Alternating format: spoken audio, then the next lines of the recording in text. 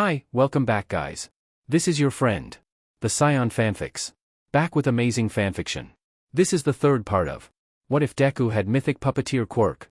Now before starting, please give this video a like and subscribe to the channel if you want more videos like this. Now let's get into the fanfic. When Izuku's dolls finally arrived home, he noticed immediately that some of the documents he should have had were lost. Without missing a beat, he looked over Anna's footage and saw that when he was thinking, he lost some grip over her, which caused her to drop some documents. That was going to be a problem. Whilst typically he would take a picture of all of the documents he gets in order to record them, he didn't have the time because of the hero's arrival. He spotted them with Charlie, seeing them land on the roof of the treatment plant, and immediately knew he had to attack first if he didn't want to have the police storming in. After a quick rewire of their comms between the police nearby and the heroes, he used one of the pro-heroes' quirk, Silent Night, to cloak the fight better. He didn't know that particular hero was going to be there, but he was thankful for it. Because of how much nighttime activities he's had to do, Izuku's researched a lot of underground heroes, so he wasn't surprised when one or even three in this case would show up. The falling roof was a surprise though and completely caught him off guard. Some of the rubble even almost crushed Daphne, but she was quick enough to avoid it. Honestly, Eraserhead is just a problem. He's saying too many things, him and Hitoshi both, that are messing with his mind. He understands where they're coming from, but he doesn't need anyone's help. He's fine. But now he had a new problem. Those documents he forgot could be important. He'd have to maybe break into their house again and get those missing pages back. It had to be at Eraserhead's house because, much like last time, there was no mention on the report that those documents were moved. Then again, they could just be hiding it from him, but they should know that Anna can take pictures. They'll assume he already has them. The problem was the attack. Security at the Yamazawa household must be better than last time. He can't just break in like he did before. It was then he remembered Hitoshi's offer of letting Charlie into the house, and suddenly he could see a way he could get those documents. He doesn't want to do it, because it feels like using Hitoshi, but he needs this. He has to get every little crumb of intel he could get his hands on if he wants to find Hisashi. He can't miss anything that could possibly be the thing that brings a corkboard's worth of information on where Hisashi could be together. Izuku spent the night thinking of a plan to check Eraserhead's office, fighting the exhaustion that always hung on his shoulders. Hitoshi was walking home from school again, ecstatic about going home. Because this time he was going with Izuku. Well, Charlie actually, but still it meant his plan was going to go forth and he might actually be able to plant the tracker on the plush. Dad and Papa won't be at the house today. Papa was busy with work whilst Dad was going to be working with his students in some kind of cross-class battle that will take a few hours.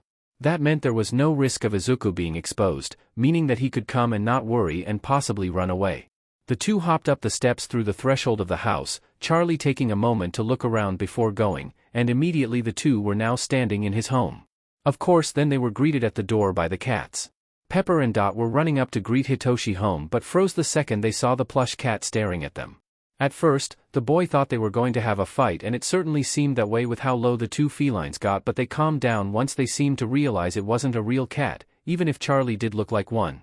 They still kept their distance though, sitting in their cat scratch tower and looking down on the newcomer. That's Dot and Pepper, black and orange respectively. Hitoshi introduced the two cats to Izuku. The black plush just looked up at them. Were they here before you were adopted? Yeah, Papa says they were both strays together before Dad found them and took them home, the boy explained. The cat just seemed to watch for a moment more before turning back to Hitoshi. Was he wary of them? Was controlling a cat doll making him act like an actual cat? You wanted to show me around? Charlie asked, dismissing the other felines. The boy nodded. Hitoshi showed Izuku around the house. The kitchen, the back garden, the living room, dining room, and of course his bedroom upstairs. Before that though, his friend seemed to stop in front of the office door. It was closed so he couldn't see in. It was then that the boy remembered how it was almost half a year ago his friend had broken into his house. He still remembers Anna standing in the middle of the upturned office, fighting Papa before bailing out the window. He wonders if Izuku was thinking about that as well. This was the room he needed. This office had to be where the document was, just like last time. He had a way to get in there, the thing was doing it without alerting Hitoshi. Obviously Charlie couldn't be the one to go in, why would he be allowed in there? His friend probably wasn't allowed in there either, so what hope did the cat have? That's why Anna was waiting outside, a bit away. She was on standby in case the invitation turned out to be a trap, but so far it seemed his friend was genuine. That makes what he's doing right now even more saddening. Yeah, he wants to hang out with Hitoshi, but right now he was only half focusing on that, the other half on getting the documents. He'll try his best then to make up for it by trusting the boy further and staying for longer than he expected to. He followed Hitoshi into his room and was honestly impressed by it. He knew before his previous room was a literal broom closet with how small it was, so he was probably very happy with his new room. No wonder he wanted to show it off. All of the walls were painted the same lilac as his hair and his bed looked like a proper bed. He also had a desk with a computer, a nice carpet and a sizable closet in the back. He also had some posters up of both Present Mike and a large print photo of what was undoubtedly Eraserhead on patrol, taken like he was a cryptid. Well, he likely had no official merch, so he technically was a cryptid, all things considered. Comparing this to his own room the atmosphere was different. Izuku's room was bigger, yes, but it didn't have a closet.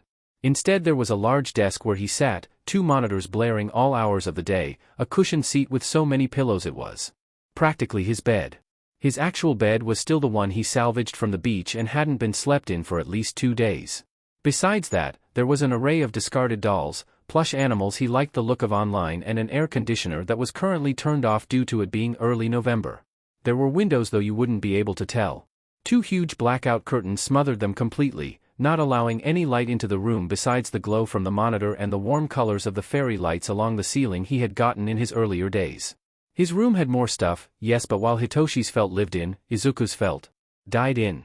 Maybe the boy felt a sudden bit of jealousy at that, or disappointment in himself.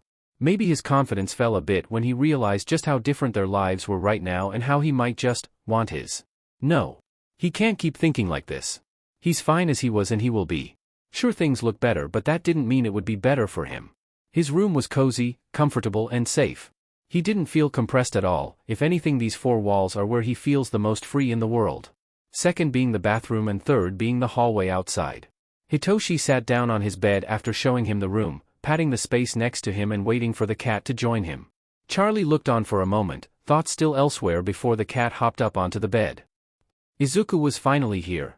Well, not him, but he was here with him in his room. It was one thing to finally talk to him again after a year, but having him be here, in his house where he can see just how far he's come, makes him feel proud. The mood is only slightly dampened by the fact that he's going to have to chip Charlie and use this meeting as a way to find Izuku's location. He had an idea of how he could do that, but it was still a bit from where he could try it. So Izuku. Hitoshi started, "What do you think of my room?" The cat kept a noticeable distance and answered, "It looks nice. Did you paint it?" "No," replied Hitoshi. "Papa painted it, saying he wanted me to feel like he could do anything with my room. I said last December that I wanted my room to be purple and he painted the whole thing overnight." Charlie looked at him confused. "How did he paint it overnight? Weren't you sleeping here?" "Not in this room. I was in the other room," he explained. "There's another bedroom here? Does that mean there were 2 guest rooms?" the cat wondered, sounding a little impressed with the house. They bought the place because they expected, well, Papa expected to have children later. Dad was still on the fence then, he said. "Now we have no guest rooms." Hitoshi said that on purpose, knowing Izuku will take that bait. "What do you mean? There's at least one other, isn't there?" "No," the boy started. "Because, well, that's going to be your room." Charlie, or rather Izuku, seemed to freeze when that was said. He knew that it was probably a shock to the boy, so he decided to wait a bit before talking once more. "Papa and Dad said if they ever found you, they were going to adopt you like they did me," he recalled. "Of course you don't have to, but—" "No," the cat said, the volume turned up a little. I'm fine." Izuku kept saying that. Fine. It was an auto-response at this point to anything that might make him think too hard about himself. He didn't like that, and he knew every time he said it, Hitoshi's face would look sadder. Like the weight of the word dragged his lips down. But they really do want to take him in? He thought, in his scared mind, that maybe Eraserhead was lying. That he was just saying things when in reality he would be thrown into juvenile detention and be alone. Maybe it was him trying to convince himself he didn't want that because he had everything he needed and everything he could want. The experience of being there. Those annoying words keep coming back.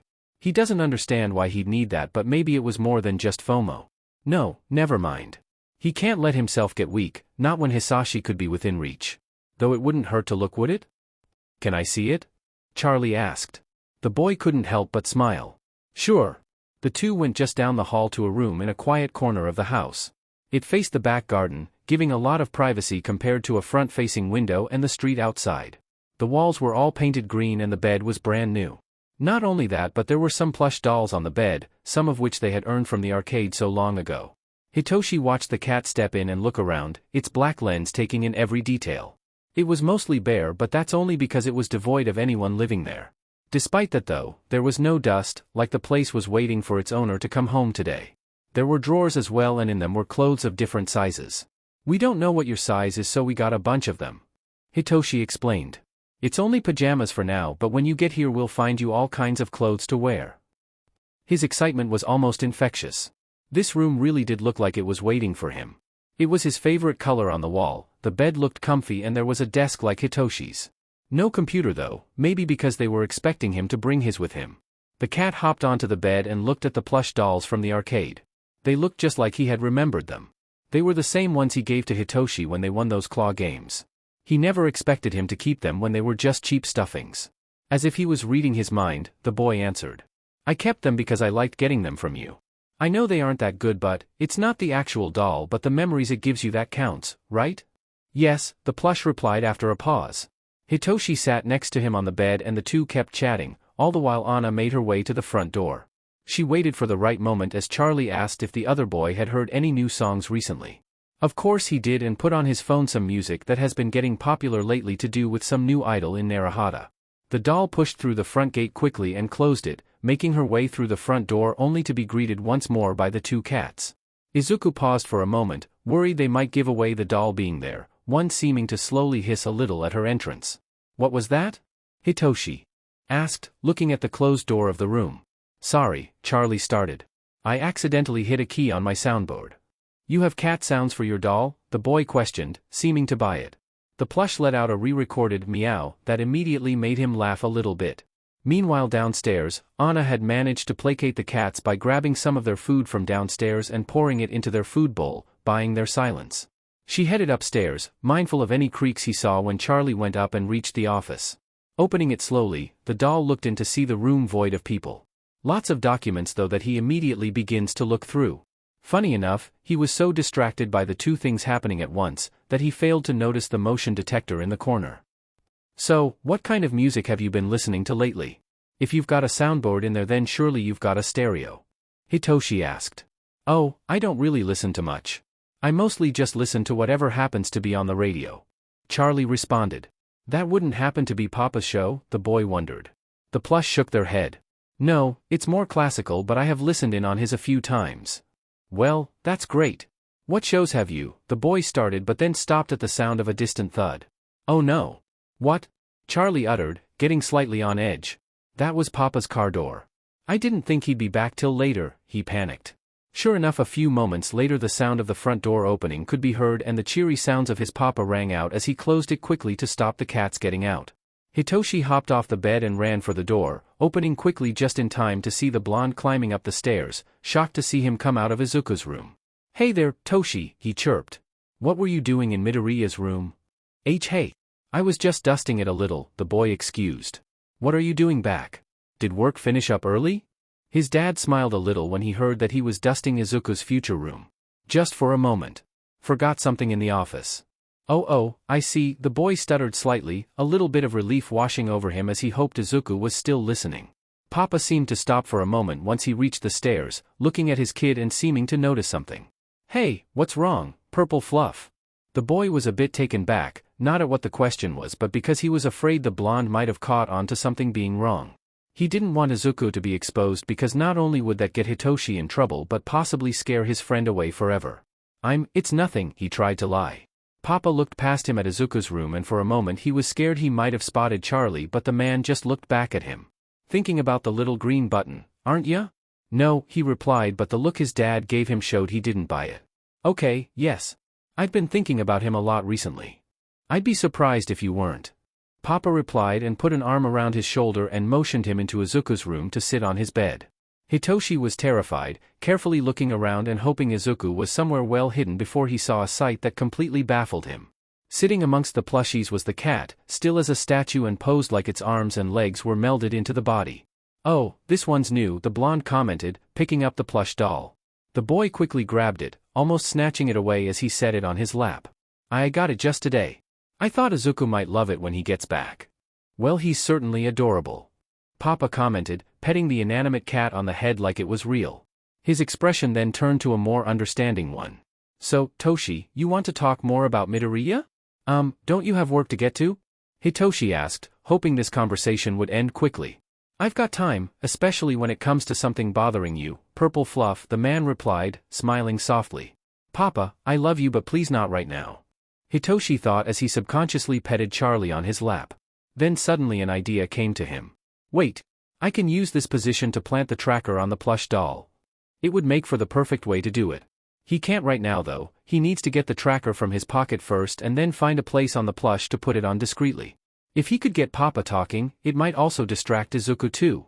Hitoshi looked down at the doll, thinking of what to say before an idea came over him. Something he actually has been meaning to ask for a while. When I went to the hotel to see Izuku, was it the right thing to do? The boy asked. Papa seemed to immediately get what he was asking. He didn't mean in terms of risking his life or disobeying his dad's. He meant about Izuku. He shifted back a little, looking up at the ceiling. If you want my opinion as a dad and a hero, Toshi, I think what you did was wrong. The boy slumped a little. But in terms of someone who cares about Midoriya, I think it was the right thing to do. But he still ran away, the boy pointed out. He could have said anything instead of running but he didn't. I still don't know if he forgives me for lying to him. Toshi, Papa cooed. You didn't lie. It was a misunderstanding. I know out of everyone, you are the last person who'd ever betray Midoriya. I know. I hope so, but how can he know? The boy argued a bit, his hand quietly reaching into his pocket. The man looked back down at him. Sometimes you've just gotta believe in him. It's a two-way street. Not only does he have to trust you, you've got to trust that he knows that. But, the boy starts getting a bit emotional. It feels like I can't do anything. Izuku's out there, in danger, alone and I can't help him at all. I'm trying to be there like you told me but how can I if I don't know where he is? You can't. But that's why this room is here, isn't it? The man looked around the space. This is here and ready for him the second we finally bring him home. That's what we're doing. There's really nothing else we can do. Hitoshi questioned, looking directly at his father. Papa went quiet for a moment, thinking carefully about what to say next. Making sure what he's trying to get across is said. Hitoshi took that chance to slip out the tracker and get ready to plant it. He almost did it before his dad spoke again. Toshi, I know it's hard to stop you from going out and doing stuff without our knowledge. Heck, for all I know you might have somehow gotten in contact with Midoriya again. All I can say to that is I'd want you to tell us if you do so we can all bring him home together. We all want what's best for him. I know it's hard to give us that kind of faith but if you can just trust me and your dad, we'll find the little green button. Hitoshi squeezed the plush a little, his hand getting a little wet from the spinal fluid seeped in the wool. But if he were to ever reach out Papa interrupted. Then as a dad and hero I'd tell you to tell us, but as Yamada Hisashi, don't do anything rash. The best case scenario we want is for Midoriya to come to us, not bring him home kicking and screaming, always looking for a way to escape. Because, again, just as much as we need him to trust us, we've gotta trust that he understands us too. That's what Hitoshi wants too but never really thought about it properly like that. Tenya said he'd take Izuku home even if it'd get himself hurt but does that mean it's the best thing for his friend? Of course it was but did that work well in making sure he stays? Probably not. The chip in his hand felt heavy. Like he almost made a mistake. It wasn't bad enough that he couldn't try and plant it now but he didn't feel like it anymore. He didn't feel it was the right thing to do now. Maybe he could trust that Izuku knows what's best for himself, and that he'll know the best place for him is here, to come home on his own. It was something so far-fetched he almost thought he was delusional but then again, Izuku was in this room too, on his lap and heard all of what Papa had said. Well, got to go now. Papa said, leaving him there. He could hear the office door open before it closed again, his dad peeking in through the doorway before he left. Remember, Toshi, whatever you plan to do, remember there's people who want you to come home safe too. He nodded and he could hear Papa leave, the front door closing. Both the boy and the cat were silent, even when it started to move again. It was eventually broken by Izuku. I'm going to leave now, the plush uttered. Hitoshi felt the cat jostle free from his arms and land on the floor. But you'll come back, right? The words of Prison, no. The words of Yamada were heavy in the boy's mind. Almost as much as Anna's hands as she sat in Hitoshi's room, having ducked in there to hide from the man. He honestly didn't know what to make of all of that. It certainly made his head hurt, thinking about how much he did trust his friend. If all of that was staged just to get Izuku to trust him a bit more than Bravo because, well, Izuku feels tired. So much weight on his mind. His exhaustion, his fear and his rage. His mind that went a mile a minute at even the slightest of inconveniences. His mind that almost goes into a panic attack if he hears anyone outside of the warehouse. His mind that is filled with so much hatred against Hisashi that it feels like even killing the man won't suffice. For the better part of a year. No, the better part of 3, he's been so scared of everything that he can't remember when he wasn't. Even back then when it was just him and Hitoshi, he never fully let himself out, only just a little bit when he left that warehouse to see him for the first time. He wants to trust him. Not because he does trust Hitoshi, but because he needed someone. Anyone he could share this weight in his head with. Maybe Yamada was right. The silence stretched on for what felt forever. He couldn't tell at all what Izuku was thinking right now. If it was what Papa said or the fact he was here or... Hitoshi, the plush uttered. Yeah, he almost whispered. The sound of a door opening in a different room shocked him, scaring him into thinking Papa came back, but what stepped into the room was someone he hadn't seen in a long time. Anna. She still had that awful-looking face that unsettled him, but right now that didn't matter. He was more shocked why she was here, but then it all came to him when he realized the reason for Izuku's sudden agreement to go to his house. You were looking in the office, he said. Anna merely nodded once. For Hisashi, he questioned, voice shaking a little. The doll nodded again. I'm so close now, she uttered in a womanly voice he's never heard from the doll before. He looked immediately down at his hand at the tracker, thinking that he shouldn't be mad. After all, he wasn't the only one with ulterior motives for meeting. It was still nice though to imagine that it was. That maybe they could just trust each other. He should fix that. I haven't been entirely truthful about meeting either. Hitoshi admitted and showed a small device in his hand. Izuku recognized it immediately. It was a tracking chip. He was going to attach it to Charlie and use it to find out where he was. He really should have never trusted him again. But he never put it on. He had a chance there, right there with Charlie in his lap, to slip it on. He rarely ever checked the plush doll, hell, he'd never expect Hitoshi to ever do something like that. And the fact he's telling him this here right now when he could have kept quiet. He didn't know what to think of it. Except he did. It gave him a moment of madness, or maybe in hindsight it was clarity. Both boys stared at each other. One from a room meant for Izuku Midoriya and the other locked in a cage of his own fears. They wanted to say so much to each other. Hitoshi wanted to convince his friend that he did trust him and hoped he did too. And well, he did. Hitoshi. Anna piped up. Yeah, Izuku, the boy alerted. There was a pause. Can I trust you to wait for me? To wait until I'm done stopping Hisashi? The purple-haired boy was quiet for a moment. Of course. When you defeat Hisashi, I want you to come home. Anna was shaking. On the other side of the city, a boy took out a phone and with trembling fingers he typed something, regrets filling him before he even pushed a button. But he pushed on, because he knew deep inside that he needed this. He hit send. Hitoshi's phone vibrated. A message sent, a message received, and this one was one both boys had always fought over. Immediately his eyes teared up as he read it. The other boy cried too, but for different reasons. He looked up and with lilac eyes filled with happiness and a feeling of accomplishment. Thank you, he choked. When you're finally ready, we'll walk home together. The dolls quickly left and the purple-haired kid cried fully onto the bed, his phone showing a simple thing. A map to his best friend. A way to bring him home. Over a month had passed and Izuku had almost everything he needed. He had everything to find the dragon's headquarters. He knew where it could roughly be, had sent Charlie to map it out and found what appeared to be a place they could very well be.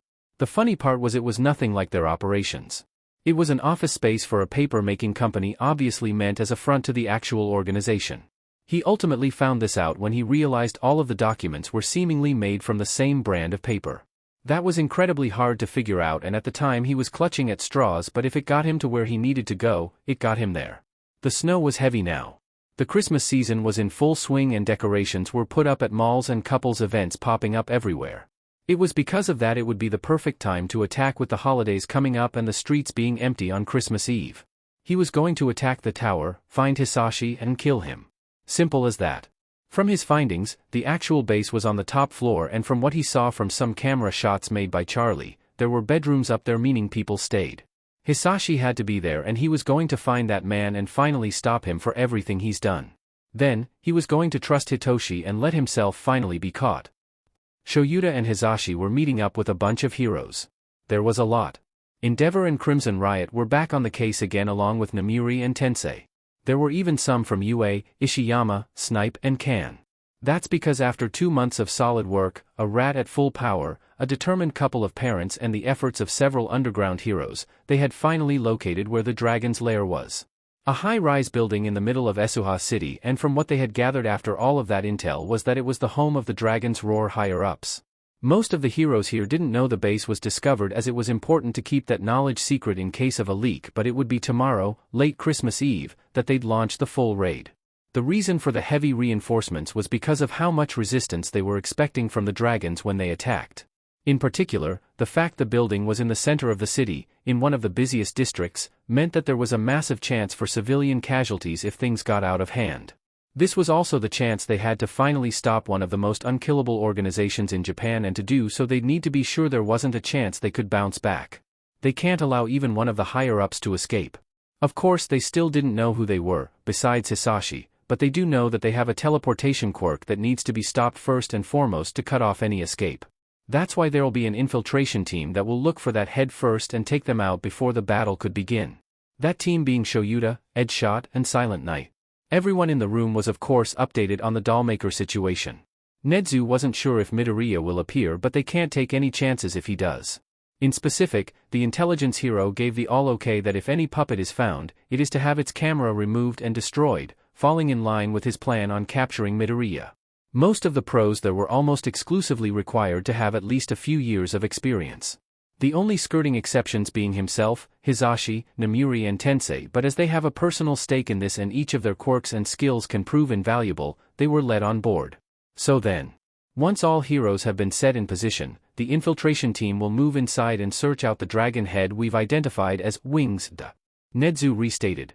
He continued. After they are confirmed to be taken out of commission and apprehended, the rest of the teams will move in and begin the raid on the dragon's roar. I have a question, one of the heroes, Fat Gum, asked with a raised hand. Nedzu nodded, giving him the okay to answer. What happens if Dollmaker were to attack before us? Or during the infiltration? We know there is a decent chance he isn't aware of the dragon's roar base, but in case he is. Yes, the odds of young Midoriya attacking at the same time as us is quite low, and him attacking between now and tomorrow is also low. In the case he does though, we can assume he is knowledgeable enough to go after Wings like we will and take them out first, the rat explained. So we're relying on chance? The large hero replied, not complaining but more worrying. For a rare possibility, yes. We know that Midoriya is quite smart if his activities are any inclination. He'll make sure any method of escape for the dragon's heads would be taken down first, he reasoned. Fat Gum seemed to accept that answer, though it was an unsure one. Thank you. Once that question was done, Nedzu made sure to follow up with an important note.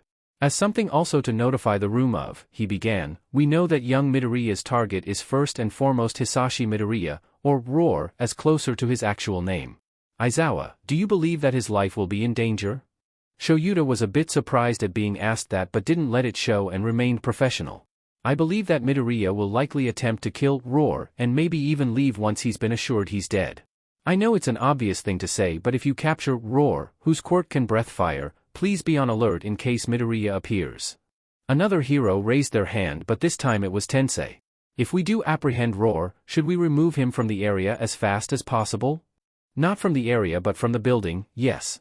We're planning to lure the kid out using him so we can finally capture him. Shoyuta said honestly. Lure? Kid? Asked Ishiyama. I wasn't aware Dollmaker was young. Nedzu piped up. Young Midoriya should be 8 years old according to our records. There was a bit of chatter from some of the heroes who weren't aware of that fact. Dollmaker, although still known in the media, was still a relatively unknown name.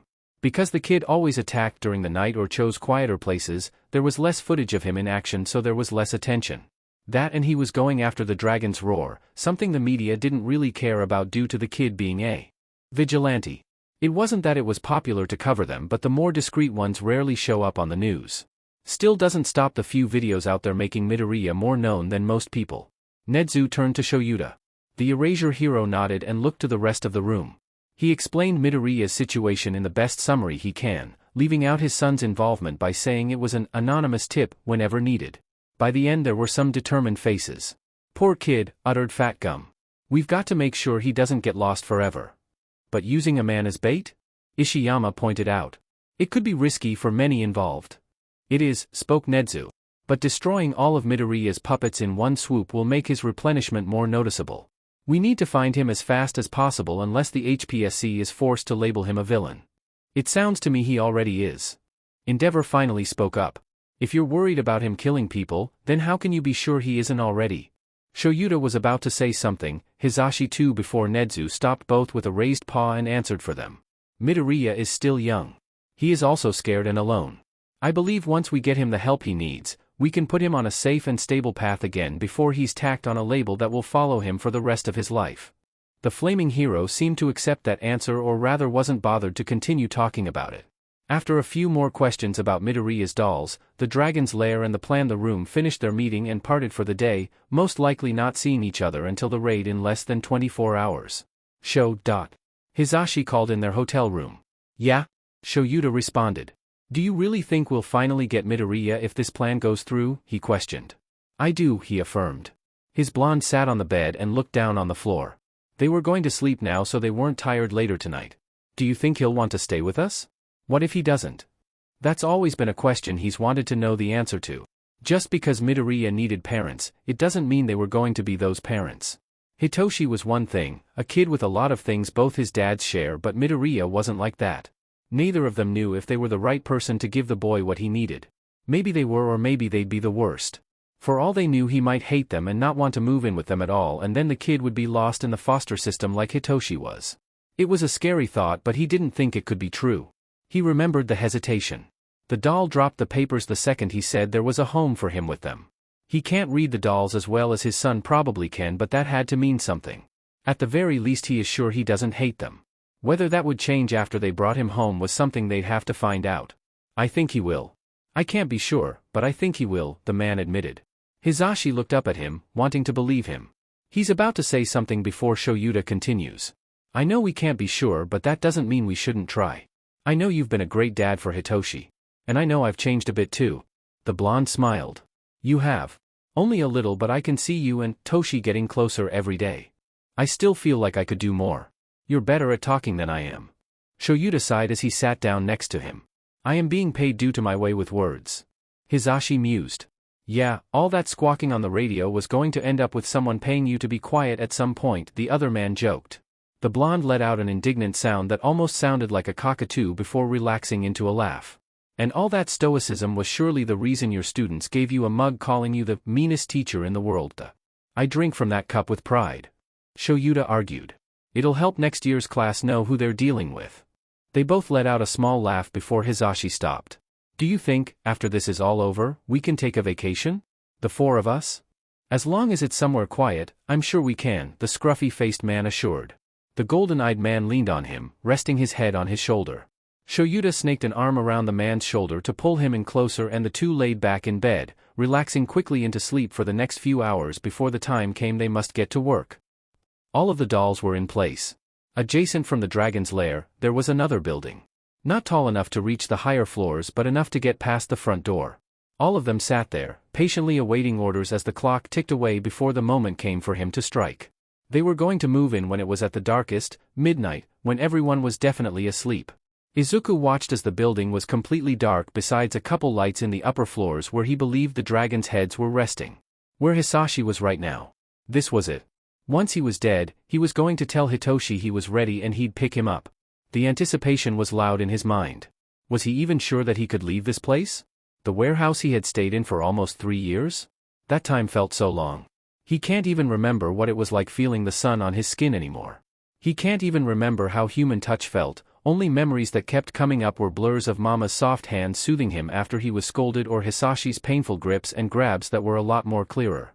Either way, good or bad, he was just tired at this point. Everything was so heavy and felt like it was about to fall apart, like the only reason he was alive was because he wanted this one man's death, and if he didn't get it he was going to collapse. It scared him how the world would look on the other side. Will it be kind? Or will it be everything he had seen through the eyes of his dolls? He can't tell. But he wants to know. Daphne fired a shot from afar, making sure the gunshot wasn't too loud as a zipline was established between the two buildings. The lights of the street below strangled the stars from the sky, so it was just darkness as the four dolls made their way across the line. Brutus was the hardest, his weight being immense, but the line was steel wire and Anna went first to the other side to make sure the line was secure enough. Soon all of the dolls were set up in the building. Anna was armed with her usual stuff. a repair kit, the long cattle prod and even a new gun just for her. Brutus was tweaked up to make sure he was well and ready. He had his tungsten arm and his metal pole was on standby in case. Charlie was given some needles. Not drags but simple knitting needles. The cat couldn't fight well but having something for it at all was important. He wasn't expecting all of the dolls to make it through this. The four rushed through the building to a port where Anna plugged a USB into an unattended laptop. In an instant, Izuku began tunneling his way into their network and soon had access to the cameras, making them no longer a problem for the dolls. He scanned through everything and there seemed to be a separate network for the upper floors, confirming his suspicions further. He was about to tell them to continue before he noticed someone waving at a camera outside. Izuku looked and saw a hero carrying a sheet of paper that had a number on it. Izuku looked into it and found an account in the office space that seemed to be coming from outside the building. Hashtag. Hello Midoriya, this is Nedzu, a pro hero. I noticed you broke into the same system I have, can you tell me what you are doing? The boy froze for a moment before he realized he was telling the truth. He could tell quickly there was someone else messing with this network and immediately realized that his time was now limited. I am finishing this. Don't get in my way. Hashtag. I'm afraid I can't allow that. I don't know what you are planning for Hisashi but we can't allow you to kill someone if that is your intent. You can't stop me. Hashtag. Yes, it will be hard to stop you, but please reconsider this. Izuku checked the other cameras and quickly noticed that there were people moving through the building. Edshot, Silent Night and Eraserhead. The boy then checked several cameras nearby and quickly realized that there was a raid about to happen and if he were to allow it to go through, he might never get the chance to hurt Hisashi again. He can't allow that.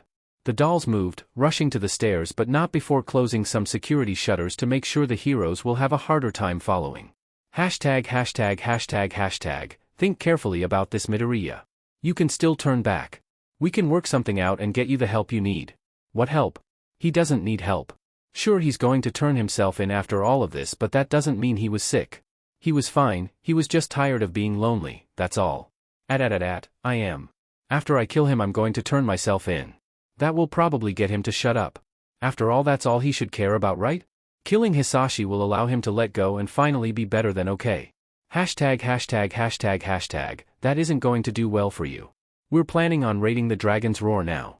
We can capture him and give him the justice he deserves. Exactly. The justice he deserves. Goodbye Nedzu. The tab was closed. He didn't care when he saw some new messages pop up. Izuku wasn't going to allow himself to be persuaded or manipulated because he had what he wanted in his grasp. The dolls reached the upper floors and opened a door to find where the Dragon's Roar was hiding. This section of the building was built like a hotel, with an entire lobby, a restaurant and even a bar. Of course none of this was in the building's blueprints. As soon as they came in, he could immediately see some guards on standby that reacted to them and immediately sirens began to blare. 4 men charged forth but unlike the usual thugs that he fought, they all took out guns and began to fire without second thought. Brutus raised his arms and the rest of the dolls scattered to cover as gunfire rained down on the giant. Several rounds were shot before a couple guys got taken down by Daphne and after a burst of cloud, the room was filled with smoke. The bullets stopped and things were quiet besides the sirens and yelling before Brutus felt the punch of a man in his side, turning to see it was a man he recognized. It was that rhino guy from one of the first raids he did. The fact he was here and not in prison was another reason why he can't trust the heroes with Hisashi. The linoleum floor cracked as the giant was shoved backwards. Not by much as compared to last time though as the two duke it out in the smoke. Meanwhile, Anna ran out, taking down a few guards with her prod before a mass of tentacles reached for her and restrained her in an instant. The doll turned to see a large woman, her mouth wide open and jaw unhinged as a bouquet of tongues was the source of her restraints. Anna's wrist was almost crushed when a bullet struck the woman in the face, blinding her into dropping the doll who immediately charged to stab her with the prod. With a shriek she lurched back but was not beaten as the two continued their duel. After Daphne's save, she got a lot of bullets fired in her direction. The mannequin dashed out, keeping low and almost crawling as she moved up a wall with the help of her grapple and immediately began retaliating, taking out minor chump after minor chump in the restaurant behind a bar counter where she ended up. All the while this happened, Charlie was closing in. His small size let him slip through most of the fighting and get to where the rooms were. Following the sounds of arguing, the plush found a site he was ready to intervene. A room filled with higher-ups, all wearing the same dragon masks as the conference, were gathered in a meeting room.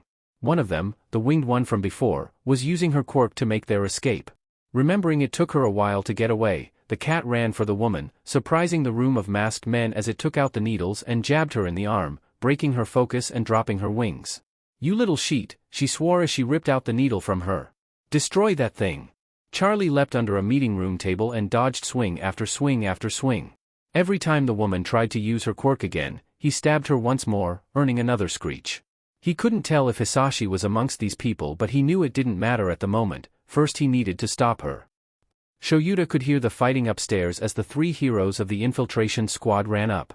At this point the battle had been called and suddenly 6 dozen thugs were all over the building's lower floors, coming out of the woodwork like a termite infestation. The actual raid team had charged in and were battling their way through those lower floors as they made their way to the higher ones. He could hear his husband down below, his yelling reminding him that the fight was on.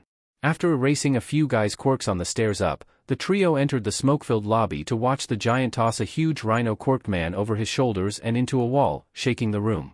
There were gunshots elsewhere as a mannequin-like puppet he hadn't learned the name of yet had taken down at least a dozen guys on its own from the comfort of a drinks bar. The two looked at the three heroes and immediately they raised their weapons and fists to fight.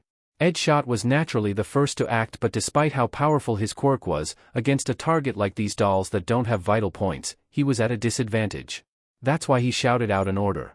"Edgeshot, make a wound. I can erase their quirk if their fluids are exposed," he yelled. The shinobi hero made a sound of acknowledgement as he went for the giant first. Naturally being dead fast and the giant moving slowly, it was easy for the man to immediately punch some small holes in Brutus' armor, fluid leaking out like blood. Some fluid leaked out and Shoyuta used his erasure, but the giant kept moving. It seemed he'll have to see more than that to fully stop it. Meanwhile, he and Silent Knight fought the mannequin, dodging gunfire like he did when he first fought it. Unlike last time though, there weren't any roofs he could pull down. There was however smoke, and he used that to get some cover as he made it to the restaurant it was holding up in. He overturned a few tables as some bullets came his way before he heard some clicking and he looked up to see the long barrel was out. A shot ran out, but it wasn't aimed at him but instead Edgeshot as the man grunted when a rubber bullet struck him in the arm, giving the giant enough breathing room to properly grab him. Brutus hoisted the man into the air and, given his light body, easily slammed him onto the ground. The shinobi hero tried to slip out of his grasp using his quirk, but the giant slammed him again to break his concentration every time he did to make sure he couldn't escape. They were trapped with the giant bullying Edgeshot and the mannequin laying down hellfire the second he or Silent Knight moved from cover. He wasn't sure what to do before he remembered that these two people weren't two. They were still Midoriya. And given how he could hear more fighting elsewhere, he can guess the kid was fighting other battles too. "Silent Knight," Shoyuta whisper shouted to the other hero. "Yeah," he replied. "Use your quirk, I have an idea," he promised as he whispered his plan. The two heroes, careful of gunfire, ducked behind the same table and with a shake of Silent Knight's head, the room was silent. Using the table they were behind as cover, they charged forward, earning the mannequin's full attention as it prepared for the two heroes to jump out. What came out though was instead only Silent Knight, Shoyuta nowhere in sight. Midoriya having no clue where he was, the dollmaker commanded his other set of eyes, Brutus, to turn around and look into the restaurant to spot him. The logic here being that he had to be hiding behind one of the tables that the mannequin couldn't see from their angle but the giant could from its. What Brutus saw though wasn't two heroes in the restaurant but one right in front of him, throwing a ready punch into the eye of the giant. Shoyuta heard a crack as undoubtedly the camera inside the skull from his surprise attack was smashed and now the thing was blinded and couldn't fight. Sure, it had the audio, but with Silent Knight's quirk, he couldn't even use that as the puppet began to flail wildly. The mannequin tried to be the giant's eyes for it, but that only gave Silent Knight the opening he needed to close the distance and kick the puppet in the head, earning another crack as its camera too was smashed.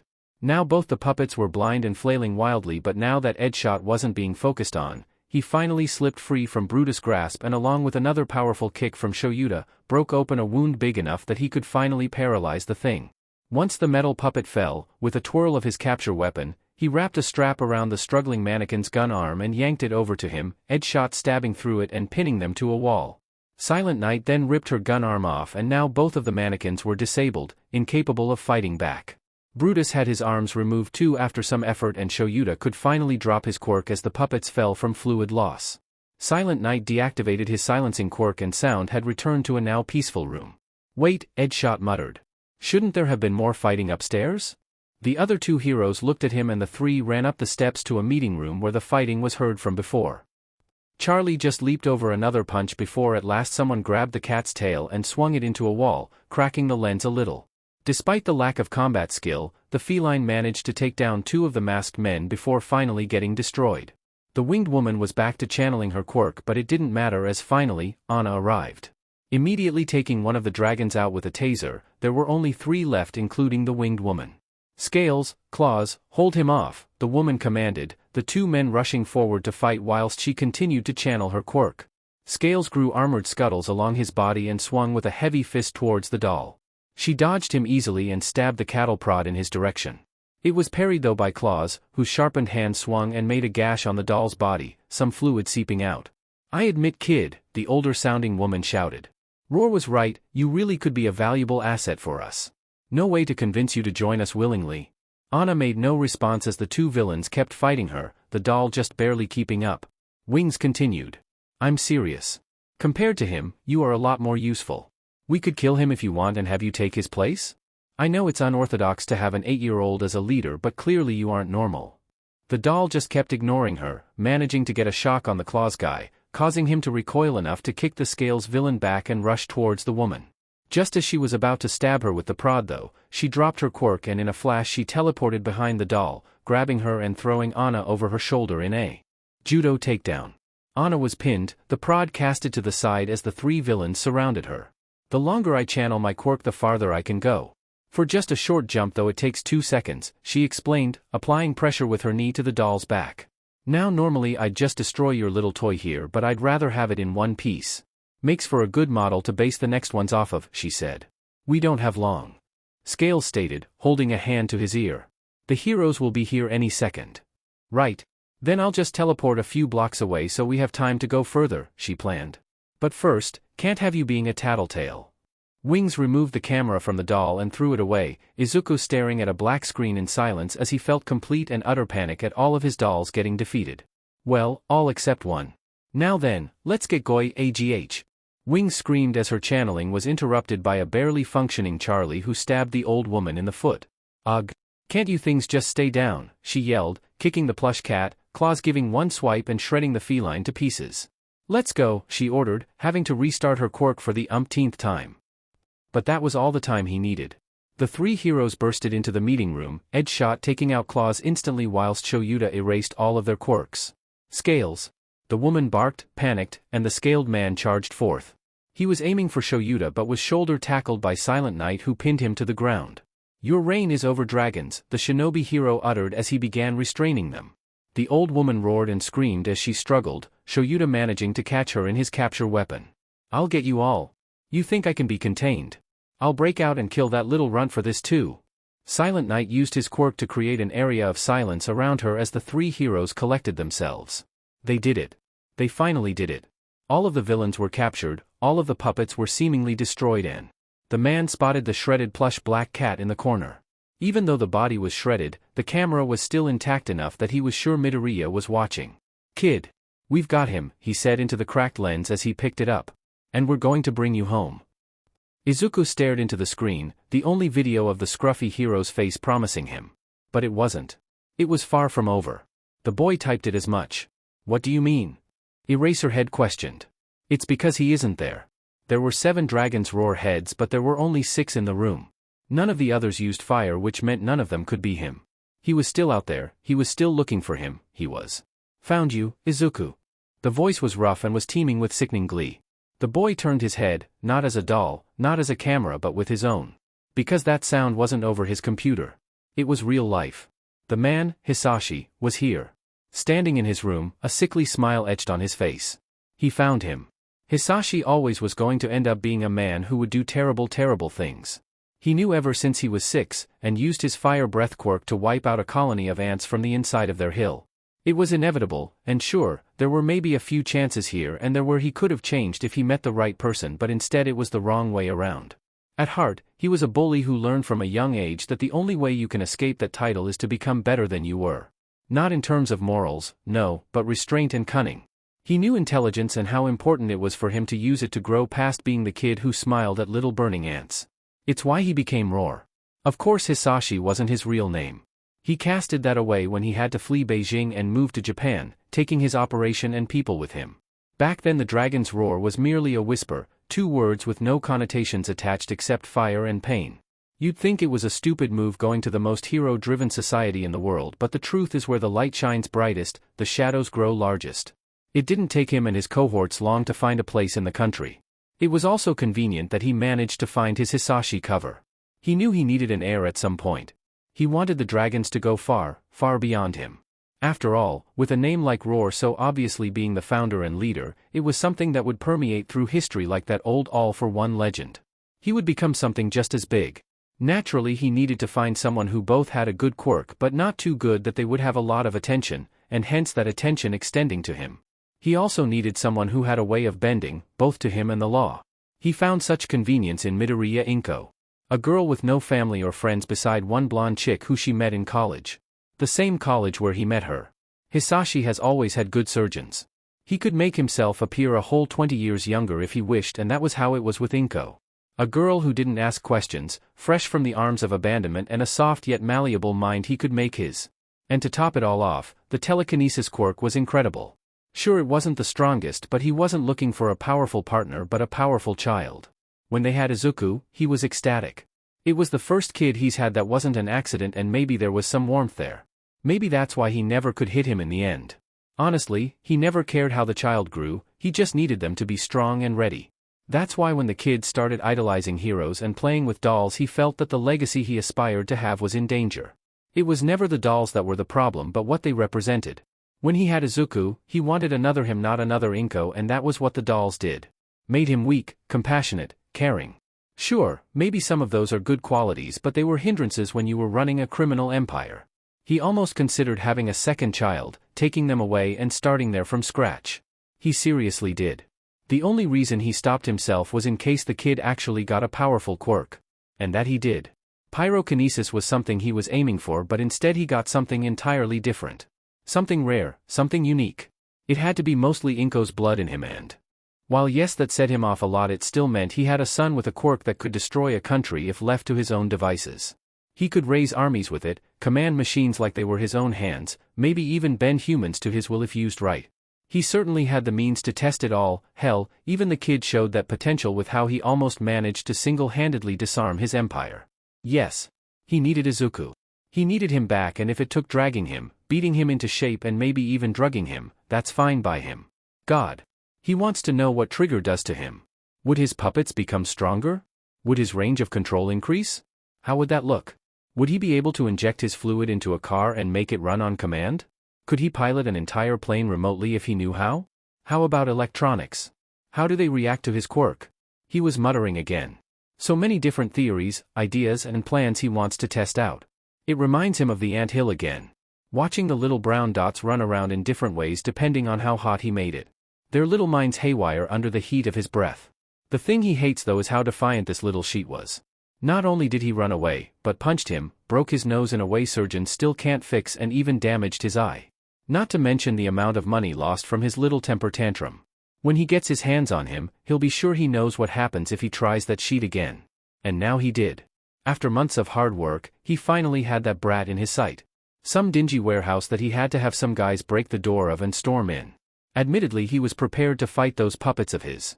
Had guys with quirks specifically for each one, but he never expected to hear that all of them were currently at the headquarters, along with the heroes. It was a shitty situation. His empire was surely in the grave now, and he was going to have to start over in a different country. Maybe America. He's heard things have gotten slightly better there recently, that there's enough room for a new player to sliver in. He knows he'll certainly have to leave the country before the planes close for Christmas. But right now it was time to say hello to dear Izuku. It was time to bring him home. Izuku stared in complete fear at Hisashi standing in the doorway to his room. His heart was daring to rip out of his chest, and he couldn't even move with how much he was shaking. He was here, in his room. He found him. Midoriya. What's wrong? Eraserhead asked again through the camera, and suddenly he remembered that there was a hero listening. In what could only be called a quick draw, Izuku spun around and typed fast, simply sending the words, "He's found me, Hitoshi knows WH," before he was yanked up like a misbehaving kitten by Hisashi. Kid! Midoriya. What do you mean? What? The hero frantically asked, looking into the camera with almost as much fear as Izuku. Hisashi smiled, looking at Eraserhead's panicked face, begging Izuku to reply. So instead, he did.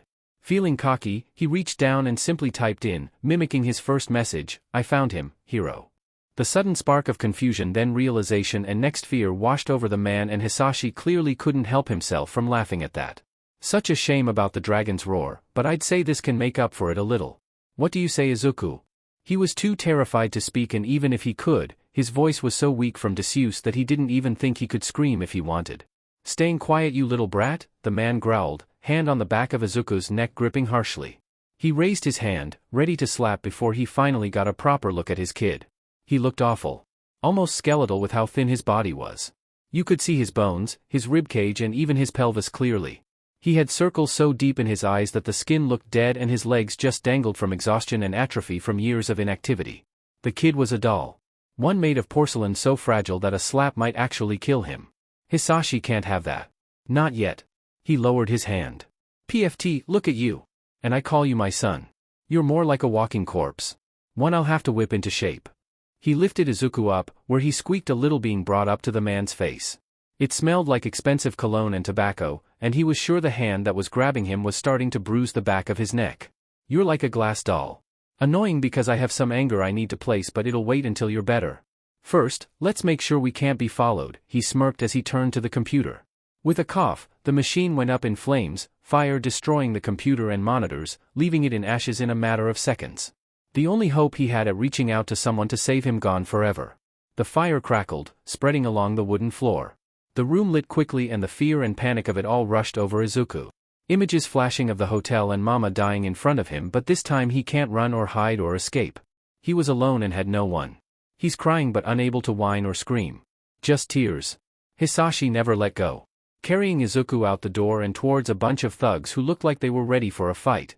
He was handed off to one of them, who was told to handle him carefully, and clipped on a pair of zip ties on him to make sure he couldn't break free even though he can't even move. When he was put in the back seat of one of the black cars, he knew this was it. Every fear, every trauma and nightmare he had came true, and now he was going to be taken away to suffer and be alone forever. He won't be able to see Hitoshi, Eraserhead or Present Mike ever again. He's lost and he doesn't know if anyone can find him. Izuku laid there unmoving like a puppet without their strings, when in reality he was now locked onto someone else's leash now, and he can't even scream out. Shoyuta was freaking out. The camera's light went out, meaning that whatever the footage was broadcasted to had either been turned off or destroyed. Hisashi's found Izuku and he had no idea how the F he's going to save him. Then he remembered what the cat said, in its childish voice before the chilling one from the dragon came through. He's found me, Hitoshi knows WH. Hitoshi knows something? Of course he FING does, but he's not going to ask or care right now outside of calling him as fast as possible. It was nearly 5 in the morning. Please, for the love of God, for once let your insomnia win, kid. Eraserhead pleaded, hearing the ringing on the other side. And in a burst of relief, he heard someone pick up and his son groggily speaking into the phone asking him what's wrong. Hitoshi, Izuku's in danger. Hisashi's found him, he said you knew something? Edshot and Silent Knight looked at him in suspense. They weren't sure what was going on exactly, but they knew it had to be bad to get the usually stoic and calm Eraserhead looking like he might collapse. All the while Wings, who clearly knew what was going on, was laughing out loud in silence due to Silent Knight's quirk. Elsewhere, Hisashi had just reached the current floor with the rest of the heroes in tow to see the frantic conversation between him and their son. It was quiet for a moment before Hitoshi responded, his voice tired but clearly alert. I know where he is. Of course he did. Of course. Shoyuta would be angry. Furious even if he wasn't so wrapped up in making sure he found Izuku before Hisashi disappeared with him. He told him the exact location, a random street in Muzurifu, far out in a dead part of town. He knew it. He had even patrolled there a few times. He might have even seen that warehouse. That doesn't matter now. What matters is getting there. He orders Hitoshi to stay put because he knows he's going to do something stupid, and hung up. The problem now was somehow traveling an hour-and-a-half train journey in literal seconds. Not even Tensei could accomplish that. But someone in this room can. He stepped over to Wings, still amused by all of this, the older woman's gray hair dangling over her eyes. At this point Hisashi was also looking angry, and seeing as how Silent Knight was next to him he can guess he got updated on the situation. He lifted the woman up. Take me to Muzurifu, he ordered her. The silencing quirk was lifted from her and the first words made him want to punch her. Make me. IDMN well might. Shoyuta nearly growled, grasping the front of her suit. Hisashi said, trying to stay calm himself, but the coldness in his voice betrayed that. "We won't make it in time. We need her to bring us now," the other man said. "In that case, we can be sure to strike a deal," said a voice in Shuta's ear. It was Nedzu, and after he said that asked for him to answer his phone so he could put him on speaker. Shoyuta did reluctantly, knowing where this was going, but he knew it might be the only way outside of getting violent. "Wings, was it? I'd like to strike a deal if at all possible," the rat uttered through the phone. "Well, at least one of you knows how to use your words," she snarked, keeping eye contact with Shoyuta. "Yes. First of all, I'd like to hear what you would want," he said. "And I have to remind you to be quick with it." The old woman continued to smile. Complete immunity of all crimes involving the dragon's roar, as well excusal from any trials involving them. It was a very daring request. She was effectively asking to be let go the second this was all over. It was something obviously bad, letting someone with a teleportation quirk this strong walk free knowing they were a criminal. "That can be done. I have already recorded this conversation so it can be used as evidence of this deal, along with any truth-telling quirks," he stated. "In exchange you'll transport Eraserhead, Present Mike, Ingenium and Edgeshot to where they need to go." Some of the heroes looked at the phone in amazement at how fast the rat agreed, but they didn't understand the gravity of the situation and how even every second mattered. He needed to catch up with Hisashi. For all he knew, they could be long gone from Izuku's hiding place. Wing seemed to contemplate it for a moment before realizing this was the best she was going to get and agreed to the request. "Deal." The ropes were instantly removed and she immediately started channeling her quirk. Angelic wings, not like a dragon's, sprouted from her back, growing bigger with every second she focused. Him, Hisashi, Tensei and Edgeshot stood next to her and placed their hands on her arms and shoulders as the wings kept getting bigger. "So what was that address again?" she asked. Shoyuta made sure to recite it again, making sure each word was specifically said so she can't monkey paw them. She was clearly intending it too with how she'd scared when he said it so clearly and loudly. "Make sure to close your eyes, it gets bright," she says before with a giant flap of her wings, and they were gone. In an instant they were standing in an alley, close to their destination. "Now then. Wings muses. I'll be on my dash." She was immediately grabbed by Edgeshot, who seemed to have come along precisely to detain her. "Wings, you are under arrest for illegal quirk use." "What?" she yelled. "You just gave me permission." Nedzu spoke up from the phone, still on speaker. "We gave you permission to transport the heroes. It was never specified that you were permitted to use your quirk." "That's bullshit," she swore. "That won't fly in court." "Maybe not, but it gives us time to find out who you are. I'm sure given your age and what we know of the dragon's roar that we'll find that your criminal career didn't start with them," the rat said, clearly smiling on the other side of the line. "This is F you. I should have dropped you all in the sea. I hope Roar gets away and mangles that brat too dash." She goes out like a light, Edgeshot taking her out with his quirk. He turned up to the other three heroes to see that they were already running, sprinting towards a burning building a few blocks away. "Hope they're not too late," the shinobi uttered. Hitoshi had just hung up the phone. Or rather, he was the one who was hung up on by Dad. He was said, he could hear it in his voice and he knew he was going to be in a lot of trouble. Hisashi found Izuku? When? Just now? A sinking feeling came from within, and he felt like everything was swallowing him up in that instant. Was he gone? Did he fail to protect Izuku again? Dad said not to go find him. He was also frantic when he spoke. Did that mean this was happening right now? He knew both of his dads were in Esuha City, so that meant if this happened right now, did that mean they were going to have to travel all the way here? Did they have time for that? He needs to find Izuku now. So, still in some loungewear and only stopping enough to put on his shoes, he ran outside and sprinted to the nearest train station. He checked his phone and noticed there was a very early morning train coming in a few minutes, and it was the only way he could get to Izuku's area. The entire time everything felt like it was shaking. Every time he looked at his phone and saw another minute went past, he felt like he was losing Izuku, and the fear that this was all, unequivocally, entirely and completely his fault rose up within him. He should have just told them the second he got the location. He really should have, but he trusted Izuku would come home on his own, but now he can't because... Hitoshi arrived at the station, seeing the train was about to leave. He leapt over a wall, vaulted some fences and practically slid through the door just before it shut. Thank God, he had been training his parkour skills the last few months. He finally had the chance to catch his breath. He didn't even want to sit down yet, he had only a few minutes before he reached where he needed to go. There were some people on the train, early workers. They all looked at him funny, being a kid in checkered pajama bottoms, sweatshirt and looking like he just ran a marathon, but he didn't care. He never cared about how they looked at him. The doors slid open and he practically leaped from the train, charging down a route he already planned for whilst waiting, and took off down countless alleys and dark roads before spotting the undeniable glow of a fire. He raced towards it, running as fast as his legs could, ignoring the occasional guy he sprints past. He didn't have time to feel fear when his greatest one was being realized. He stopped at the same street as the warehouse, where nearby he swore he heard some woman screaming before being silenced. The building was burning and it didn't look like anyone was inside. Instead he saw a few cars that looked like they were getting ready to drive off, and he immediately saw Hisashi stepping into the back of one of them. He didn't know what he was doing, or why, but he ran up and was ready to fight even though he had no chance of winning.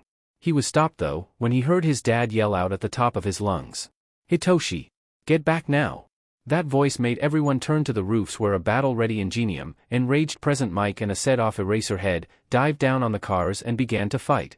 Immediately all of the cars tried to pull out and just drive off, but the engine hero made sure they couldn't, rushing by and destroying all of their tires before they could fully pull away.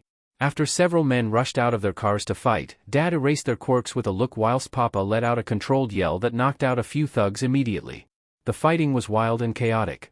It wasn't clear who was going to win at an initial glance. That was until Hisashi finally stepped out. "How the hell did you get here so fast?" he shouted. "You should be an Esoha. You can thank a lucky pair of wings for that." Ingenium called, taking on a guy with cannons for legs. "Wings, that traitorous speech. Fine then. If you want to fight, you'll get one," he shouted, putting on his mask immediately and bringing out that same hilt as before. His throat glowed as fire traveled from the mask, through a tube to the hilt, causing a blade made of jetting fire to apparate. He raised his weapon and made a swing, the heroes dodging out of the way, searing the buildings behind them, causing them to either burn or crumble. Despite the fury of the battle though, Hitoshi wasn't going to run away. He really should, but not until he's sure Izuku is safe. He moved along the outskirts, hiding behind trash and even a bit of rubble until he could see into some of the cars. And in one, was a small ball of green fluff he could barely see from afar. He made his way towards it, careful about the battlefield, until he finally reached the car and was about to open it before an explosion knocked them all off to the side. One of the cars had exploded from Hisashi's swinging, causing a chain reaction with the other vehicles too close to it and pushing the one Izuku was in away. The boy wasn't deterred despite the massive scrape he got on his arm and just ran towards his friend. But another explosion, this one less fiery and more like an earthquake, threw him off once more. There was now smoke everywhere and things were quiet. A moment later he saw Dad and Papa staring down Roar, who was now next to the car Izuku was in. He couldn't see Tensei, but assuming by how he hears a few cars drive away, he must be chasing them. The problem was that his dads weren't in good condition. Papa was stabbed in the leg if the knife sticking out of it was anything to go by, and Dad was bleeding from the head. He didn't know how he got hurt, but he was also nursing his arm like it got hit. Meanwhile, Hisashi looked fine. Maybe a few scratches on his clothes, but otherwise unharmed. "You really think just 3 heroes are enough to stop me?" the man mocked. "You're the only one left. And you can't use your quirk," Dad pointed out. "Step down, Roar. We're taking the green button home," Papa said in a bit of a choke. "No. You won't," he said as he threw the door open and pulled out Izuku, squirming in his grasp. "I don't know about you, but I'd say my dear son here is looking a little fragile. Almost like a punch could kill him." And he raised him up, dropping his hilt where it dangled from the mask on his face. Both of his dads flinched a little. They also seemed distracted by Izuku's poor state. He really did look like he might die to punch. "So how about you back off, and maybe one day, you might see him again at my side," the villain warned. Despite how Hisashi looked, he was fast. He definitely lived up to being one of, if not the leader of the Dragon's Roar. Papa can't use his quirk without hurting Izuku, and Dad's capture weapon wouldn't reach him before he'd hurt him. That's why. "Hey! Sheet breath!" Hitoshi shouted from the smoke. All of them looked at him as he shouted. "Why don't you pick on someone your own size?" "Who are dash?" "Got him." Hisashi's mind locked in an instant, free will completely stolen as he gave out his orders. "Put Izuku down gently and allow yourself to be arrested," he commanded. His mind was surprisingly strong. Resilient in a way that was completely unfair, but he had a lock on it. He wasn't going to let him get away. He slowly lowered Izuku down and stood next to him, idle. Dad immediately threw his capture scarf and restrained Hisashi and punched him out faster than anyone could respond. His friend just sat on the floor, eyes wide and panicking as he was surrounded by people and was outside. He seemed like he was ready to pass out, but for some reason there was a determination there. Something sharp that wasn't focused on anyone but Hisashi and his sword. "Izuku!" Hitoshi shouted. The small green-haired boy grabbed the sword and injected his quirk into it, the hilt, tube and mask coming to life and with the tubing acting like a snake, wrapped around Hisashi's neck like a vice. Midoriya! Shoyuta yelled, rushing up to Hisashi. Midoriya, stop it! Hisashi ordered, running up to him and grabbing him. They can't allow Hisashi to die. If he does, then Izuku killed a man and they couldn't have that, they couldn't have him do something like that. Despite the voice hero grabbing his hands though, he couldn't knock him out, he couldn't risk doing something that might seriously hurt him. The erasure hero grabbed the tubing and tried to rip it away, but it had a death grip on the villain's neck. If the material wasn't rubber, the man might have crushed his throat already. Midoriya, stop it now. Hisashi repeated. Use your quirk. I can't see the fluid, he stated. He had his knife out and was trying to cut the tubes open, but the rubber was built to resist fire hot enough to melt steel, so it was barely making a dent. What about Midoriya? He suggested. It doesn't do anything, the erasure hero answered, showing by taking a glance over at the kid, but it did not affect the fluid. It must be something with the way his quirk works. Everything was frantic and Hisashi's head was starting to go blue from the strangulation. No one knew what to do and it looked like Midoriya was going to kill him. So Hitoshi tries to reason with him. Izuku, please, just let him go. He doesn't need to die. Please, he begged, kneeling in front of his friend who looked almost possessed. He couldn't read what he was thinking. He never truly could, but he could tell he was scared just like always. He looked on the verge of crying and every part of him was shaking like he was feeling the world quake. In his mind he needed to kill Hisashi to stop it. So he showed him a different way of stopping that trembling. It is said you can remember things all the way up to when you were 3 or 4 years old. While Izuku remembered many things, he recalled most of all fear. He was afraid of his own father and how much he yelled at Mama. He was terrified when it felt like he might hurt her. He was scared of what could happen to him if she ever wasn't there. He found out just now. Pain, panic, and of course fear. 5 years of his life has been nothing but a constant state of anxiety and stress, and it was all because of this man. And now he had a chance to kill him. To banish him from this world and do it by his own hands. The only other thing he did remember from then was Mama and her warmth. The favorite foods she'd make that would fill up his stomach and leave him sleepy. The warm clothes and blankets she sewed especially for him. The soft touches and gentle kisses she'd give to him every day before kindergarten and before bed. Warmth and fear. Tangled together where there was no way to separate. Because where there was that panic, there was comfort afterwards, and where there was niceties, it was followed by the stress of losing it all. His childhood has been a tug-of-war 5 years long between the two, and for a long time he thought fear might have won. He locked himself away from the world and its people. Stripped away what made him a kid and replaced it with puppets and dolls who did harm. Dismissed any idea of change because all his mind was filled with was a fear that still came true anyway. He was going to kill Hisashi. He was going to kill Hisashi. Because fear was winning. And then it didn't. Arms came over him and pulled him close. Holding his head carefully and pulling it into a warm chest where the sounds of a gentle heartbeat was all he could hear. Hands as gentle and as kind as his mother's with warmth he hadn't felt in years as fingers washed over pale fragile skin. It was a buzz. A shock. And welcomed. A voice pierced it all, so kind and caring. I found you, so please don't leave me. Then all that fear and panic and stress and dread he carried. The memories of Hisashi that haunted him. The screaming memory of his dying mother. The hours of isolation, loneliness and fear that pushed out all of his hope and joy. The life, day in and day out, he had suffered through for the last few years for the majority of his life. He let them all go. And cried it all into him. At last, warmth had won. The aftermath that was the death of the dragons was a heavily publicized affair. With several high-ranking pro-heroes on the raid and the defeat of one of the biggest crime organizations in the country, it was bound to become a media parade. That's what made Izuku's capture more difficult to hide. He had already been through a lot, and having the media breathing down his neck not just now but in the future was something that they didn't want to add. It was announced that Dollmaker was taken in peacefully. That was all that was said, and anyone who asked more was told to respect the fact that the person involved was a child, and that normally got them to shut up fast. No one wanted to be the guy who bugs kids just for a story. Didn't mean things were completely quiet though. Old stories were dug up the last time Izuku made the rounds, that being the near-death experience for Shoyuta. Back then it was easier to call him a scared kid who needed help. That was a lot harder to do when you had a few dozen drag warehouses filled with beaten bloody thugs, so there were many interested in what would become of the boy now that he was in custody. It's going to be a hard road in the future, but at least the HPSC never got the chance to label him a villain. Can't, now that he's in custody, and can't make his situation any worse. That didn't stop the next problem that came up from those guys though, but they'll get to that soon. Right now, Izuku was in the hospital where Shoyuta and Hisashi have taken turns watching over him. After the raid, he collapsed into Hitoshi's arms. At first they were all terrified something bad happened, but it seemed he just fainted from exhaustion. Recovery girl had been looking over him and checking the kid over for the last day before she finally came back to the heroes in his hospital room. "How is he?" Hisashi questioned, sitting in a chair next to the bed. "Awful. That child was practically running on fumes. I don't think he's had a decent day in a long time," she summarized. All in all, Izuku was severely malnourished. His muscles were so weak he could barely support himself, and the lack of sunlight only made it worse. That's not even counting how little he slept. That and him overusing his quirk without getting proper counseling has made his own movement weak. Being in such a state during the years when a kid is meant to be running around and being active is not good. He'll need a lot of physical therapy to recover. Recovery girl also said. Poor child has a long while before he can be normal again, and even then, he won't be fully. What do you mean not fully? Hisashi fretted. She sat down and began to read over the board in front of the bed.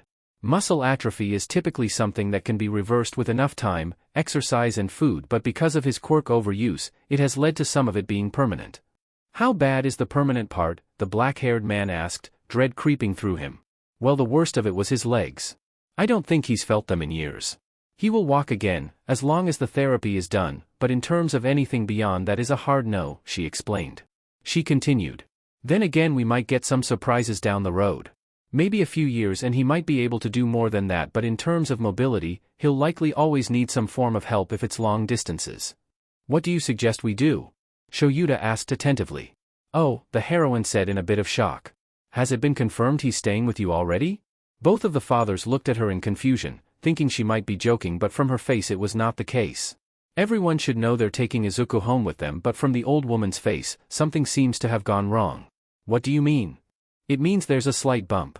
Nedzu answered as he came walking into the room. Chio, how is young Midoriya right now? He's still sleeping. He'll likely not wake for a while, she replied, knowing the reason for the question. What do you mean, a bump? Hisashi asked, concerned. It means that you're not the only ones looking to take Midoriya home. Nedzu explained. The Hero Public Safety Commission is demanding they take him. Like hell they will. Shoyuta immediately said, shooting up from his seat. Yes. I don't want this either. Young Midoriya needs to be in an environment where he feels safe. Taking him away from anything familiar will leave him stressed beyond measure, the rat agreed. What excuse are they using? The Erasure hero asked, knowing it's going to be something ridiculous. They're saying that because of the potential of Midoriya's quirk and his general mental instability, they believe it's best for the commission to take him in and give him the best care he deserves, the rat recited with a rare hint of sarcasm in the rodent's voice. Shoyuta was midway through cursing out the HPSC before Hisashi spoke up over him.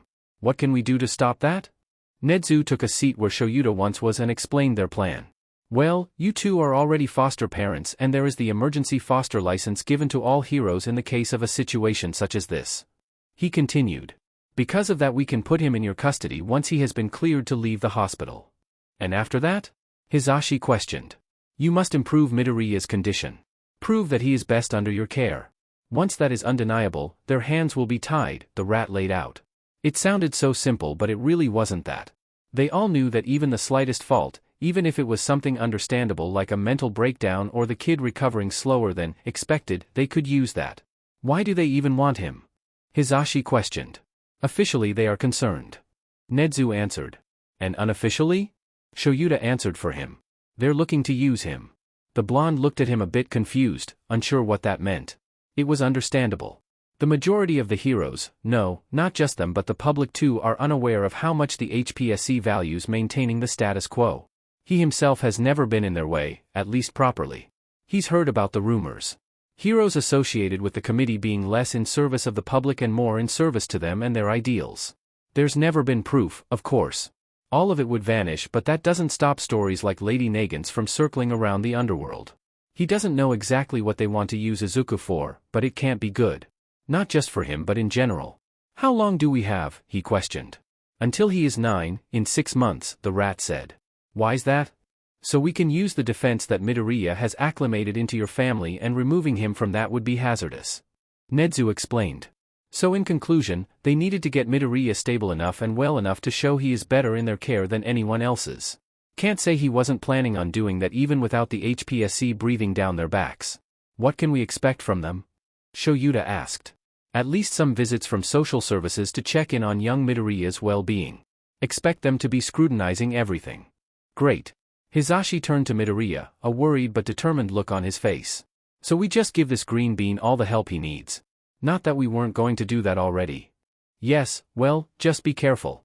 I can see a promising future in Midoriya. A future I'm sure you two can provide. Nedzu uttered. I'll leave you all be. I have a winged villain to look up to make sure she can't walk free. He left, Chio following after explaining a bit more about what Midoriya needs. Now they were both alone with just a quiet sleeping kid, the beeping of a few monitors and the quiet determination that grew in the two parents. We'll keep him safe. Hisashi vowed. We will. Shoyuta also swore. It was a long dream. The longest he ever had. About fire that crackled brightly that was both scalding and comforting. A heat that made him feel a flurry of emotions he can't handle but nevertheless he was confined by. It was choking until a sudden wave of coolness came over that pushed away the burning sensation but also the comfort.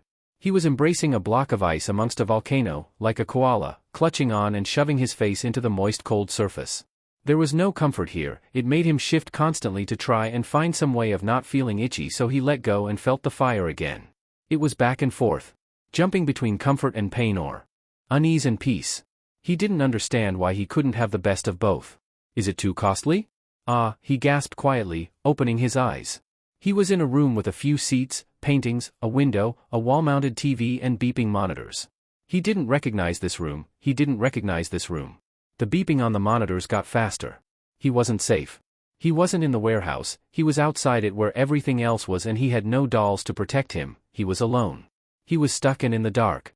He began to panic. He tried to move his body but he couldn't, his arms and legs still too weak to move.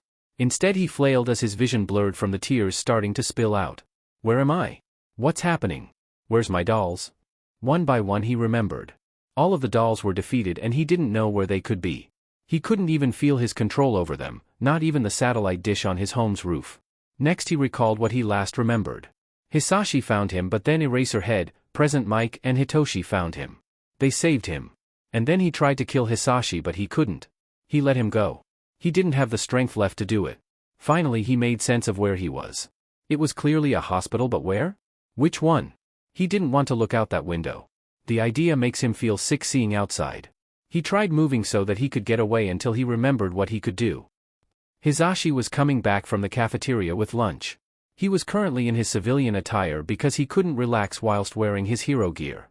The hairdo was hard to lie down with, okay? They weren't sure when little Midoriya was going to wake up. According to Chio it was going to be soon, maybe even today. That's why Shuta's coming around later. Still, it's been 2 days since everything went down. He just hoped the kid was alright. He reached the door to Midoriya's room. It had a couple officers outside it standing on guard. Customary for someone involved with vigilantism but seriously? He's 8, what is he going to?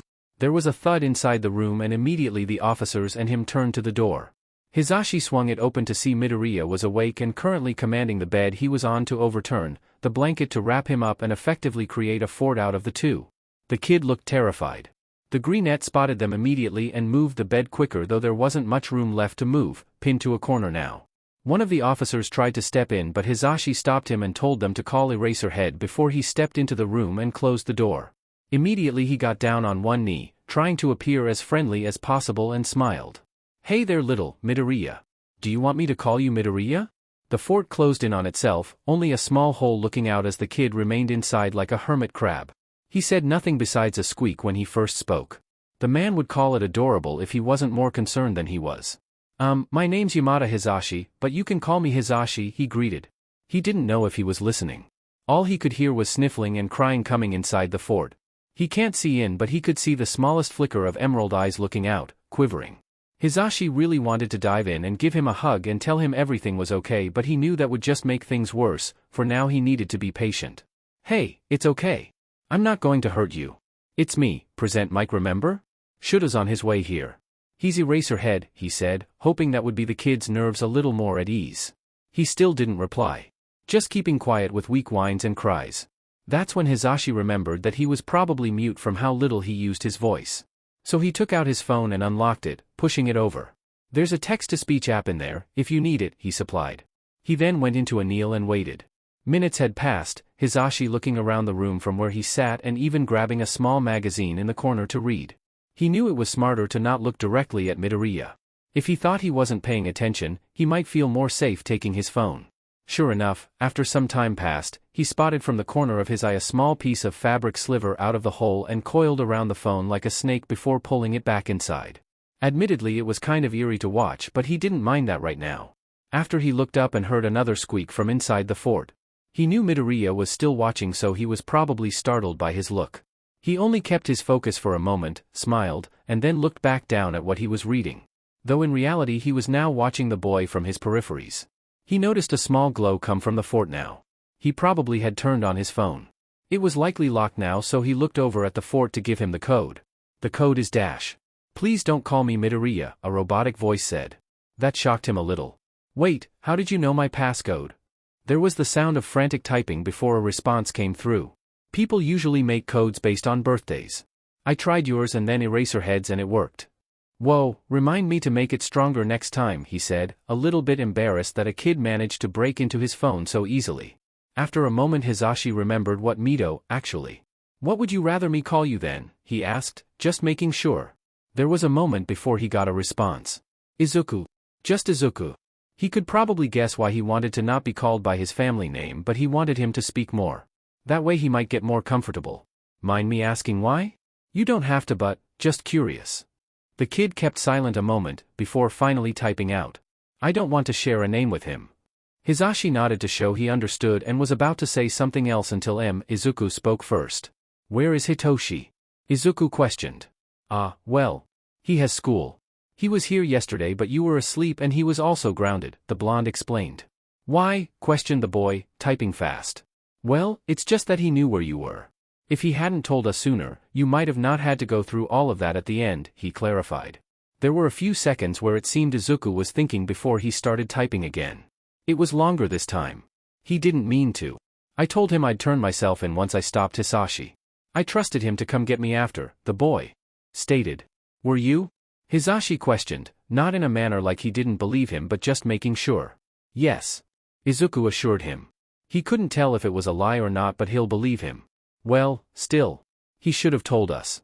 I know you're here now and safe but that doesn't mean we couldn't have helped you sooner. You said it'd be best if I came to you first, the boy noted. Wait, when did he say that? Hisashi recalled a while ago when he was talking to Hitoshi about Izuku in his future room and remembered the plush cat he had in his arms. He recalled finding it odd because when he dusted the room the next day he couldn't find that cat anywhere. You were the cat plushie, the man said, a bit shocked. There was no response but that just left more questions than answers. How long were you watching us? Only that day. Only for that conversation. I gave him my address after that then left, he explained. So because of what he said, Izuku trusted them enough to tell Hitoshi where he lived? Hisashi suddenly felt a weight drop from him. Even though that time has long passed, he can't help but always remember when he failed to catch the kid the first time and how he could have ended it all there and then. Now it seemed he finally made up for it somewhat. He should talk to Shoyuta about lessening Hitoshi's grounding. Suddenly there was a knocking on the door and he could hear another squeak from the fort before a shuffling inside had the small window he made closed. Hisashi told him he'd check who it was and got up to go see. Sure enough, on the other side was Shoyuta, along with a doctor who was also alerted that Izuku was now awake. Is it all right for us to come in? Shoyuta asked. I'll ask him first. Hisashi answered. He then turned to Izuku's fort. Hey little green cotton ball, is it all right if Sho and a doctor were to come in? There was a bit of quiet before a digital voice came from the overturned bed. Only Eraserhead. You heard him, he said, turning to the doctor, Azana, if he remembered right. It's important we check on him as soon as possible now that he's awake, the dark-haired woman said. I mean, you can try but as a pro-hero, I'd advise you to let him give you permission first. Hisashi warned. He knew Izuku probably didn't want to be looked over, or looked at all. He'd be mad if he was going to let his kid feel uncomfortable. Not when he's just woken up. That's why he's letting her in, just so they can see he's clearly not in the mood. Azana and Shoyuta both entered and immediately saw the overturned bed and blankets forming the little button's fort.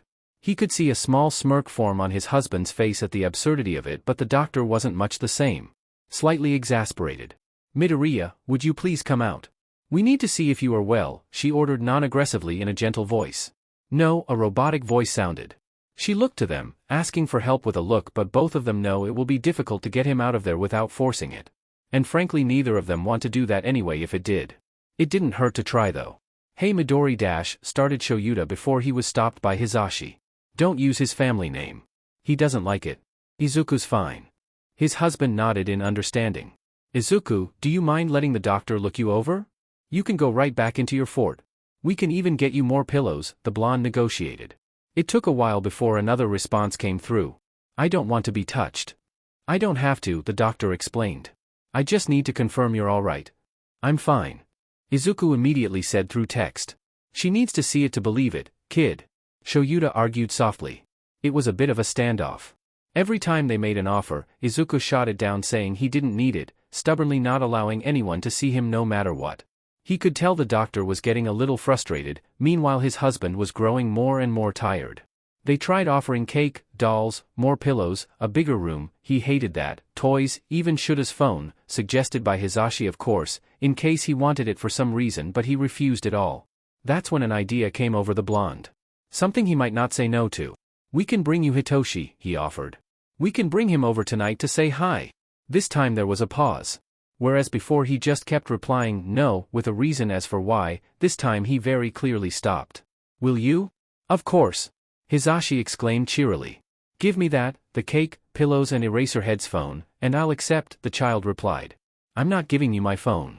Shoyuta argued. Come on Sho. Do it for him, the blonde tried to convince. His husband looked completely confused. Why does he even want it?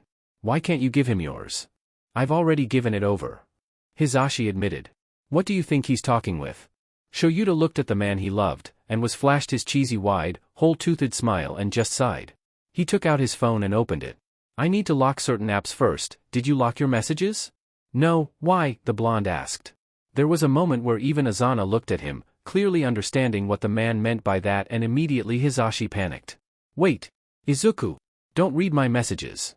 A robotic voice came out. I won't. I know what couples send each other. The three adults look at the fort with an 8-year-old inside. A mix of worry, alarm and concern over what this child knew at such a young age before what he said next. I don't want to see your lovey-dovey messages. I don't want to get sick from it, he added. A sigh of relief came over. Hisashi still wanted to make his phone child-friendly still though. Do you mind giving me my phone back then so I can make sure you can't see them? Okay, and a tentacle made from a blanket set the phone outside the fort through a crack in its defenses. After the promises and getting the two phones, Izuku spent 10 minutes psyching himself up to reveal himself. The three adults held their breath as the bed shifted on its own and revealed the long green-haired kid inside. His hair did look really messy. There was enough of it to cover his face, which he did allow, only a single dim green eye piercing through, trembling slightly.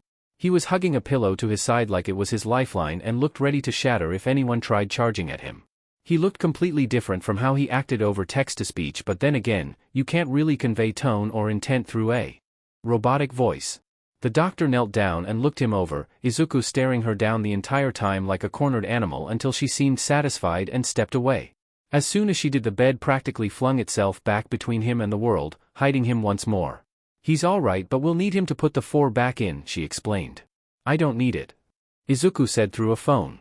Well, if you won't have it then you're going to have to eat 3 square meals a day then, she said to him. There was another quiet. I don't need that.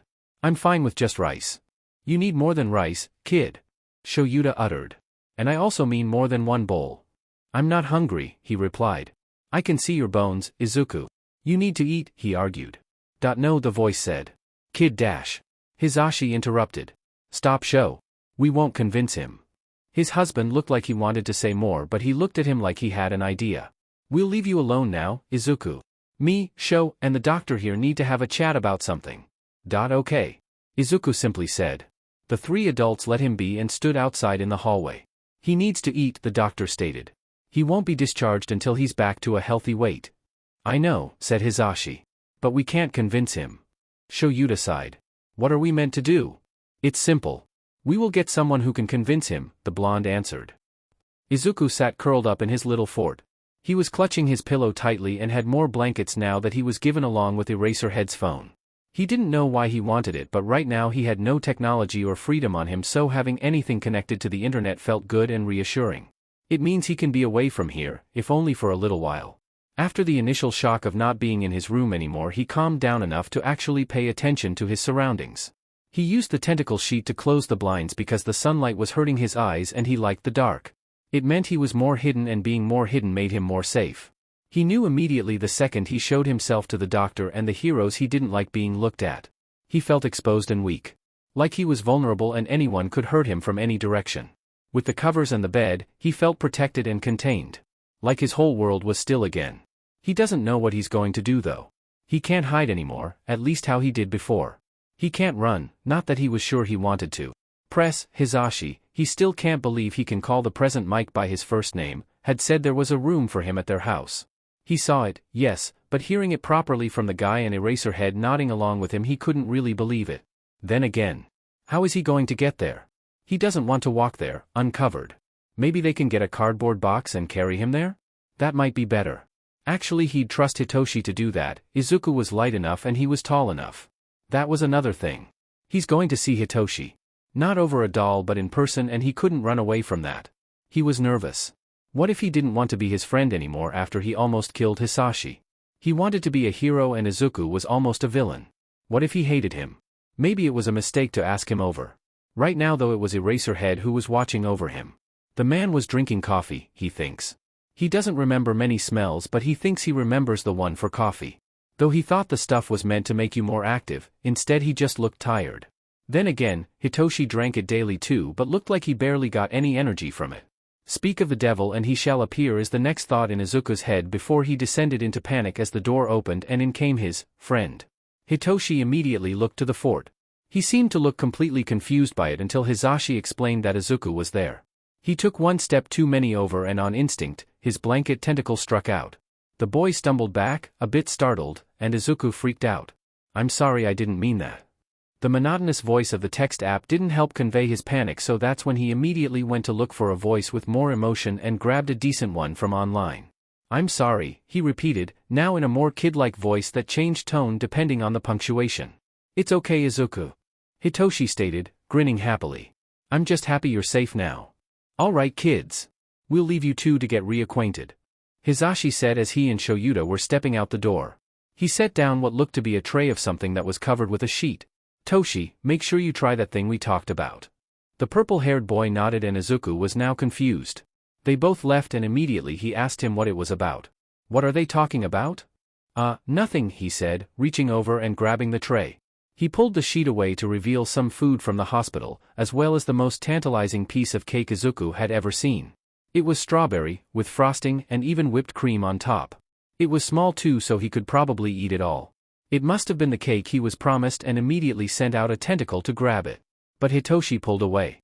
Izuku's eyes immediately shot up to the other boy, giving a sudden glare even he didn't know he could do. "Why did you take away my cake?"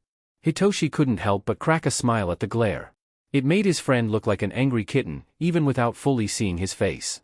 "What do you mean?" "It's my cake," the boy professed, acting innocent when he clearly understood what he was doing. "They said I'd get a cake," the puppeteer pointed out. "Must be a different one then," Hitoshi suggested. "I can share mine though if you want, there's too much." "Okay," he replied. "But I also have too much food. Can you dash?" "No," Izuku replied instantly, knowing what the plan was here. "I know what you're trying to do." "What's that?" Hitoshi asked innocently and stoically. "Hisashi told you to do this to make me eat," the greenette pointed out. "No," the other boy said sarcastically. The tentacle blanket shot forth, seeking cake but was batted out of the way by Hitoshi. The unfortunate thing about having only blankets and pillows to work with is that they were very weak for actual fighting. After a few attempts and tries, Izuku gave up. "I don't want to eat any food." "No, you do," the purple-haired boy argued. "Why else do you want?" "The cake?"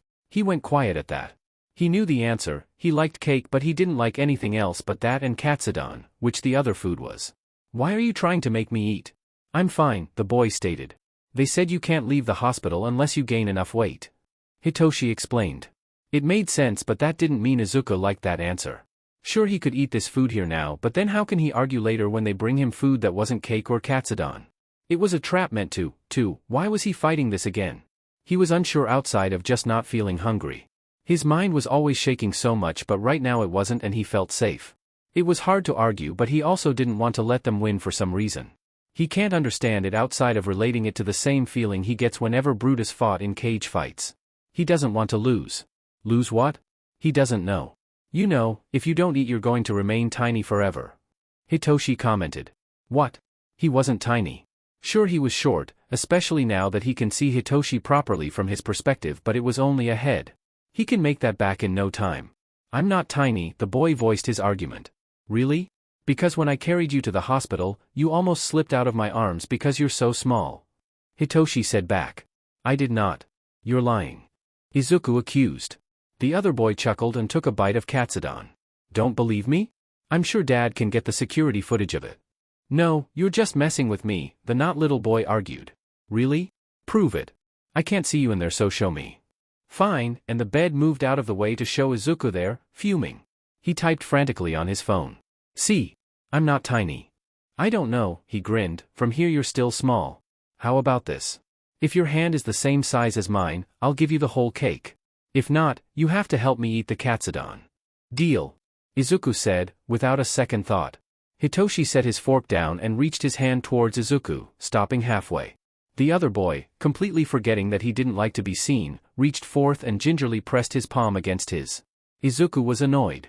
It was tiny. He pulled his hand back immediately from a laughing Hitoshi and typed. That's not fair. You train and stuff. And you're stupidly tall, so of course your hand was bigger. The hand of that last sentence was misspelt as han, only adding to his friend's laughter. Pale face turning beet red, he pulled the bed back over and closed all windows in the fort. The purple-haired boy stopped laughing. Hey! A deal's a deal, Izuku. Don't tell me you've broken it just because I was right? The boy huffed inside his fort, angry that Hitoshi was right. Even then he would rather die than admit it. He didn't want to accept the punishment. The other boy didn't relent, but he did drop the deal, for the moment. Hey, Izuku, he started. Do you remember when we first went to a cat cafe? He did. It was the same day he decided to step out into the world for the first time before he fully locked himself away. Do you remember what I said about the cake, and how'd it be great if you were there to taste it with me, he said. Izuku remembered but corrected him. You didn't say that. You said it would be more fun if I was there. He chuckled a little.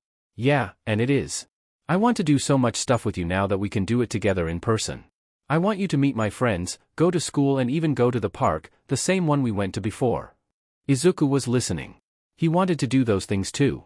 It sounded scary, meeting new people and going to new places, but he wanted to. Maybe once he's gotten used to being anywhere but the warehouse. But we can't do those things if you're stuck here, he stated. So please, eat and get better. I want to do all those things with you. The bed moved slightly out of the way, allowing for Izuku to peer through. A blanket tentacle reached out and with the most sheepish of movements, picked up a fork, stabbed a bit of katsudon and ate it. It tasted okay. But the smile he got from his friend encouraged another bite. It had been a week and Izuku was slowly gaining some weight. He would have to stop at certain points due to his stomach not being that big, how things were explained to him by Hisashi, and his appetite near non-existent for anything that isn't sweet or katsudon. Because it was clear he wasn't going to leave the hospital anytime soon, they had him move to a room with a bathroom attached to it. He absolutely refused to step out of his fort for anything unnecessary, let alone walking into the hallway and going to the toilet. Getting him from his previous room and the one after took a bit of effort though. Of course Izuku refused to be exposed during the transit to the new room, so they had to get a bundle of blankets, wrap the boy up in them like he was a vampire in daylight, and carry that bundle to the new room. To say Shoyuta didn't get weird looks carrying a ball of quivering blankets would be a lie. And just as quickly as he did then, the bed was overturned and one corner of the room was designated as Izuku's space. At least the room was bigger, so there was more room for an overturned bed, despite the boy's initial annoyance at the increased space. The two pro-heroes both took turns watching over him along with Hitoshi, who was there practically always. Thankfully it was winter break, so they had some time before school started back up, but they were going to have to figure out something for when it did. They still had a few days before Izuku could be deemed stable enough to be moved home. He was still malnourished and according to the doctors, he's likely to be that way until a few weeks of proper eating has passed, though they also said it could take months due to his lack of sunlight and vitamin D. And that isn't even getting started on the physical and general therapy. Though he seemed to be doing surprisingly well mentally all things considered, but during the night he could clearly hear the struggle that was him sleeping. That, and they would also find out just how much stress there was inside that little ball of paranoia and anxiety when Shoyuta had to go to the bathroom for a few minutes. Hitoshi and Hisashi were away getting stuff for the new year, so it was just himself watching the kid. "Hey, I need to go out for a few minutes. Are you fine as is?" "Yes." A voice came from the fort, using the new phone they'd got Izuku. He stepped out and went on his way. Security had relaxed a little now that some time had passed, only one officer watching the door. Shoyuta greeted him once before heading to the bathroom, coming back just as he said a few minutes later. On the way back though he heard a scream, coming from Izuku's room. The hero launched into a sprint, unsure of what was going on until he saw the hospital room door was open and the guard was nowhere in sight. He looked in and saw a woman, a nurse, backing away from the fort with a bleeding hand. The officer was right by the fort, standing between the two whilst a blanket tentacle hovered around, carrying what looked to be a scalpel. "What's going on?" shouted Shoyuta. The nurse turned to him. "This little freak stabbed me." "Why were you in the room without me?" he questioned, knowing this was too much of a coincidence to happen right when he left. "I wanted to check on the patient. Dr. Tsubasa told me," she explained. The officer then spoke up, panicked, the second Shoyuta turned to him. "I only told her to look in from the doorway, she shoved past me and just went straight for the child. How was I supposed to see him with all that sheet in the way?" she swore, motioning to the fort. "Why does Dr. Tsubasa need to be aware of Izuku's condition? I thought Dr. Azana was in charge of him," he noted. I don't know," she replied. It's then Shoyuta realized that there was a bit of a crowd forming in the doorway looking in and he could clearly see the tentacle getting more and more threatening with each new person. "Officer, please get this woman out and clear the hallway," the hero ordered the guard. He nodded and asked the woman to leave, at which she did but not before flinging more insults in Izuku's direction. The door was closed and outside he could hear the officer shooing the onlookers away. The tentacle relaxed a little but still kept a firm grip on the scalpel. Where did he even get that from anyway? "Izuku," he started, keeping his tone nice and gentle. "Do you mind handing over that knife?" It was quiet. Not even typing, but he could clearly hear the heavy breathing of a little kid panicking inside the fort. He was likely freaking out under there. The man wanted to give him a hug, but he knew doing such a thing would probably earn him getting stabbed too. Hey, Shoyuta cooed, or tried to. "No one else is getting in here. You're safe." He kept his distance, making sure he didn't cross into any boundaries that would get him stabbed. He couldn't help but realize that he had no idea what he was doing. Sure, as a hero he was trained to help people panicking during emergencies, but this wasn't like that. Normally the emergency was an active villain or a crumbling building, not someone's own anxieties. "Look," he said, pushing his arm out. "Just put the knife in my hands. I can't let you keep that when you're in this state." The heavy breathing slowed, but he didn't listen, keeping the scalpel no matter how much he tried to convince him. When he realized this he sighed a little and thought of just calming him down first. "Do you want me to do anything? I can get you some water?" He heard something say from the fort. "Sorry, I can't quite hear you, kid," Shoyuta said in a near whisper. "Leave," the text-to-speech voice ordered. "I can't do that, kid. Not when you're going through an anxiety attack whilst holding a knife," he denied. "I'm fine," he spoke. The hero frowned a little but his scarf hid it. "No, you're not. I can hear you freaking out." They were at a standstill. He really didn't know where to go from here and he was tempted to text Hisashi for help. He should do it anyway, this was important, but he really wanted to build some kind of rapport with the kid. What would Hisashi do, he asked himself. That's when he got an idea. Taking what he knew of Izuku already, he took off his capture scarf and held it in front of him. "Here, do you want to trade? My scarf for your knife?" The breathing halted for a moment when he realized what he was being asked. That had to be a good sign. The tentacle still flexed the knife around in its single limb like it was a cat baring its teeth to scare off threats, ready to strike should it be needed. There was quiet, before a response finally came through. "I want your goggles too." Shoyuta squinted in shock at what he was just asked. He could get new ones but he liked the ones he had. One part because they were familiar, the other because they were given by Oboro. But then again, he could just ask for them back like the phone. "Sure, but I'll need it back when I leave." Okay. Deal. The tentacle moved to place the knife into Shuta's hands whilst the man took off his goggles and set them on top of his capture weapon. A scarf is a lot safer than a knife any day. The blanket arm took the scarf and goggles and both vanished into the fort where he heard rustling. It stopped and he thinks he heard some sniffling as Izuku was probably calming down. "Why does it smell like coffee?" Izuku asked. "Because I need it to survive," the hero answered out of habit. The amount of times he's been asked why he smelled strongly of caffeine by Hisashi, his coworkers, and even students. "Did you spill any on it?" the kid wondered. The way the AI speech voice sounded, he swore he was implying Shoyuta was a klutz. "No, I didn't." Are you sure? I can take it back if you don't like it, the black-haired man said, accidentally sounding like a warning. There was some quick typing at that. No.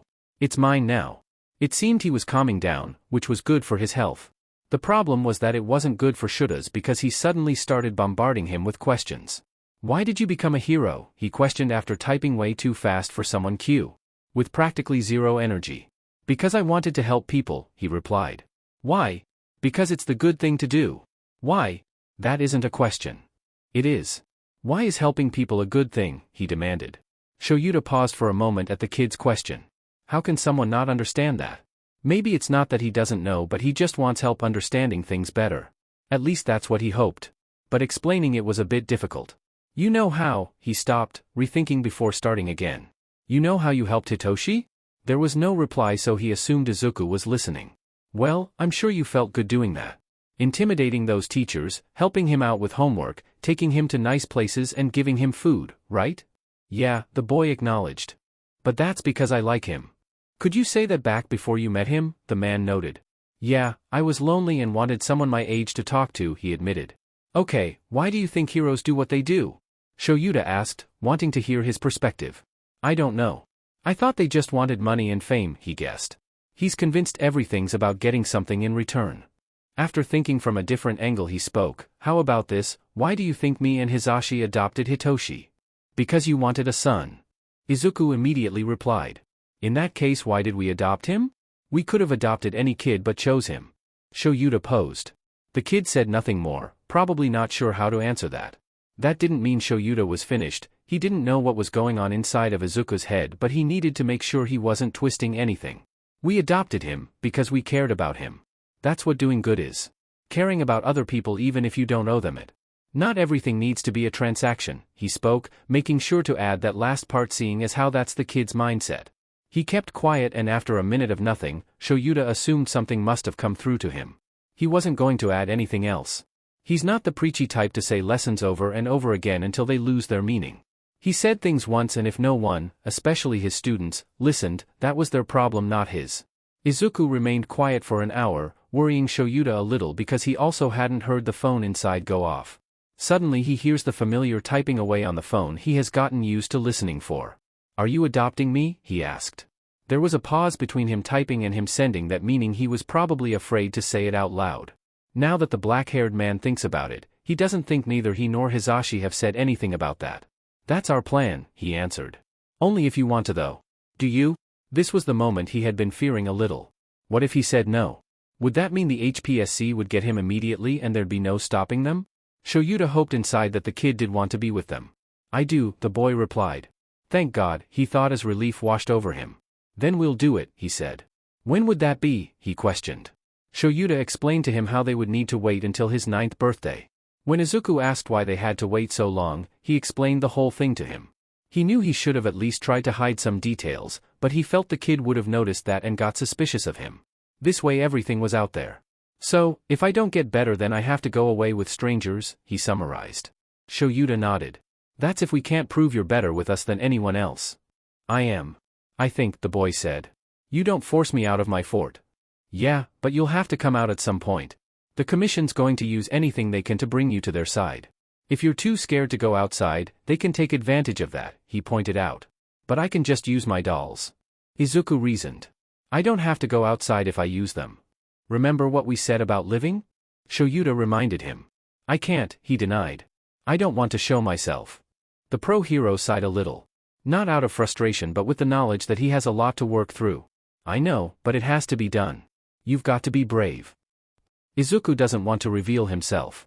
Yeah, he's fine being there, as long as he can keep himself hidden away. He doesn't like people looking at him or acknowledging he's there. He hates being uncovered or seen, and it makes him feel like he's being scrutinized and vulnerable. It's something he always has on his mind. But the HPSC, they want to take him away from Hitoshi and Hisashi and Aizawa. He doesn't want any of that. He knows they'll probably not be as nice as they are and probably wants to do to him what he knew Hisashi was going to do. He doesn't know how much he'd need to show himself. He was not going back to school, at least not as himself. He can't imagine going into a classroom full of kids, people who'd try and talk to him unprompted or otherwise. He'd probably freeze and need Hitoshi to help him constantly. It was something he's not compromising on. Sure, he could be brave enough for a few minutes indoors as long as he was covered up better. The hospital clothes are a bit cold and he'd want something bigger to hide himself in.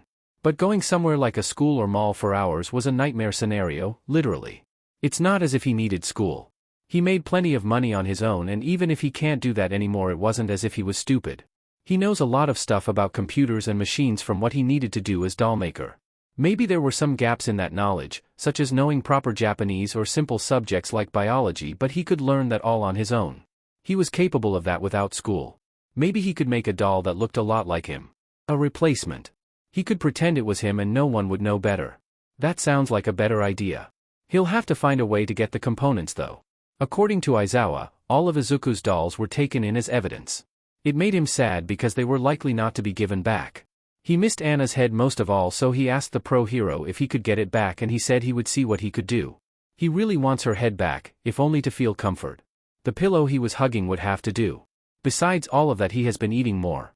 He still has little love for food, but because Hitoshi ate with him every lunch and dinner for the last week, he hasn't really found an excuse not to.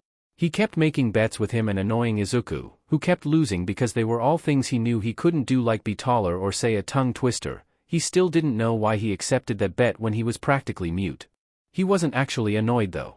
If anything, he was happy whenever Hitoshi was around. He knew though that school was coming back. According to the adults, he'll have to stay in the hospital a few days longer as he still needs to eat to get better. He didn't know what to say to that except he really should eat more. He doesn't want to be left in the hospital alone, especially when that nurse tried to touch him. Hisashi and Aizawa said they would be with him for the first 2 days, but on Wednesday there was going to have to be someone else watching over him he hadn't met. That scared him until he found out who. "Nice to meet you," the woman said as she stepped inside. She had long dark purple hair tied up in a ponytail and a pair of glasses that sat on her nose.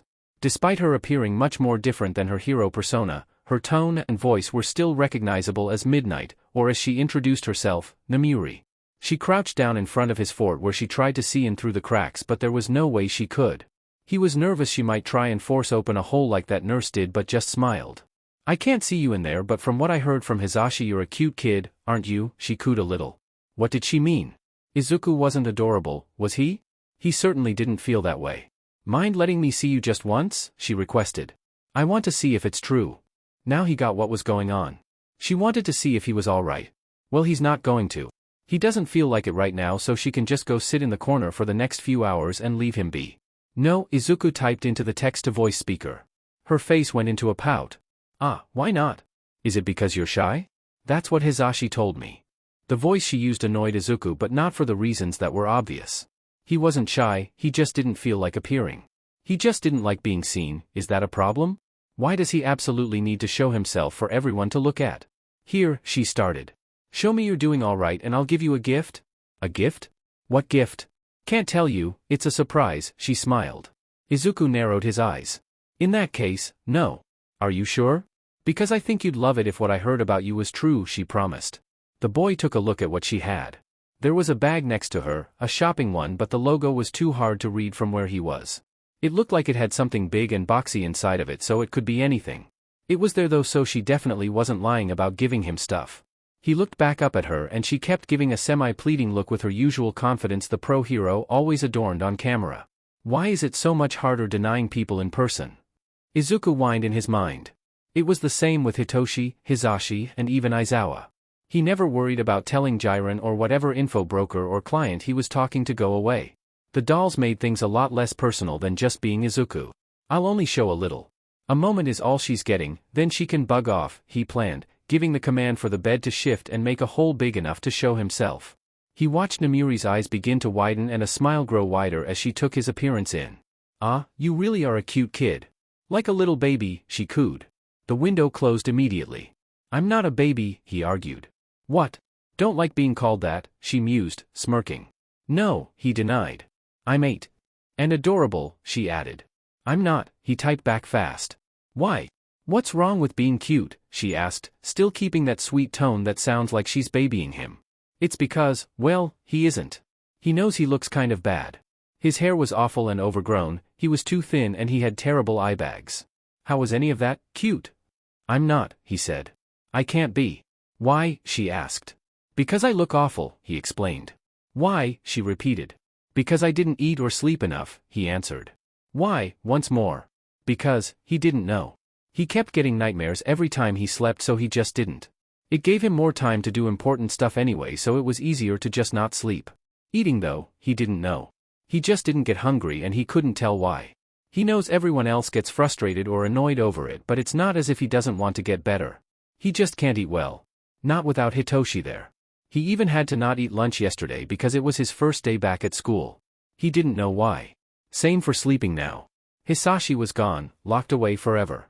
He was gone and couldn't touch him anymore, so why was he still scared of going to sleep? He slept only 20 hours last week and he doesn't know how to fix that. He wants to. I don't know, he answered after all of that thought. Namuri seemed to think for a moment before speaking. Do you want to look better? I do, he answered. Because it meant he was better. But it's hard. I don't see why it could be. Here, she reached into that bag from before and took out a hairbrush. Brand new if the tag still on it was any indication. Your hair could be brushed to look better.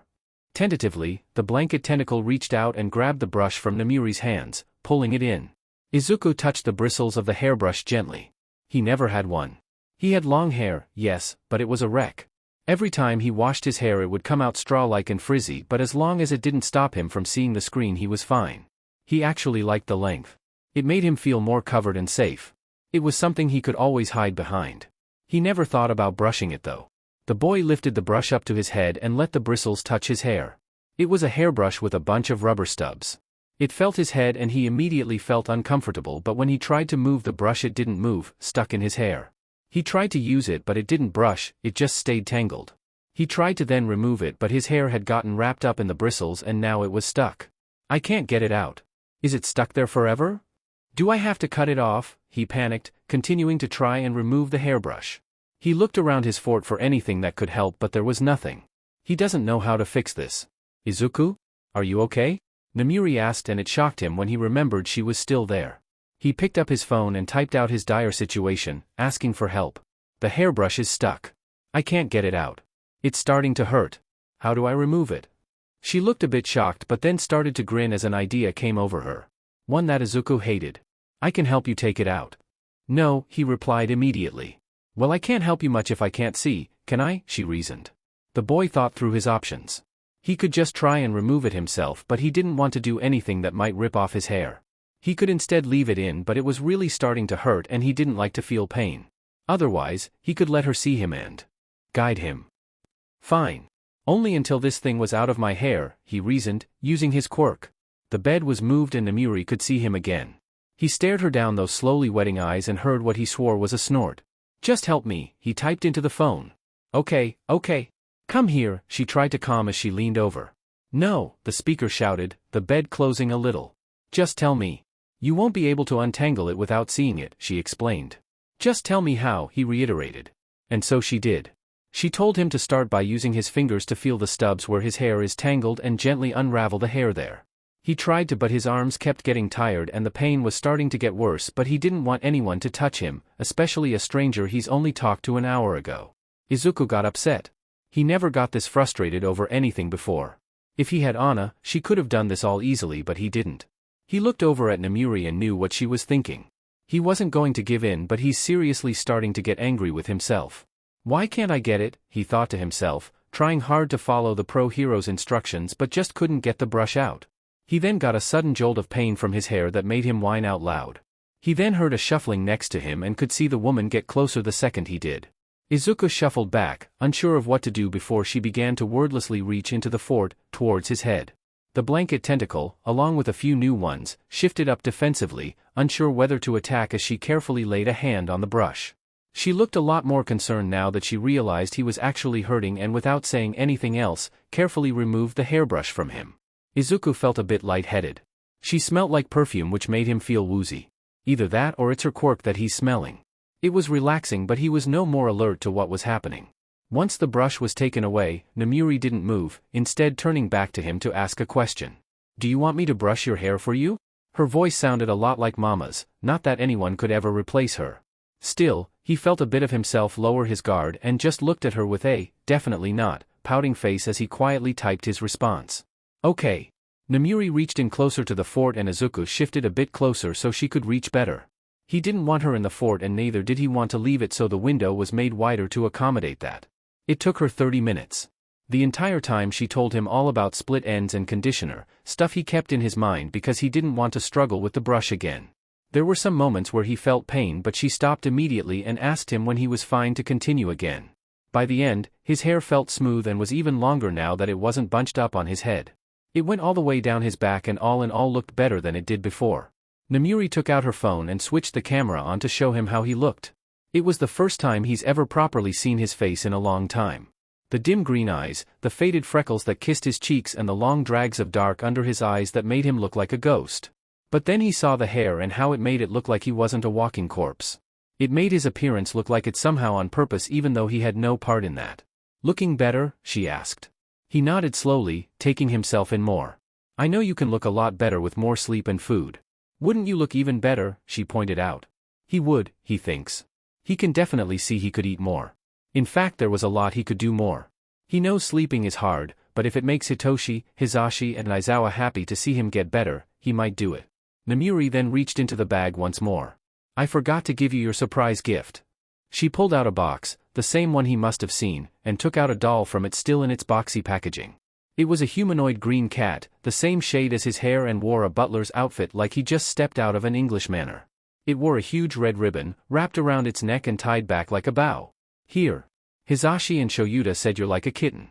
"Definitely can't argue that now that I've seen you," she said. They see him like a cat? What? How did that make sense? He was clearly human. The cat doll was pretty though, so he took it into his fort using the tentacles and hugged it. It was soft and just big enough to hold with both arms. Much better than the pillow even though it was still smaller than it. Namuri smiled dopily at the sight before having another idea that Izuku might have hated if he wasn't still feeling woozy from the perfume. "Here, put this on." Hitoshi had just come in with Papa. According to him, Namuri was looking after Izuku for the day before he was finally coming home. He knew they all couldn't stay out of school long, so they had her look after him. They weren't sure what they were going to do when he got back home, but that was something they'd need to handle, he's sure. He admits he was a bit nervous. Namuri, or Auntie Namuri as she insisted him to call her, didn't seem like the careful type. Don't get him wrong, he knows she means well, but she's really forward and Izuku doesn't seem to take well to people like that. They knocked on the hospital room door and heard Namuri calling them in. They entered to see her sitting on the floor right next to Izuku's fort. Closer than anyone but Hitoshi has gotten. "Namuri?" Papa said, a bit surprised. "What are you doing right next to Dash?" "Shh," she hushed, bringing a finger to her lips to silence him. The boy and the man both looked past her as she moved back to show them Izuku sleeping away in his fort.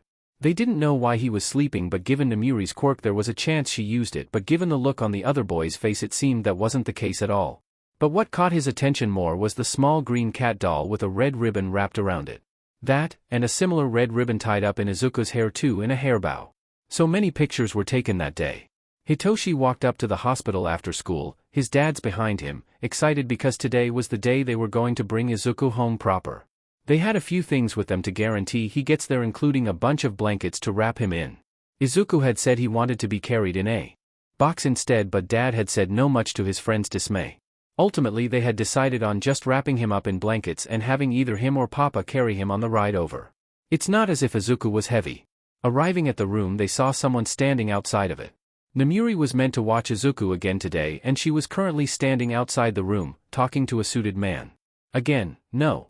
Only those Izuku allow in can be let in, she argued with a twinge of frustration. He is a child. He cannot make that decision, the man replied. Is there a problem? Dad asked as they walked up. The suited man turned to look at them.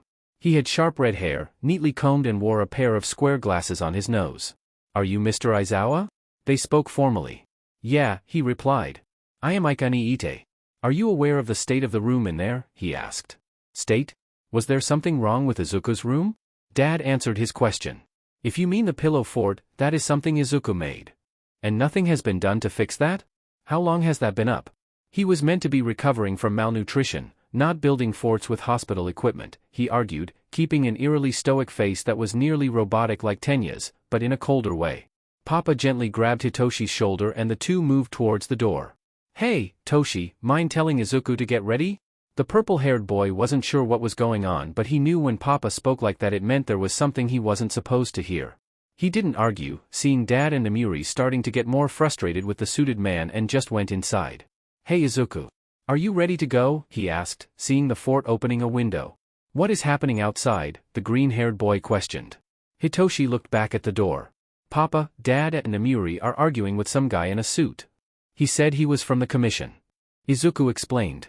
Hitoshi's heard about the commission, mostly from his dad and Papa talking about them.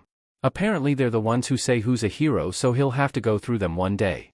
While he doesn't know much more than that, he knows that they want to take Izuku away, and that's all he needed to know to not like them. Then Dad will probably scare him away, he spoke. Are you ready to go?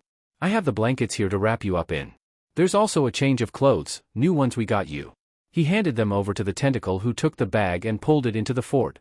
There was a rustling as Izuku looked through them all before he stopped and asked a question in a frustrated tone if the full stops after every word meant anything. What is this? He typed, opening a window to reveal the clothes they got. It was a cat onesie. The shade of green was lighter than his hair, but they couldn't find anything darker. What's wrong? Why does everyone think I'm a cat? He asked through the phone, and Hitoshi knew it was probably in a whine. You act too much like one. Hitoshi answered truthfully. There was a small huff. No, I don't. You scratch people who get too close, you're fussy with your food, you like cramped warm places, you overturn stuff, see bed, you hate people dash. Stop. Izuku spoke, giving up and just putting on the onesie after the window closed again with the presumed help of the tentacle. After a few minutes, the fort opened once more and there was his friend, snuggled in the green cat onesie, clutching the feline doll and smothering himself in a cloud of blankets. Step in, he typed. Hitoshi did, scooching into the fort. There was a moment where Izuku instinctively moved back but stopped when he remembered that it was his friend and he wasn't bad. I'm going to pick you up now. Okay, he asked. There was a quiet nod before a gasp from the green-haired boy before he was lifted upwards by the other. The blankets definitely weighed a lot more than he did. Quickly, the small boy curled in on himself, sinking into the blankets and onesie to hide his face as the hood was pulled over, revealing a pair of cat ears. Let's go home, Izuku. Hitoshi smiled. Okay, came through the phone. He carried him to the door and kicked it gently to signal outside to his dads that he needed someone to open up because his hands were full. It swung open and it seemed that the red-haired man had left, leaving only his dads and Namuri standing in the hallway. Hey there, little green button. Papa smiled, seeing that Izuku did indeed wear the onesie. Are you good, kid? Dad asked, making sure he was all right. There was a simple nod, very deliberate and forced, which got a smile out of everyone there. Remember Izuku, Namuri started. If you ever need any advice on your hair, don't be afraid to call me. Hey, I can give him advice too. Papa pointed out. Yeah, as long as it involves copious amounts of hair gel, she mocked. Izuku's the kind of boy who actually loves his hair. The blonde squawked. Do you know how much love and effort goes into my look? The two friends argued with each other more, fighting over who knows hair products better. Of course Dad wasn't in the running because, well, his hair didn't really have a style or anything to it. The man in question turned to Hitoshi and asked him if he's fine carrying Izuku. I'm fine with him, he answered truthfully, well, mostly. The blankets were a bit difficult to keep together. He then turned down to Izuku, who was peeking out a little but shrunk the second he looked. Only have to hold on until we get to the car. Can you do that? There was another slow deliberate nod and the family of four were off, Namuri waving goodbye as she had some hero work to do. There were a lot of strange looks given to the group as they carried around the pile of blankets. One would think they were carrying a giant baby from how it was shaped, but he wouldn't say that to Izuku. Not until after it all. Dad said he had a few more things to do at the front desk before they left, so Papa and him went on ahead to bring the green-haired kid to the car. Once in, he set him down on a seat and told him they were safely in the car now. Izuku peered out but kept his crouch until Papa convinced him to move his legs so that his seatbelt could be put on. Hitoshi. Izuku's phone spoke. The purple-haired boy looked at him. Yeah. Can you hug me until we get there? He asked, and it melted his heart a little. Not saying anything else, Hitoshi shuffled over to the seat right next to his friend and reached an arm around him, pulling the blanket pile closer to him. He could hear quiet breathing inside. Not frantic but fast enough to tell Izuku was feeling uncomfortable with where he was. The other boy gently rubbed his friend's arm and it seemed to calm him down a little. There was then the sound of a camera and Hitoshi turned to see Papa taking a picture. So far they'd gotten two. One of Izuku in the hospital bed when he first arrived and the second of him wearing the red ribbon whilst sleeping that Namuri accomplished. This one was probably going to be shown off to the people at his work, just like the pictures Papa took during sports day last year. The boy remembered being shocked when he saw his parent have a phone wallpaper of himself winning the baton race. Now Izuku gets to go through all of that embarrassing stuff too. Dad eventually got into the car and drove them back home after checking everyone was buckled in. The drive was a bit long due to the distance to the hospital and traffic, but once back they carried the blanket pile in and set it down on the living room couch. "We're here, Izuku," Hitoshi said, stepping back from the pile. "There's no one around but us." "Are we in the new bedroom?" he asked, peeking out the top of it carefully and looking around. "No, we're in the living room," he explained, motioning to where they were. Dad and Papa said they needed to do something upstairs as the cats came in and paused a little when they saw the weird lump on the couch. They seemed to be able to tell someone was in there, but that just made them more cautious.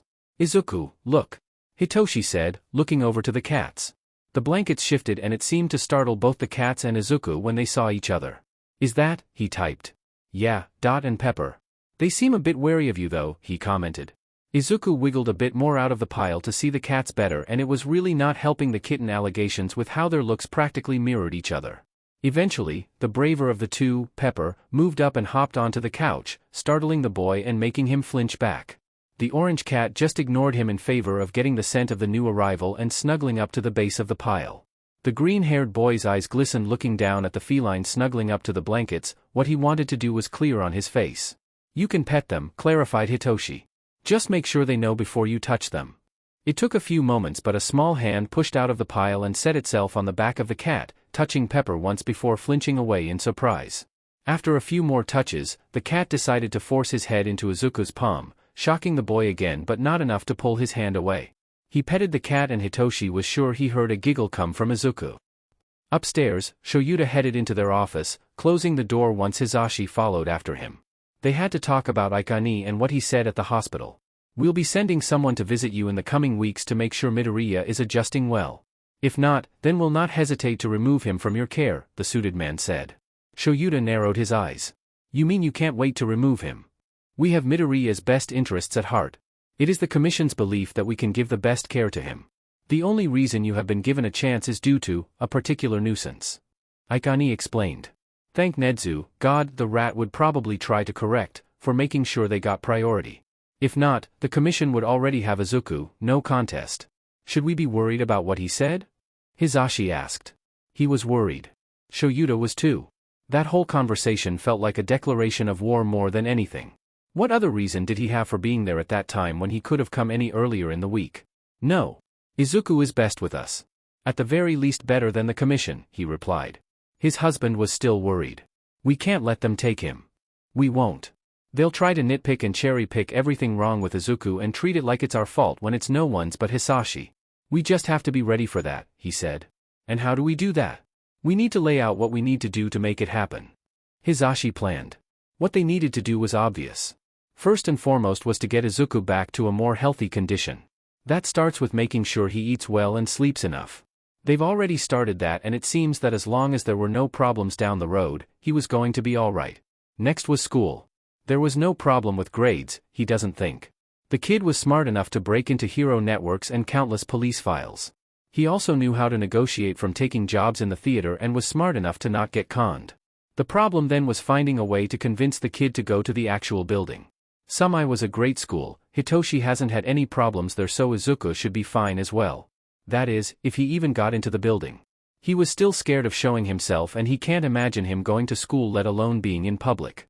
Then there was the third thing. Walking. Due to the kid not using his legs, overuse of his quirk and general lack of energy, he needed to learn to walk again. That was going to be a daunting task because that meant going to a physical therapist. They've already reached out to one, and bringing Izuku with them. Finally there was therapy. The psychological kind, not the physical. He had to have seen a lot of bad things when he was dollmaker. His mind kept going back to the cage match, watching the giant almost break the neck of some guy. That alone warranted looking into. There was also another thing, not really related to the HPSC but still needed to be done. As Izuku is now safely in custody, Tsukachi has asked them to arrange a meeting with a friend of Midoriya, Inko. Bakugo Mitsuki. Apparently she has been wanting to see he was alright. Actually, it might be easier to start with that. It's obvious the kid isn't a stranger to strangers. He didn't know Namuri that well and yet he was open to her touching his hair. Albeit he knew his friend can be surprisingly maternal when it came to little children. "We should first get in touch with the Bakugas and work on what we're doing with the school situation," Shoyuta reasoned.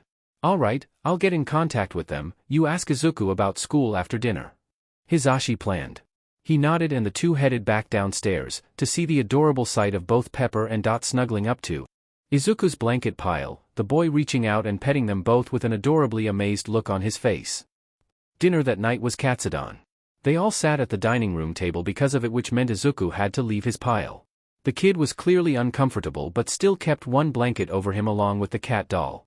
He didn't know if he's already used his quirk on it, but seeing as how he has it with him constantly, he can assume he has and just not activated it.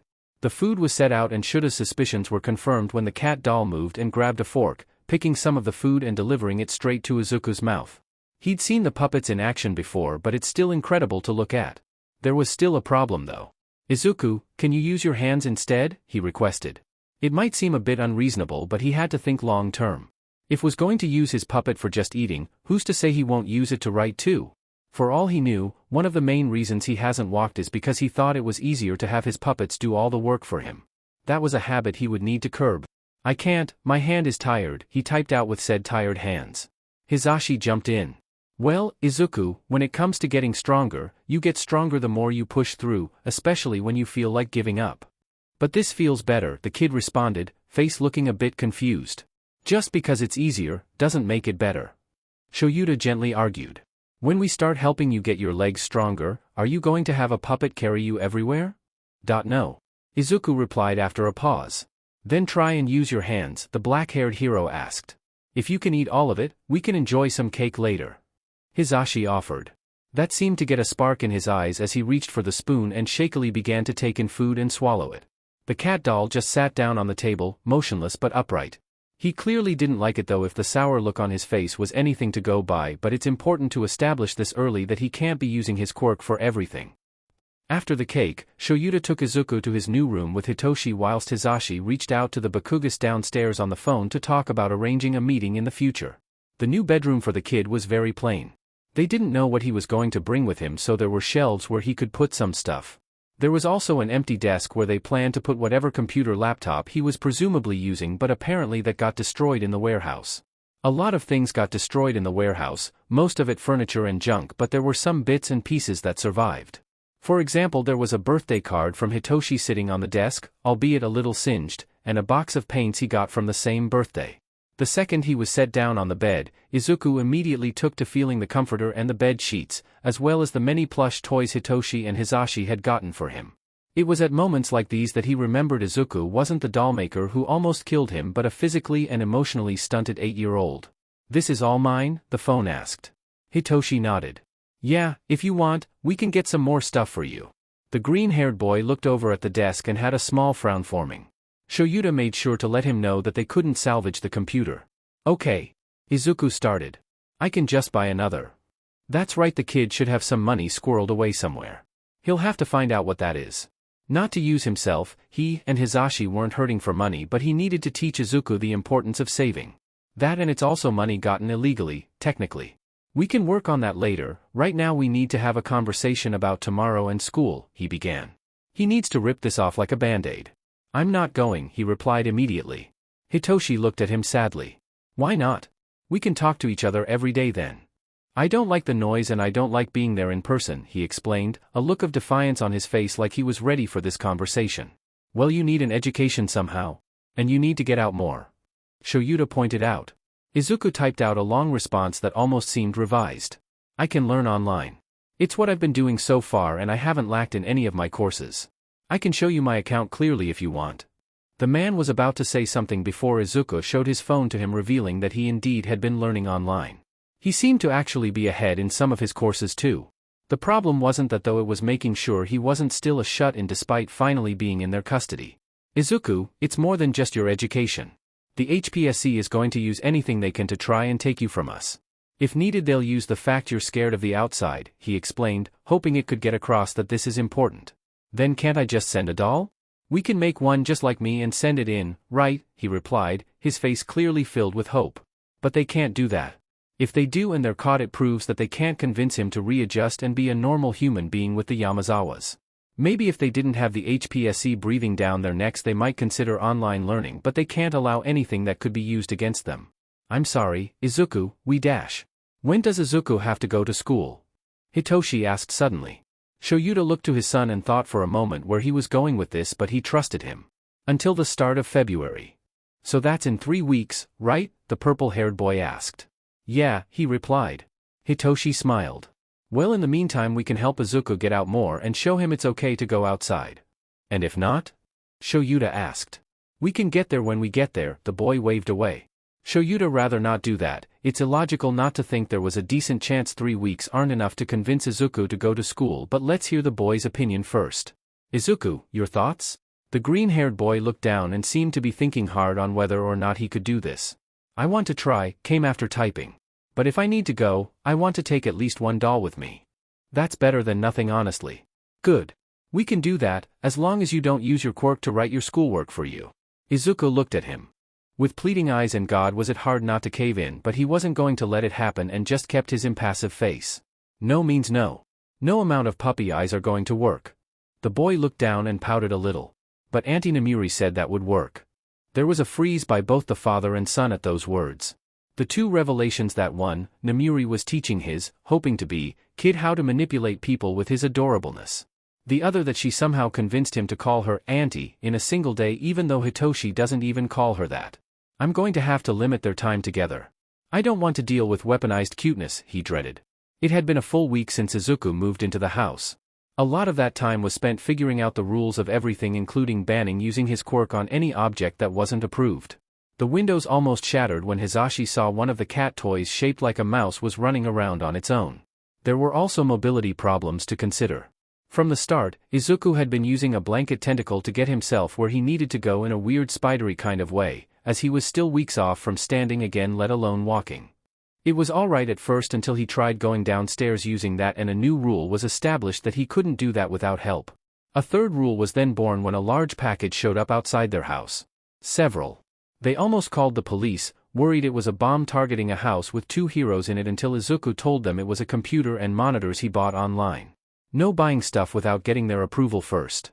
Although Izuku looked more annoyed every time a new rule was introduced, he didn't seem to take it personally. Or at least that's what his new foster parents hoped. They didn't want to push him too far, or else he might think about running away, even though such a thing was physically impossible at the moment. Besides that, things have been alright.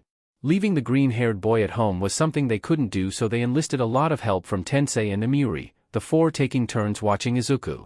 Meeting with Tensei was new, as he hasn't met Izuku yet despite seeing him when they fought Hisashi. He was naturally his friendly self and the boy was receptive to it, but he still stayed locked in his room the whole time until Hitoshi came home.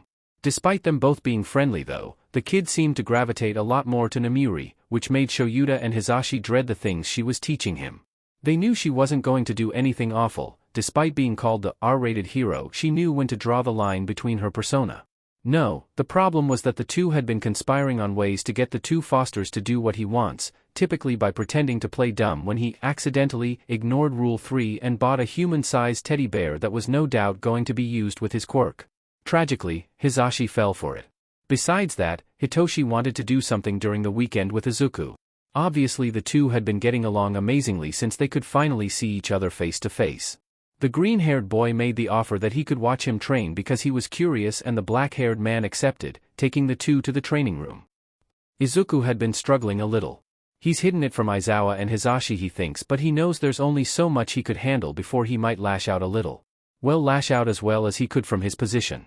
The new rules that's been thrown at him are certainly his biggest gripe.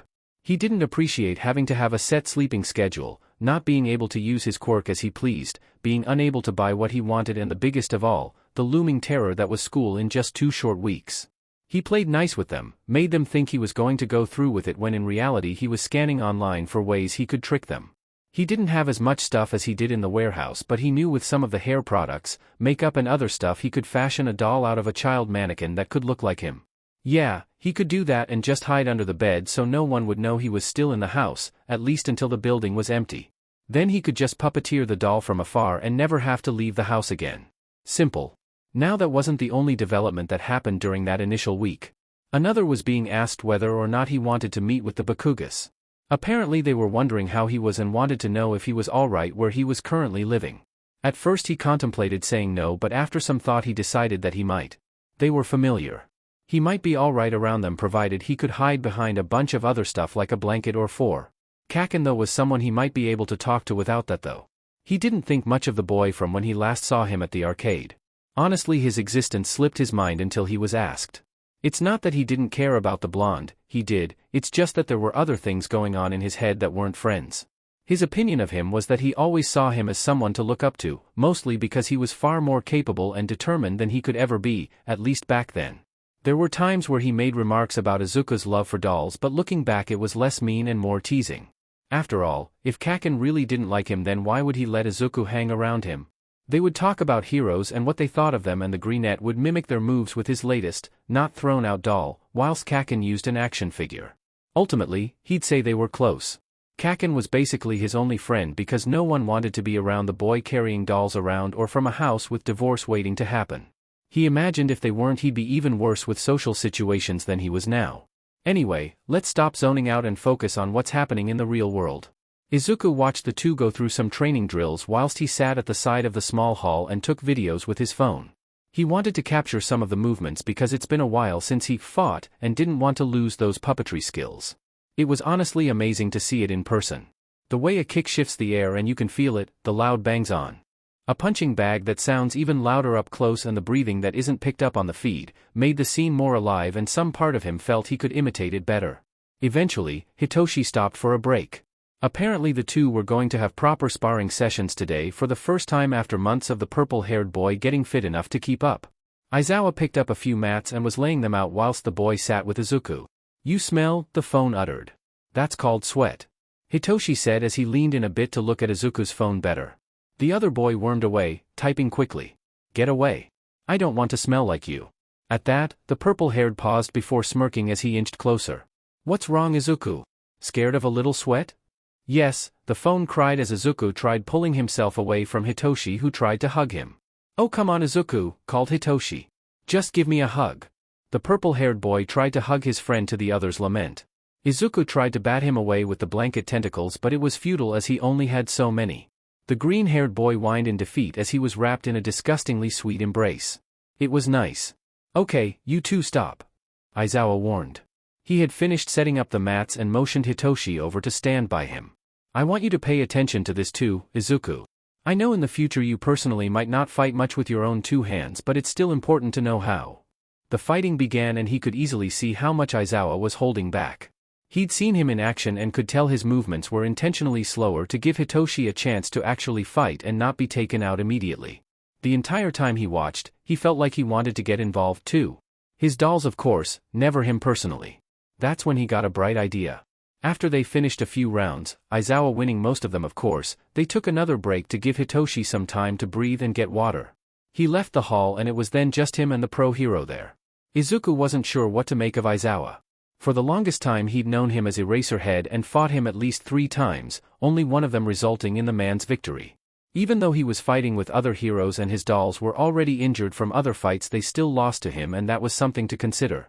Despite fighting quirkless and practically only quirkless, he is just as capable as other heroes. Even though Edgeshot, a top 10 hero, fought the same enemy, he struggled against Brutus, whereas Aizawa was the one who dealt a mortal wound. Then there was his personal life. Aizawa Shoyuta. He couldn't tell half the time what the man was thinking with how little he showed expressions that weren't obviously drained or monotone. It made it hard to understand him. He was married to someone loud and dramatic unlike him. He had a mug that said, "Meanest teacher in the world," yet he was so patient when training Hitoshi. Then there was the way he treated Izuku. He gave all these rules to him, some fine, others annoying, but he never seemed to give them out of a want to restrain him. It still felt restraining though, more so with each new one. He didn't understand the feeling he had towards the man. He knew he was the only person Izuku had yet to call by his first name despite being told he could. "Actually, is it bad that I haven't called you your first name yet?" asked Izuku, using his phone. Aizawa halted and looked over at the boy. "No. I know it can be hard to adjust to a new living situation. But I call present Mike, Hisashi," the boy noted. He didn't know why he did it. Honestly. Maybe it was less so it was something the blonde did though, but more to do with Aizawa. Unlike Hisashi, he knew the other man well before he got properly acquainted. For 3 years he'd only seen him through a computer screen, so trying to be personable now felt weird. Hisashi, on the other hand, only saw him on camera once, no twice actually. Both times when he was in this house, when he robbed it and, well, robbed it again. Their first meeting didn't count because he didn't know who he was then. Maybe that was the difference there. He'd also had full conversations with him too. The midnight meeting in the park, the cat cafe, outside the water treatment. And it was always adversarial. They were always enemies in Izuku's mind, so suddenly it felt like there was some kind of wall between them. That's the difference between Hisashi and Aizawa to him. The man responded. He can worm his way into anyone's heart. I don't expect you to like me right away. It's because we've only fought each other. The boy typed out his thoughts. Aizawa paused when he heard that idea. That's certainly something that's happened. Now was the time to implement his idea. Kill two birds with one stone. Can you spar with me? The boy asked. The man blinked at him. You can't do that, kid, don't know if it's obvious or not. I can use Frederick, the boy posited, referring to his life-size teddy bear. Aizawa thought the idea through and looked like he was about to deny it, so Izuku employed a move Auntie Namiri taught him. Apparently he was an expression ally stunted man, in her words, and taught him something that could break through it. He typed out his response, turned his head down and looked up at him through his eyelashes. Please, Aizawa. The man froze for a moment and looked almost stunned at the masterful display of manipulation before him and closed his eyes. He let out a long sigh, shrinking an inch before just nodding. We can do one match. Don't get mad if your doll gets ruined. Internally Izuku cheered as he watched Aizawa leave to go get Frederick. So far he had two named dolls. Izuku and Frederick. Izuku, Hitoshi named him, was the cat plush he got from Auntie, and so far he had loved him with how soft he was. Obviously he was no Anna, or Brutus, or even Charlie, but he loved how much comfort he gave him. The black-haired man returned with the huge teddy bear, Hitoshi snickering behind him as he struggled to fit the toy through the door to the training hall. The purple-haired boy slipped through whilst he struggled and asked Izuku what he was doing. I'm going to spar Aizawa, he told him over his phone. There was a sudden spark in the other boy's eye. I get to see you fight? Izuku nodded. It might not be good though. Frederick isn't very strong. It's true, the teddy bear wasn't very stable and unlike Charlie, didn't have solid feet to walk on. Still he wanted to fight the pro-hero somehow and maybe drop that pro-hero perspective he had on him. The logic being, if he can walk away from Aizawa after a fight normally instead of as enemies, it might make him see the man as something other than a past foe.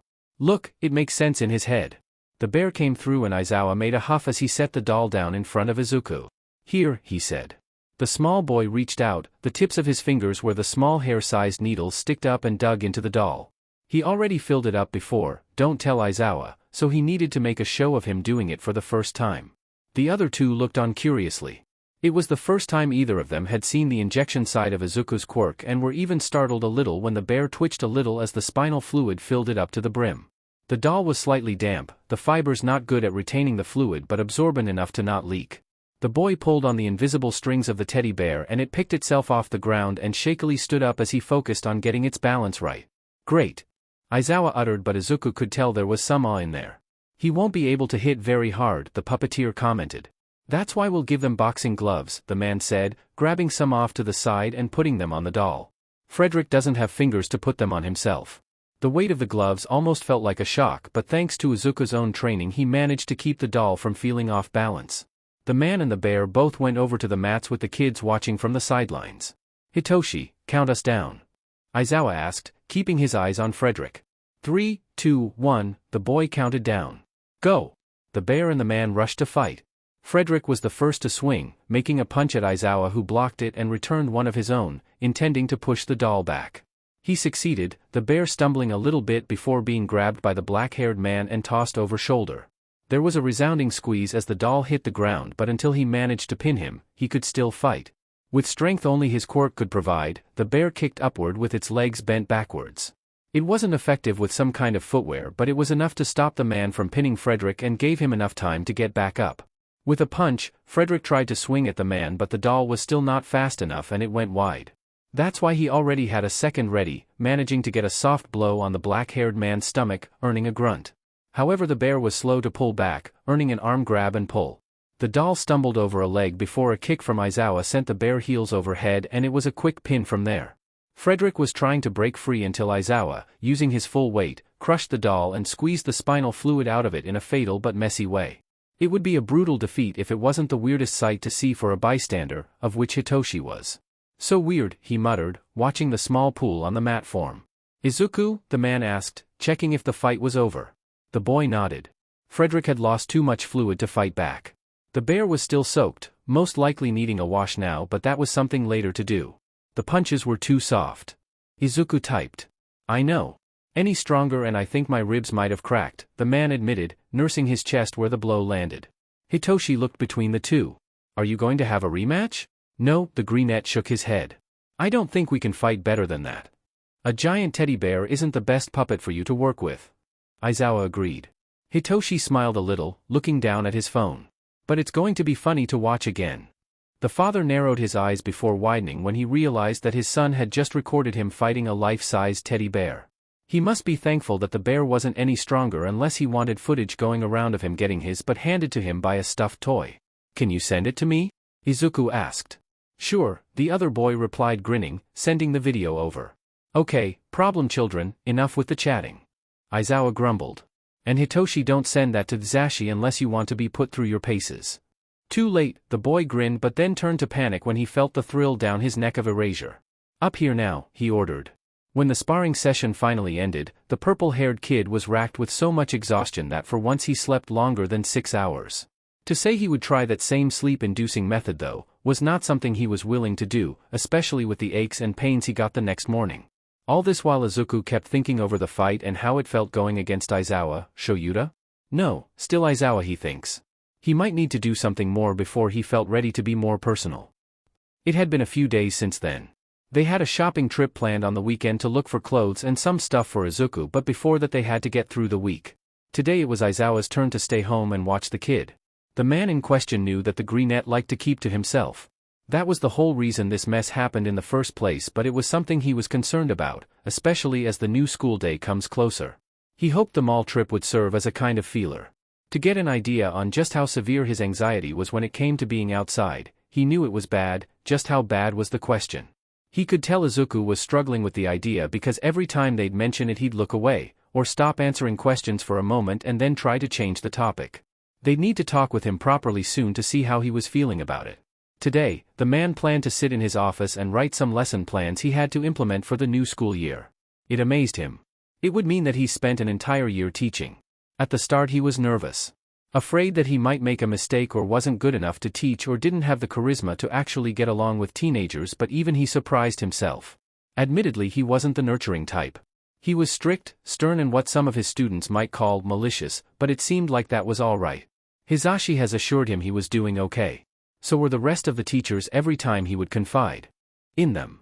He even built up a little bit of a rivalry with the other heroics teacher, Kan, but that was more on the other man's side than his. Ultimately, he can say he's doing well as a teacher. Now it was time to think if he could be a good father. He knows he's doing right by Hitoshi, at least that's what he hoped to think. He knew the right things to say and do because he really was just a kid version of him. A younger Shoyuta but more social and more expressive. There was an understanding there he could grasp, but with his new kid there wasn't much. He knew of Izuku but he didn't know him.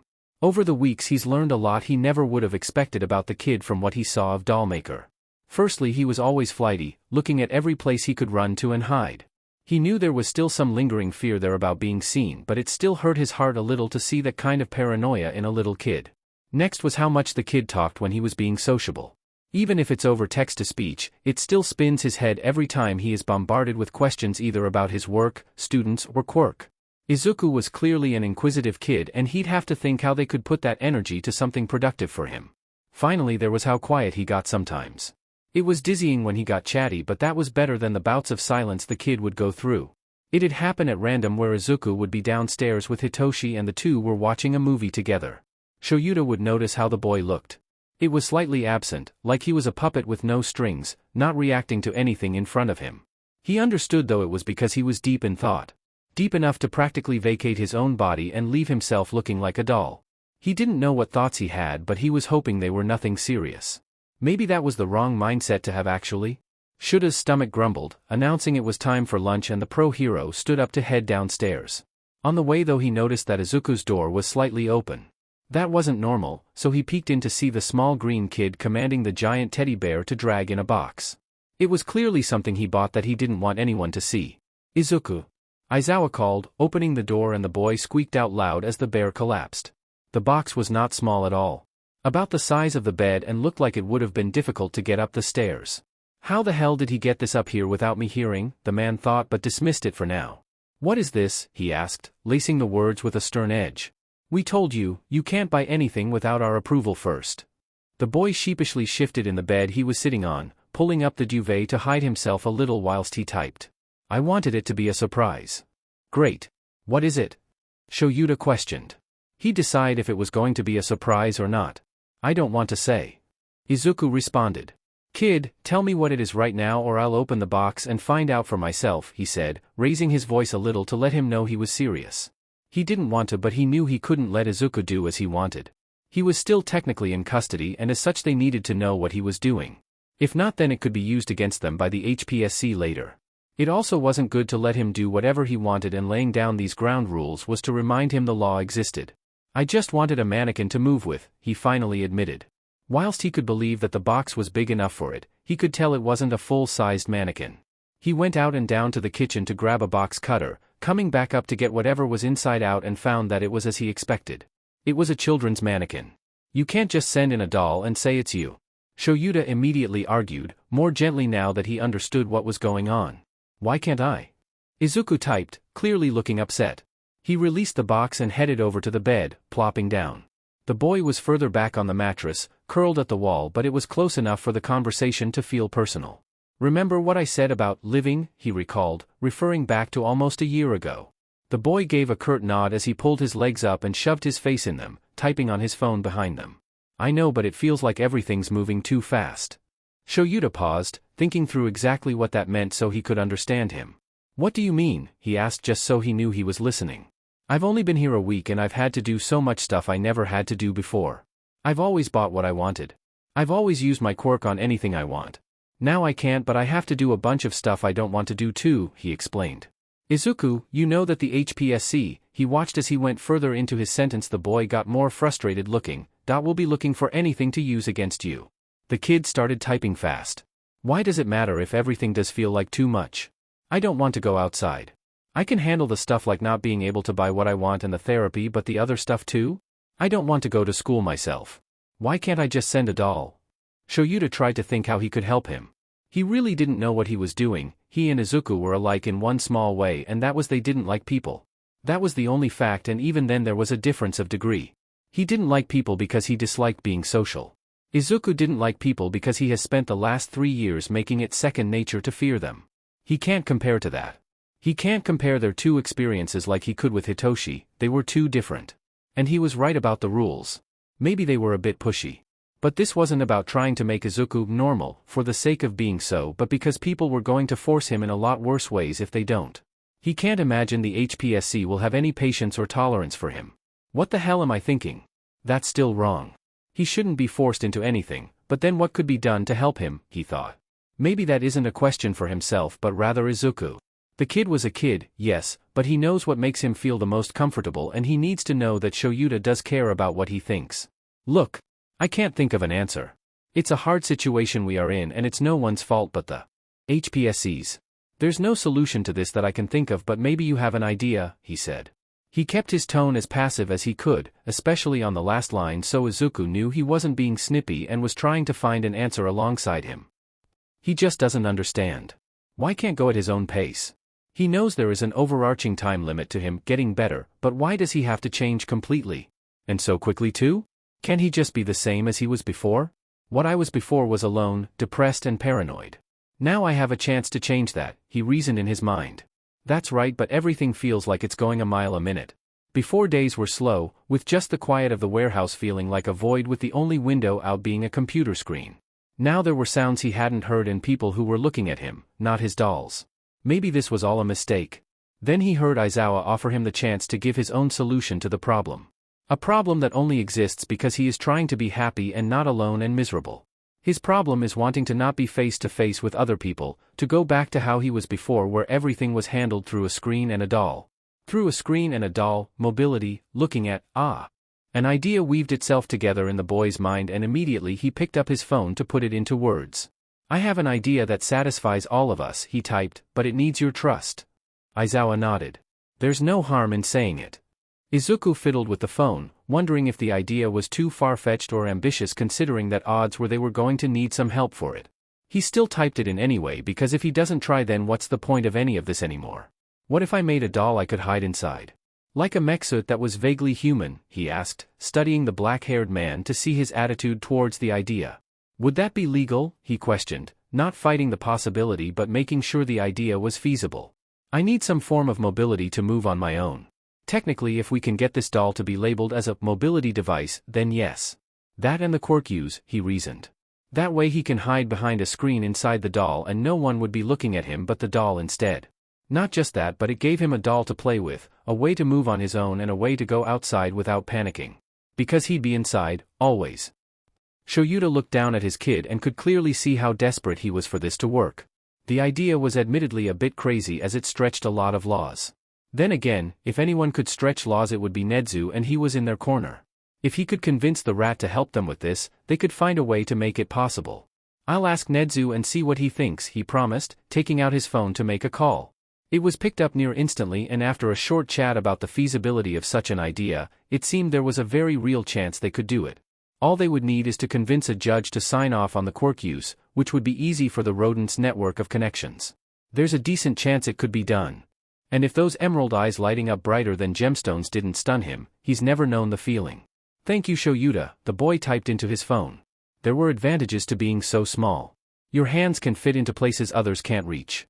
You never have to worry about an outfit being too restraining because everything feels larger on you.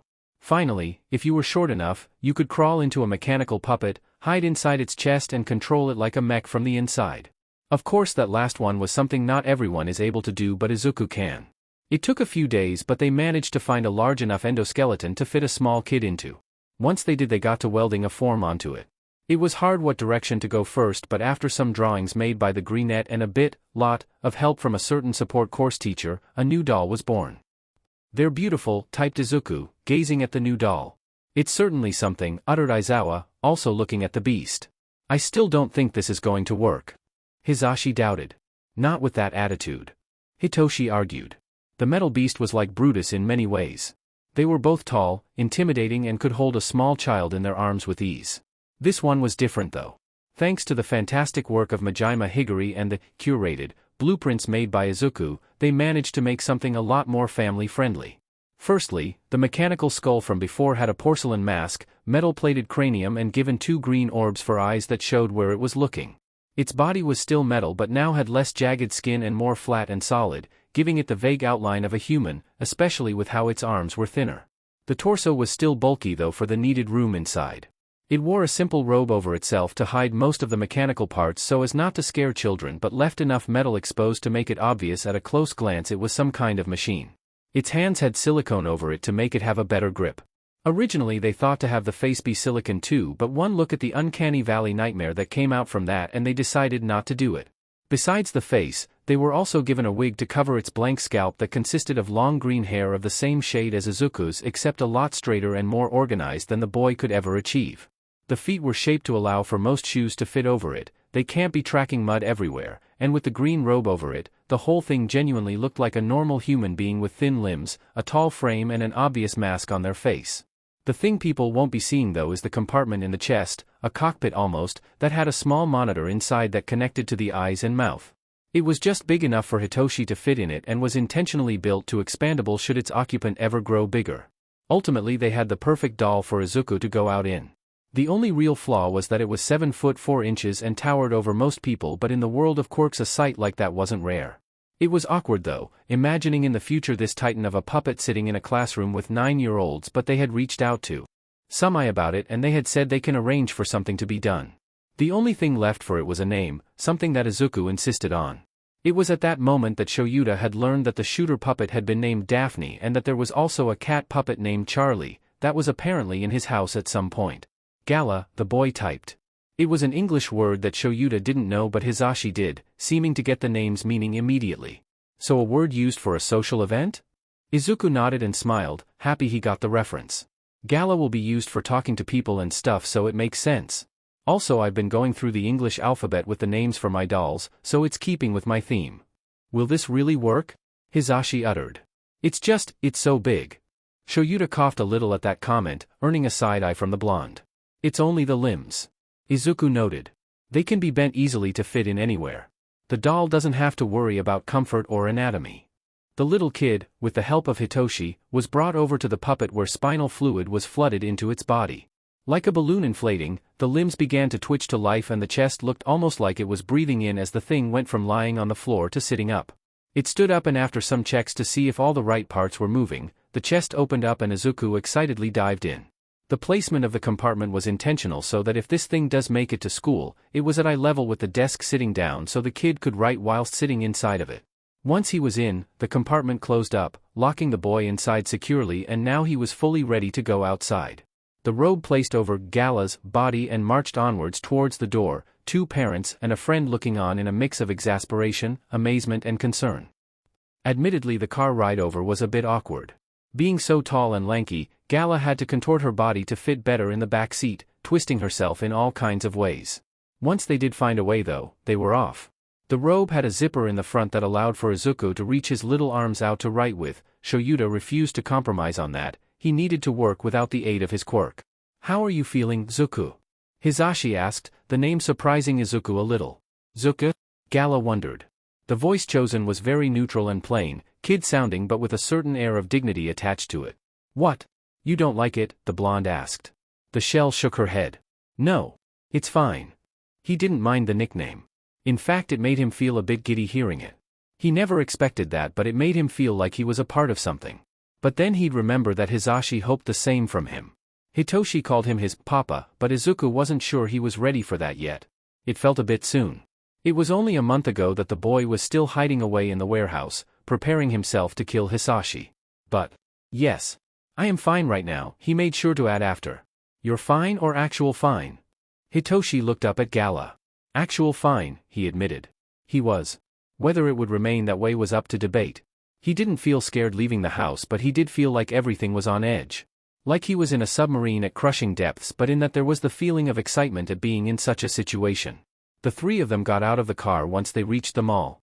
Shoyuta wasn't here because he needed to sleep and couldn't take the time out to go with them.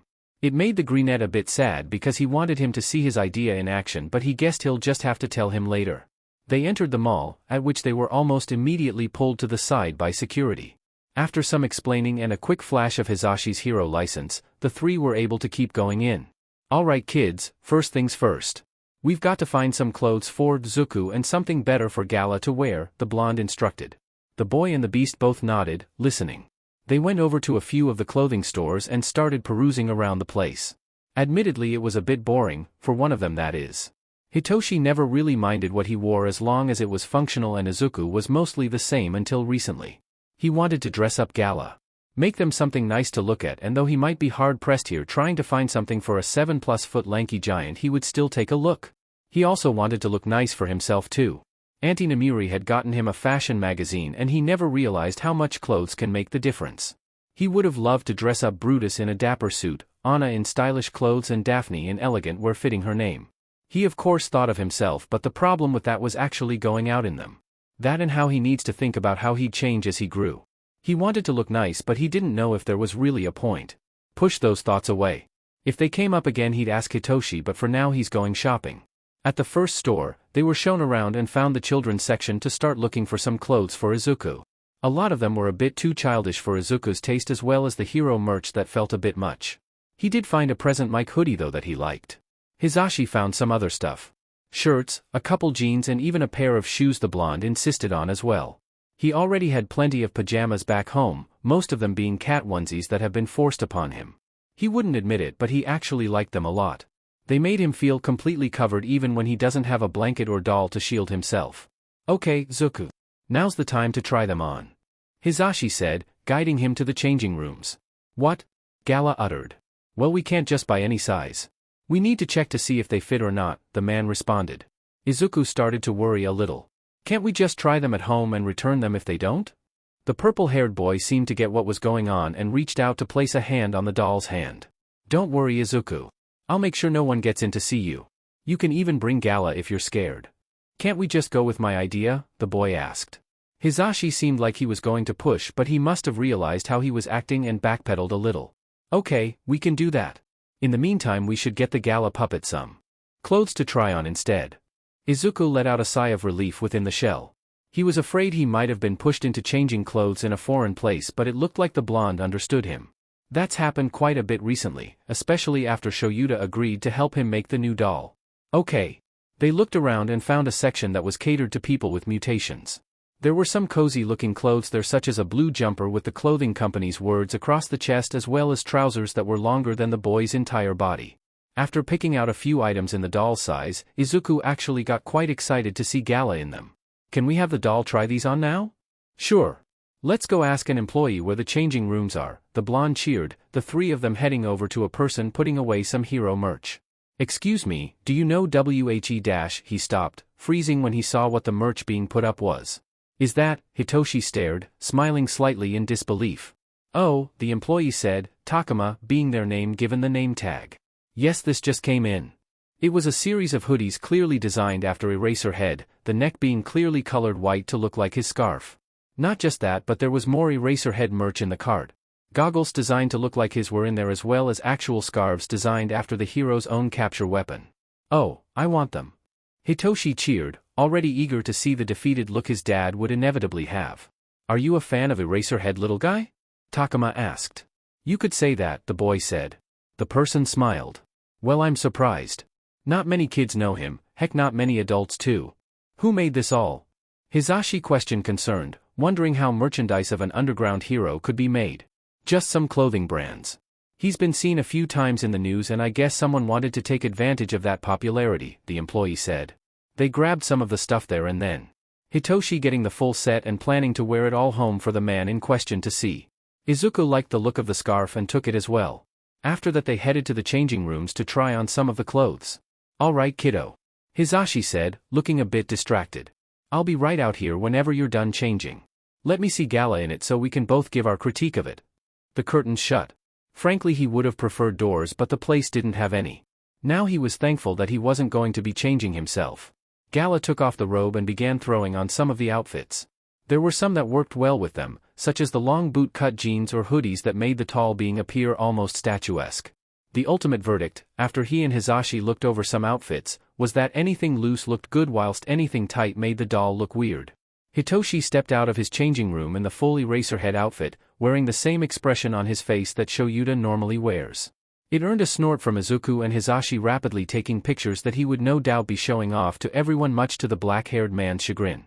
Alright, time to wrap up. I'll be waiting outside the rooms for you too, okay? The blonde stated, and both kids nodded as they went back inside to change. Back inside the room, Izuku took note that one of the outfits that were picked out for him personally was lying there. Maybe it was the fact he was feeling brave, maybe it was trying on all the clothes for Gala, but for some reason he wanted to put it on right now to see himself. Maybe just quickly. A few minutes outside, he reasoned. Gala can block the door. The doll unzipped up their robe and there was a click as the compartment opened up to let Izuku out. The atmosphere change was immediate and he felt like his skin was crawling the second he was lifted out by the beast. It's okay. It's okay. Everything's fine. You're safe. You're safe, he repeated to himself. Slowly the clothes were put on after taking his others off. He never felt more exposed whilst doing it, the entire trembling, but not as bad as he thought. He knew Hisashi and Hitoshi were out there waiting for him, and he knew if anything invaded his space, Gala could hurt them. Zuku, are you done yet? Asked Hisashi from outside the changing rooms. Almost. Gala said. Izuku looked in the mirror to see how he looked. It was a simple green jumper that hugged him nicely with a pair of jeans to go with it. The pants fit all right, but the top was a bit too big, but it worked in a way that made him look adorable. It was nice. No, it was more than that. Because it wasn't just his outfit he was looking at, it was everything. He can't remember the last time he looked in a mirror and got a good look at himself. His cheeks were slightly sunken and his eyes were rimmed with black circles that made him feel bad for himself. He was pale in an unhealthy way and he was sure that he had freckles, but his skin must have been too light to notice them. Is this really how I look? He thought to himself. He thought about how he could be better, look better. All of it revolved around him taking better care of himself, getting better sleep, eating full meals. All things he struggled with, but right now he wondered how he looked before he was captured. Was he any worse? Could he look any worse than this? Maybe I should try better. He tried on another few outfits that were quite different. There was one with khaki pants along with a nice white shirt that said, wearable, on it for some reason, one that had shorts which he hated because the exposed legs made him feel exposed, and another with a nice jacket and shirt that he was alright with. Ultimately he liked the most outfits that covered him up and he could melt into better. The jumpers and hoodies served that purpose perfectly, and he especially loved the ones with a more pastel color to them. In the end they all fit, provided he had a belt. "Are you okay in there, Izuku?"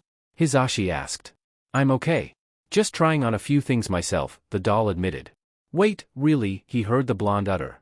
"Are you able to show me? I'm still a bit nervous, so no." Gala replied bluntly. That didn't stop the smile Izuku could hear coming from Hisashi.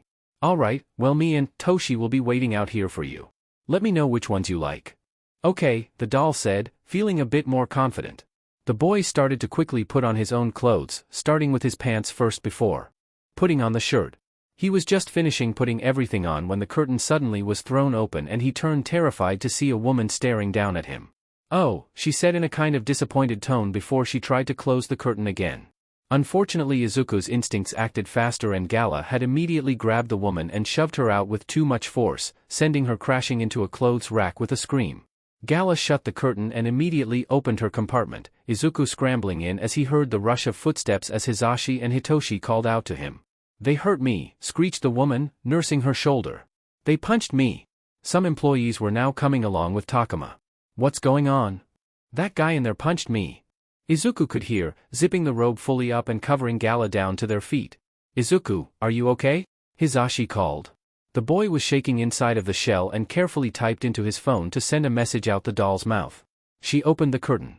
Gala opened the curtain, her towering form stepping out. The woman cried again, stepping away. "I was only checking if someone was in there. I didn't know there was a kid." The employees tried to calm the woman down, but apparently she wasn't having any of it. She just kept saying she was punched even though that was not what happened.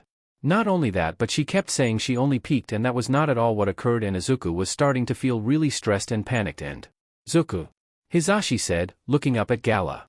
"Can you tell me what happened?" She opened the curtains fully. "I panicked and shoved her away," he spoke truthfully, though he can't be sure he would believe him. "He's lying.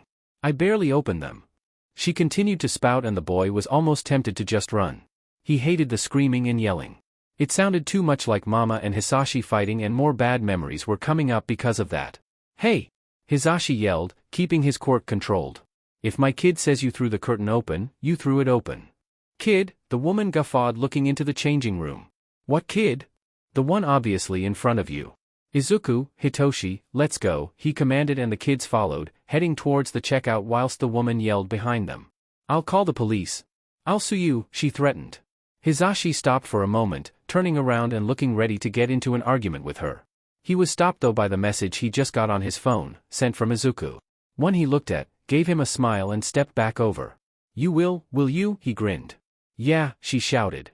The blonde just took out his phone and played the video he was sent, taken from Gala's camera, showing the entire thing from the doll's perspective, clearly showing her doing everything Izuku said. Her face dropped just a slight bit. "Try it. I'm sure you'd win," he said sarcastically, continuing to the checkout with the other two. "Let's go. Let me get that," Takuma said, catching up with them. "I'm sorry you had to go through that. We've had a problem with her for a while, with her being nosy in the changing rooms. We banned her a few days ago, but she somehow got back in. Seriously, what's wrong with some people?" Hitoshi said, sticking close to Gala and gently holding their hand. "I know, right? By the way, have a little discount, as long as you send that footage to us. We can use it to get her banned from the mall altogether," he asked. "Sure," Hisashi said, taking his phone out and sending the video over. The three then left the mall early. Izuku said he wanted to go home the second they left the store, and Hisashi agreed. He'd already been through enough for the day. The car ride home was much quieter and a lot more awkward because the greenette didn't want to speak. Because despite how calm the doll looked on the outside, the kid inside was still freaking out. Hisashi wasn't sure how to approach this. After they arrived back home, Izuku immediately went to his room and hid away. Right now he and Hitoshi were downstairs unpacking a few things and still thinking about what happened. "Is Izuku going to be okay?" asked Hitoshi. "I think he just needs some time alone, Toshi," Hisashi replied.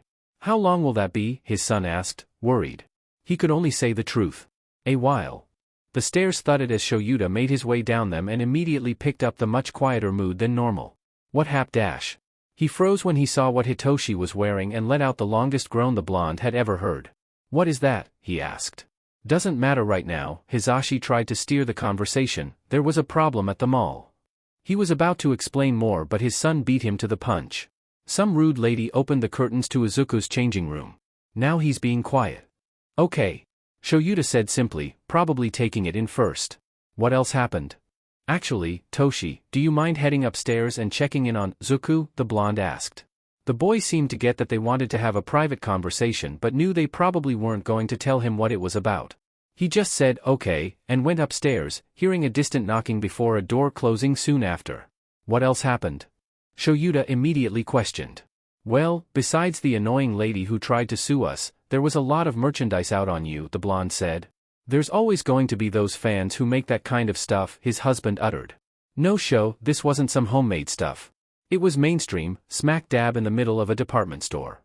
Hisashi clarified. Shuta's eyes widened before they narrowed. He immediately got the same suspicions as he did, and if he also came to the same conclusion he had, it could only mean they were right. We need to talk to Nedzu. Hitoshi knocked on the door. He wasn't sure what to listen for until it opened itself to Gala looking down on him. He looked past her and could clearly see a small bump on the bed where Izuku was likely hiding. What is it? Gala asked, letting him inside. Izuku, he started, looking towards the lump. Please look here, was all the doll said, stepping between him and the bed. He must really be affected by this. Hitoshi realized. He knew Izuku didn't like to be seen. That was obvious. Even when he's gotten comfortable with him, Dad and Papa, he never fully shows himself. He had made sure that the second anyone came home he put on the baggiest clothes he could find to drown himself in, avoid looking at people when they noticed him, and even take deliberate shifts away if he felt his space was invaded. He always thought it would go away with a bit of time, but it was clear this was something he was going to have to shake after a long while. Dad said that while Gala was a good idea, she can't be a permanent one. Quirk use laws dictate that quirks shouldn't be flagrantied used without a license, and whilst this law really isn't enforced all that much unless it's something extreme, it could be used against them in a court of law. Unless they found a way to allow Izuku an exemption, he won't be able to use his dolls to hide him. According to Papa, they were mostly planning to use a therapist's note saying that because of Izuku's social anxiety he is exempted, but that required him needing to see a therapist first. They did have one he was going to soon, but that was still a bit away. They also had the mobility device loophole they're hoping to extort too with the help of the rat. Hitoshi didn't know who that was. Even then though, it still hurt their case in keeping Izuku. If he can't resolve his agoraphobia, then those HPSC people are going to use it. Even though it's stupid to expect his friend to get over 3 years of hiding in 6 months. So they had to find a way to work around it, and even then they had to show they were working towards him being properly acclimated with society. That might be a long while longer, but they need to make some progress to show it can be done. Izuku, he started again, turning to Gala, are you okay? I am fine? No you aren't, he interrupted or tried to. Can't interrupt a pre-written message. You don't have to lie about being okay anymore. I want to help you, that's why I'm here. The masked doll looked at him with blinking eyes for a moment and walked over to the bed and sat down on it. Hitoshi went to sit too, but Gala pointed to the desk chair and he understood it was still a bit too soon. He took a seat and moved the chair to face the shell. He thought he would need to say something first, but it seemed Izuku had more to say. I keep forgetting that Hisashi can't find me anymore. That he can't, the doll uttered. At least that's what I tell myself. The reason why I freak out when people see me. Gala's eyes shifted and it was almost eerie how lifelike these clearly fake eyes moved. I never thought I'd ever be found. By you, by Aizawa, by Hisashi. I just accepted it and thought that this loneliness in me was going to be something I had forever. I hated that I accepted it. I wanted to do so many things with you, Hitoshi. Now that I can, though I can't even do it properly. Because even though I hated being alone, I liked never having to see people, the boy continued. I could speak. Say no, be brave. I could fight a warehouse filled with villains and go to the store on my own. I felt like I was me and not just scared, weak, little Izuku. I was Anna, Brutus, Charlie, Daphne. I was Gala today, and it was so much easier having that mask on and being myself because I knew people weren't judging me. They couldn't. Because they were judging the dolls, not the one behind them. Hitoshi listened because he knew that was all he could do. Why are you scared of people judging you? Because I've done so many bad things, the doll answered. I almost killed Aizawa, I caused so much trouble for both of them too. Just today Hisashi could have gotten in trouble because of me. I get all of you in trouble because I'm too scared. Izuku. And now there's the HPSC, and what if they take away their licenses? What if I mess everything up and they don't just take me but you too? I can't be strong. Everything just feels so suffocating when I'm outside or talking to people or just being seen, and I don't know if it can be fixed. If I can be fixed. I just feel like a burden, both him and the doll said at the exact same time. He knew what he was feeling. He felt the same when he first moved in with Dad and Papa. That he'd be better on his own than pulling everyone else down around him. The problem was that this wasn't the same kind of burden. It wasn't feeling indebted to those around you. It was feeling like you're just bad altogether. That he's a problem no one can help. And maybe Hitoshi felt some of that the same way, but right now he knew it wasn't the same. But that didn't mean he couldn't try and help him. We all know you're trying your best. Dad and Pa dash. Am I? Gala said, response delayed due to the typing. You are. And you want proof? The boy asked rhetorically. He opened the window, wide enough to fit him through it. Let's go for a walk. Hitoshi ordered. Why? The doll questioned. Just trust me. Let's go. The two left, taking a train. Izuku didn't know where he was going or why they needed to sneak out through the window. Well, actually he did. It was because legally he wasn't allowed to leave Hisashi or Shuta's side. To cover their tracks though, Frederick and Izuku were keeping watch, aided by a camera Izuku installed in his own room, because he was paranoid.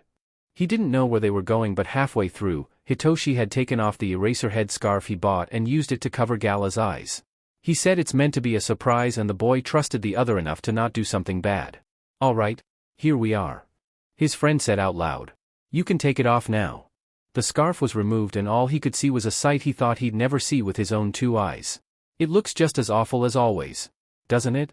Hitoshi uttered, taking a seat on the sand. It did. Gala sat down beside him hesitantly as Izuku gazed out across the junk-filled beach. Waves crashing nearby. How is this supposed to help, wondered Izuku, but he thinks he already knew. Look around. No one in sight, the boy pointed out. No one to judge you. No one to see you. I don't know. Gala worded. Come on. You're not going to leave me to smell this train wreck on my own? Right, he pleaded. It was quiet for a moment more, the question hanging in the air before Izuku opened the compartment and carefully unzipped the front of the robe. It fell ever so slightly, exposing just a little bit of the outside world to him. He pushed his head out carefully, constantly looking around before he was fully distracted by what he saw. He never actually had seen the ocean until that point. And if he did, he didn't remember. It was hard to get away from living with Hisashi, and Mama was always too busy to leave the house. Maybe he did see the sea, waves crashing and foaming, salt hanging heavy in the air, when he was a baby. What he definitely never saw, with his own two eyes, however, was the sun setting.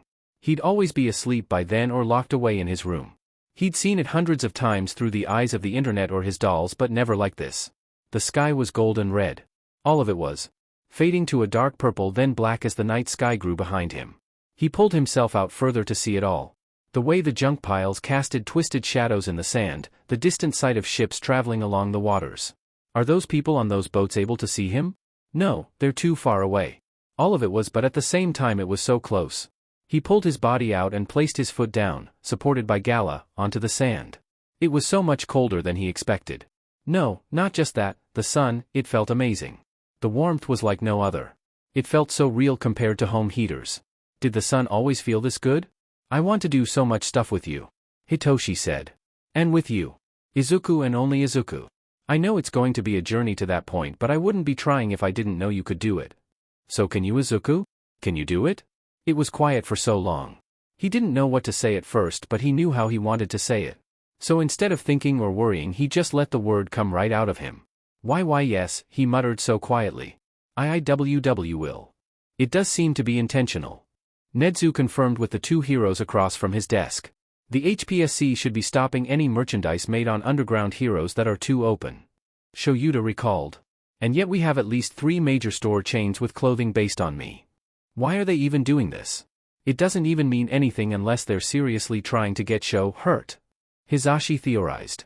Underground heroes were the way they were for 2 reasons. Either they were people who didn't want the spotlight and just wanted to save people, or they had a quirk that relied on it being kept secret. For Eraserhead, he had both of those as his reason. Shoyuta hated the media, but he also knew that he couldn't be a good highlight hero. His quirk, with its sight as its condition, could be abused. Other heroes like Endeavor or All Might had quirks that didn't rely on much thinking or preparation. Meanwhile, all it would take to render Erasure useless was a smoke bomb. Arguably it was possibly even dangerous. If villains or even assassins wanted, they could use that condition against him. Flashbangs and tear gas were a beach, especially when you were trained to keep your eyes open for as long as possible. Not to mention how some quirks could take advantage of his, such as one that could turn someone to stone like Medusa. All in all, his quirk could be exploited easily, and he sees that whenever his students are up against him. So getting popular meant that special conditions were more well known. And more well known meant villains could be better equipped for it. I doubt they actually wish ill of Aizawa, but this is certainly them trying to intimidate you. Nezu concluded. Why do they even want Izuku so bad? I know his quirk is a strong one, but is it worth it tangling with two of their own? Hizashi wondered. The potential of Puppeteer is immeasurable when you consider we don't know the full lengths it could go, the rat stated. I thought it could only control inanimate objects, the blonde questioned. It did. Clearly it did, but the question was what constituted inanimate? It didn't mean organic because the kid could control fibers and wood with ease, so why did it have to stop at that? What about meat? Skin? Bones? How far can his kid's quirk go? Maybe he couldn't do it to them when they're alive, but what if they're dead? Could he puppet corpses? If he can, could he then take control of their quirks and use them? And from there, what if someone were to go full Frankenstein and make a monster out of multiple quirks? There were so many possibilities for the kid's quirk that haven't been answered. Nezu suggested they do some tests in the future to find out now so nothing bad were to happen in the future. God, there was so much needed done. Shoyuta dreaded. Of course he'll still do them. He wanted the best for Izuku, but it was still a long list. Hizashi was still talking to the Bakugus and arranging a meeting. It was set for late April from now, when the kid would hopefully be in a better spot. Then there was the therapy. He had no clue how they were going to do that without a doll involved. Maybe they could ask Chio to do it. She had a way with kids. Inui was going to be handling his therapy, so what's another hero? Finally, there was getting the dolls out of the picture altogether. The illegal quirk use was something they needed to be careful with. They had discussed with Nezu about registering Gala as a kind of really strange-looking wheelchair. It would be a roundabout way of doing things, but it was feasible according to him. If they could do that, it would solve a lot of problems. At least until he got strong enough from physical therapy to not need it, but by then he would be theirs. By the way, Aizawa, Yamada, I have finally received the date, the rat stated. What for? Shoyuta questioned. Why the date for when you should be expecting a home visit from HPSC? Nezu answered. April 7th. Hizashi looked at the mammal like he was joking. That's like, the first day of class. Indeed. And a Monday no less.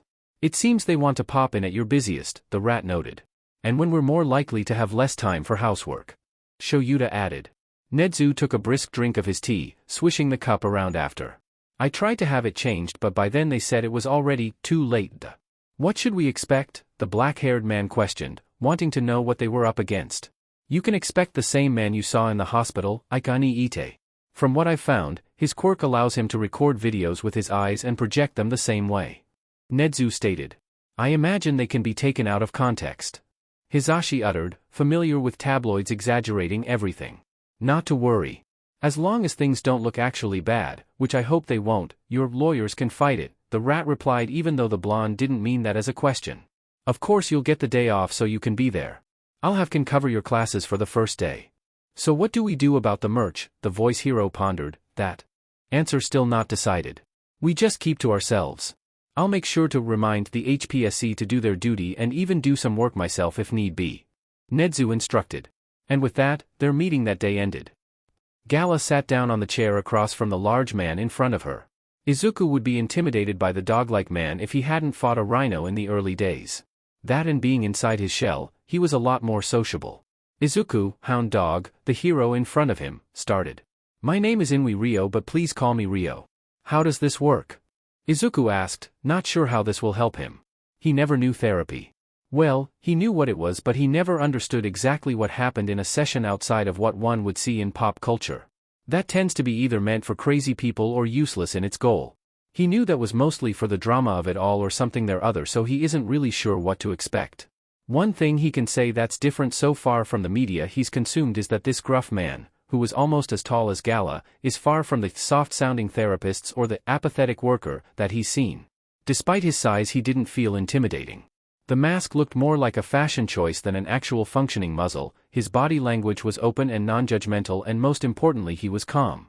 Something Izuku sorely needed if he was going to talk honestly. That's because of another thing that was happening besides therapy. He was in UA. He was in the school where heroes were born, and it's crazy he's going to be visiting here every week for the foreseeable future. even if he's only meant to go straight to Ryo's office. It was near the end of the school year, so it was clear things were frantic. A class graduating, new ones being moved in, exam results being published and retakes being arranged. The whole place was lively from the few looks he got. Today was his first therapy session, and it was honestly something he was excited about because of all the mentioned reasons. "We simply talk," he stated. "We can talk about how you feel or about anything you want." Gala fiddled with their fingers, or rather Izuku ordered them to. "I don't know where to start." "We can talk about why your puppet was doing that with its fingers." Ryo noted. "I don't suppose you accidentally did that." "No, or yes. I don't know," the shell uttered. The man wrote a little on a clipboard he was holding. "Do you do little idle things like that often?" "Yes. I think Hitoshi said so," he recalled. "He told me ever since I turned myself in I've become more connected to my dolls." "Do you feel more connected? Like they're now an extension of yourself?" Ryo questioned, writing a bit more. "I don't think so." "No, I might." Izuku corrected. "I can sometimes forget myself." "Like forgetting you exist and it's only the doll," he added. Gala shifted a little. "Yes. Along those lines." "Do you like it?" "Yeah. It's easier to be me if it's through them," the boy answered. Ryo creaked his chair a little as he leaned back a bit. "Is it hard being you?" Izuku hesitated at first. "A little. When it's just the doll, I don't think about how people will look at me." "And what kind of looks do you think they'd have if they saw you?" the man asked. "I'm not sure," he admitted. He did know, but he felt it sounded a bit hypocritical. He didn't like being judged or told to do what he didn't want. The second part isn't bad, it's the first one. In truth, he's seen a lot from the cameras he's watched through. It's easy to be critical of others when no one can see you. He never voiced it, but he thought it, and it's those thoughts that he sees in others. It was honestly easier to have a buffer. Ryo's eyes narrowed. Izuku wasn't sure if he could tell that was a lie, but if he did, he seemed to let it go. "Can you tell me more about what happens when people do see you?" "I freeze and immediately think about how to get away from them," he stated. "Sometimes that means hurting people." "Is there a recent incident that comes to mind?" Ryo questioned. Izuku explained what happened at the department store. How the woman completely ignored basic common sense and threw open the changing room curtain without thinking first. No, maybe she wasn't thinking, maybe it was intentional and she was just doing that to hurt him. "Why would you think that?" the hero puzzled. Gala looked a bit away. "It doesn't make sense otherwise. Sometimes people do stupid things, other times there's a reason, but it often only makes sense to them.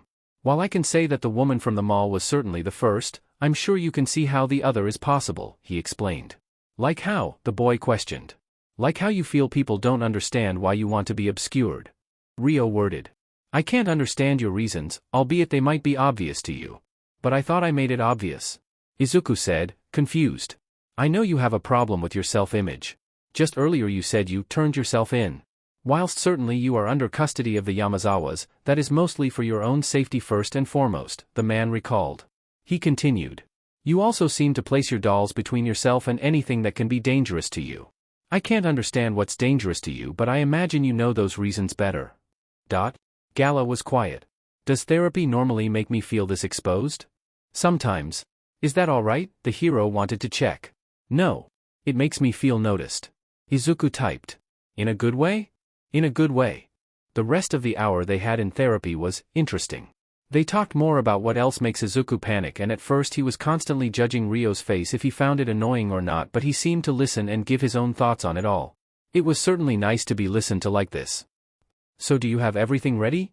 Hisashi asked, checking over the Izuku. It was the first day he was meant to go to Sumai. Izuku would be going in his doll, of course, but he still needed to wear the uniform for some reason, even though he hated it. It felt too cramped and he wanted to take it off, especially the tie, which he fumbled a few times. "Can I not wear the blazer?" Gala spoke. "No one would even see it." "Still need the complete uniform," the blonde said, looking over the kid but not touching him without his permission. "Here, let me check your hair one more time." Meanwhile, Shoyuta and Hitoshi were watching the whole thing, both thankful that Hisashi's attention on clothes was away from them. Hitoshi liked being fussed over by the blonde because that meant he cared. Sometimes it could be excessive. The purple-haired boy was also doing something on his own, mainly getting Gala dressed. Obviously they couldn't wear the robe, so they had the idea of using the high school uniform for Sumai to clothe them. At first they wondered, given the neutral gender of the doll given by Izuku, whether or not they should give it a female or male uniform. Shoyuta said it wouldn't be logical to give it the skirt, but the greenette liked the look of it so much on Gala that he refused to let it be changed. Ultimately they wore a long beige skirt, big enough to reach down to their ankles because according to Hisashi, they would look shorter than if they had their legs exposed. The front of the shell's chest had a button unbuttoned that allowed for Izuku to reach out and write comfortably with. It only exposed his hand, which felt safer than having his whole body out, and although it looked weird watching a tiny arm come out of the chest of a 7-foot pale-faced humanoid machine doll in a school uniform, it was better than nothing. For the last week, the Greenette has been trying to convince his foster parents to just use Gala to write, but they wouldn't have it. At least without a compromise he wasn't capable of fulfilling yet. That being, he was meant to practice writing with his hands every day to show he could. As well as doing arm exercises to build up his upper body strength. People underestimate just how much strength you build from flexing your arm, wrist, and hand muscles every day. The reason he wasn't ready to do that yet was because, well, he actually didn't know how to properly write. He could spell, yes, and do so perfectly, and he could read well, but writing was not something he knew well. What with all of the habits and practice he didn't have, so he'd need to actually learn that first. I am fine. Please, can we just go? Gala said for him. You sound like you actually want to go. Shoyuta commented. Both the doll and the boy turned to black-haired man. No. I just don't want to keep dealing with Hisashi's worries on top of mine. Sorry, Izuku. I didn't mean to stress you out, I just want to make sure you look good in the picture, the blonde said, alarming Izuku. Picture? Gala questioned calmly, misconstruing the slight panic on the Greenette's face. It's just for the family. Only us, Tensei and Namiri will see it, he reassured. Probably, that last part was missed by Izuku as it was muttered under his breath. The semi-uniform was a mix of beiges and blues. For the most part it was a simple uniform with a blazer, button shirt, pants and brown shoes.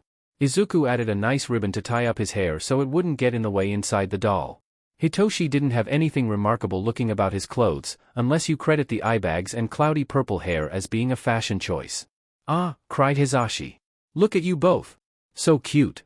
Line up here and we can get the picture taken. Reluctantly, both Izuku and Hitoshi stood side by side with each other. The Greenette stood a little back, using the arm of his much taller friend as a cover for himself.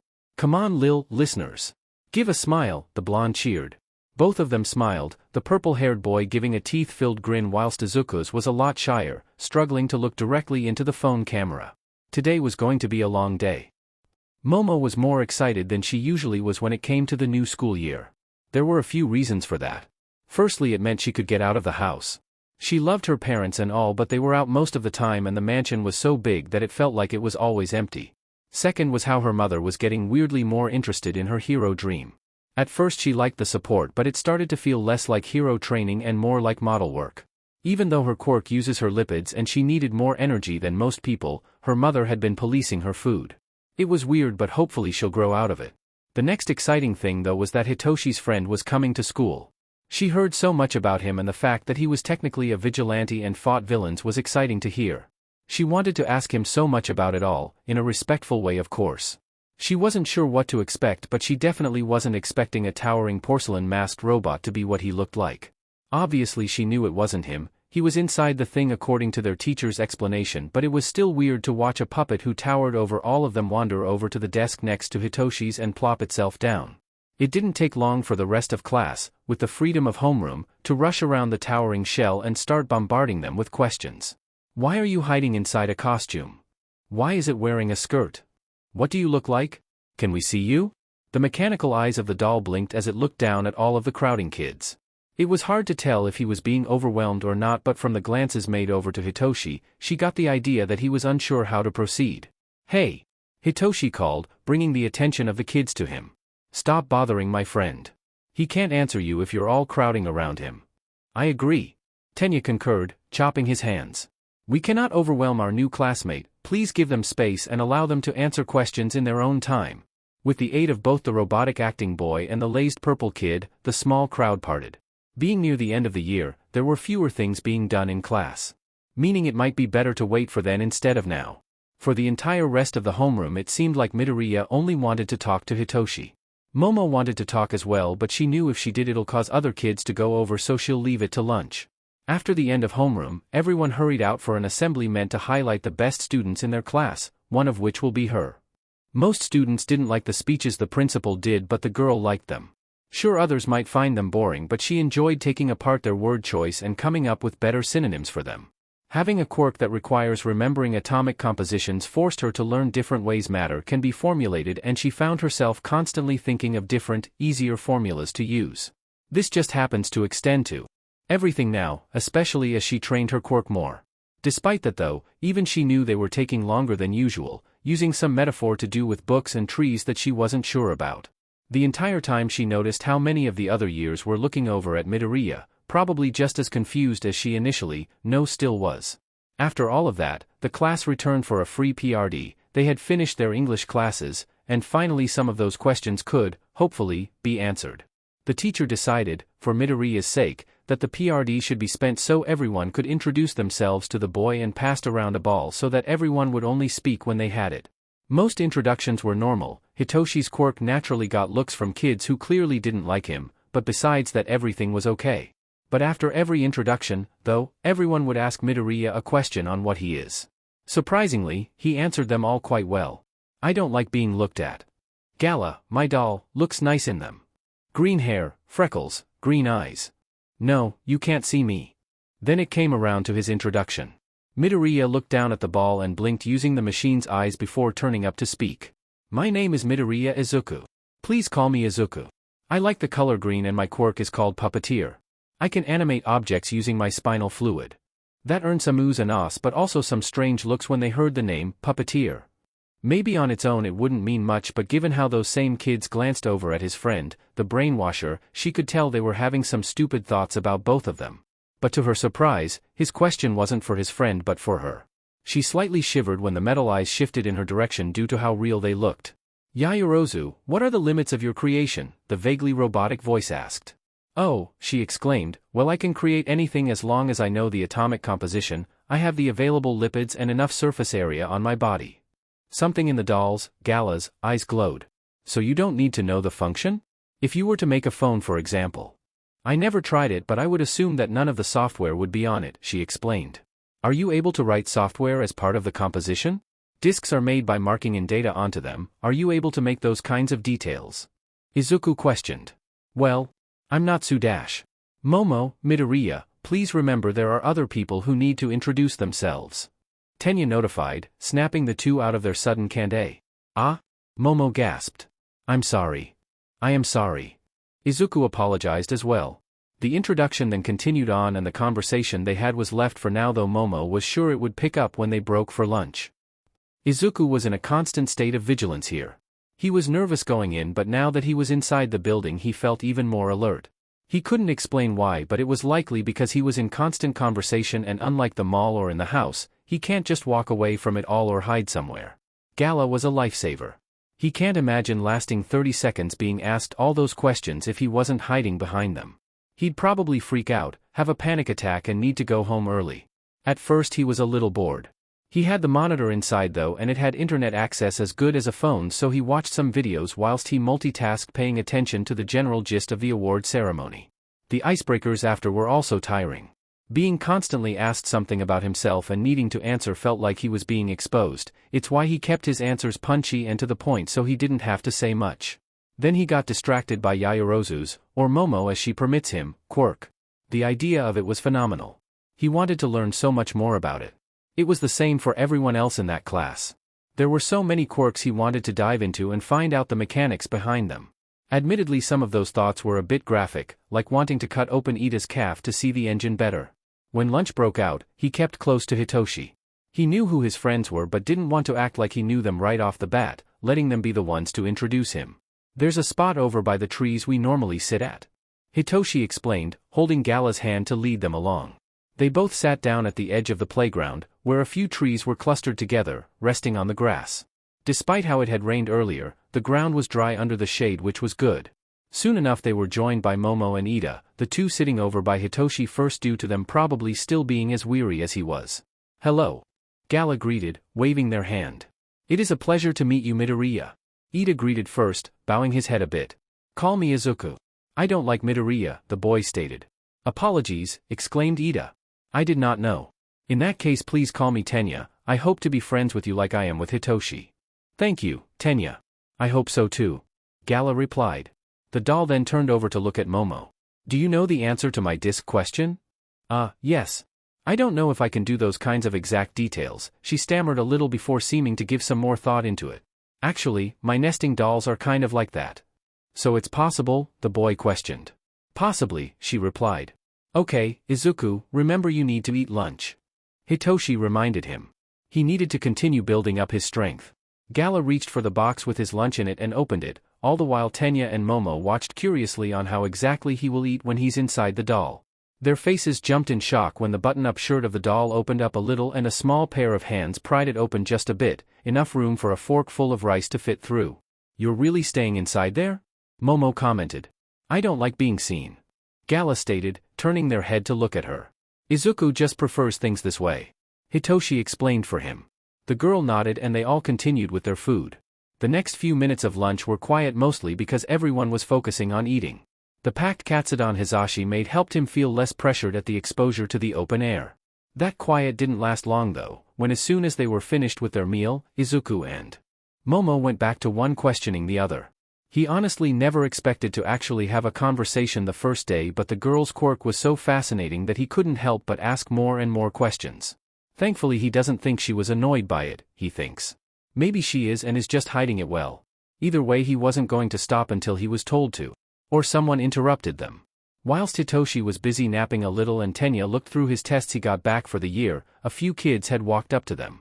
Hey, a boy called, who had black fluffy hair and a white streak through it. He jogged up to the trees with a small group of people. Izuku, is it? The doll turned their head to face them. The sight of a bunch of children crowding around him always felt stressful. More often than not kids don't hold back, he should know he is one. Yes. Does your quirk work on people? He asked, Deshane he recalled his name being. On the living, no, the doll replied. Why? Oh, nothing much. Was just worried we were going to have another brainwasher walking around, he answered, taking a momentary glance at Hitoshi who stirred from his nap the second he realized someone was talking to his friend. Why should that be a worry? Gala asked, knowing the answer already. Well, it's just, he sputtered a little at the question. It's a scary quirk, isn't it?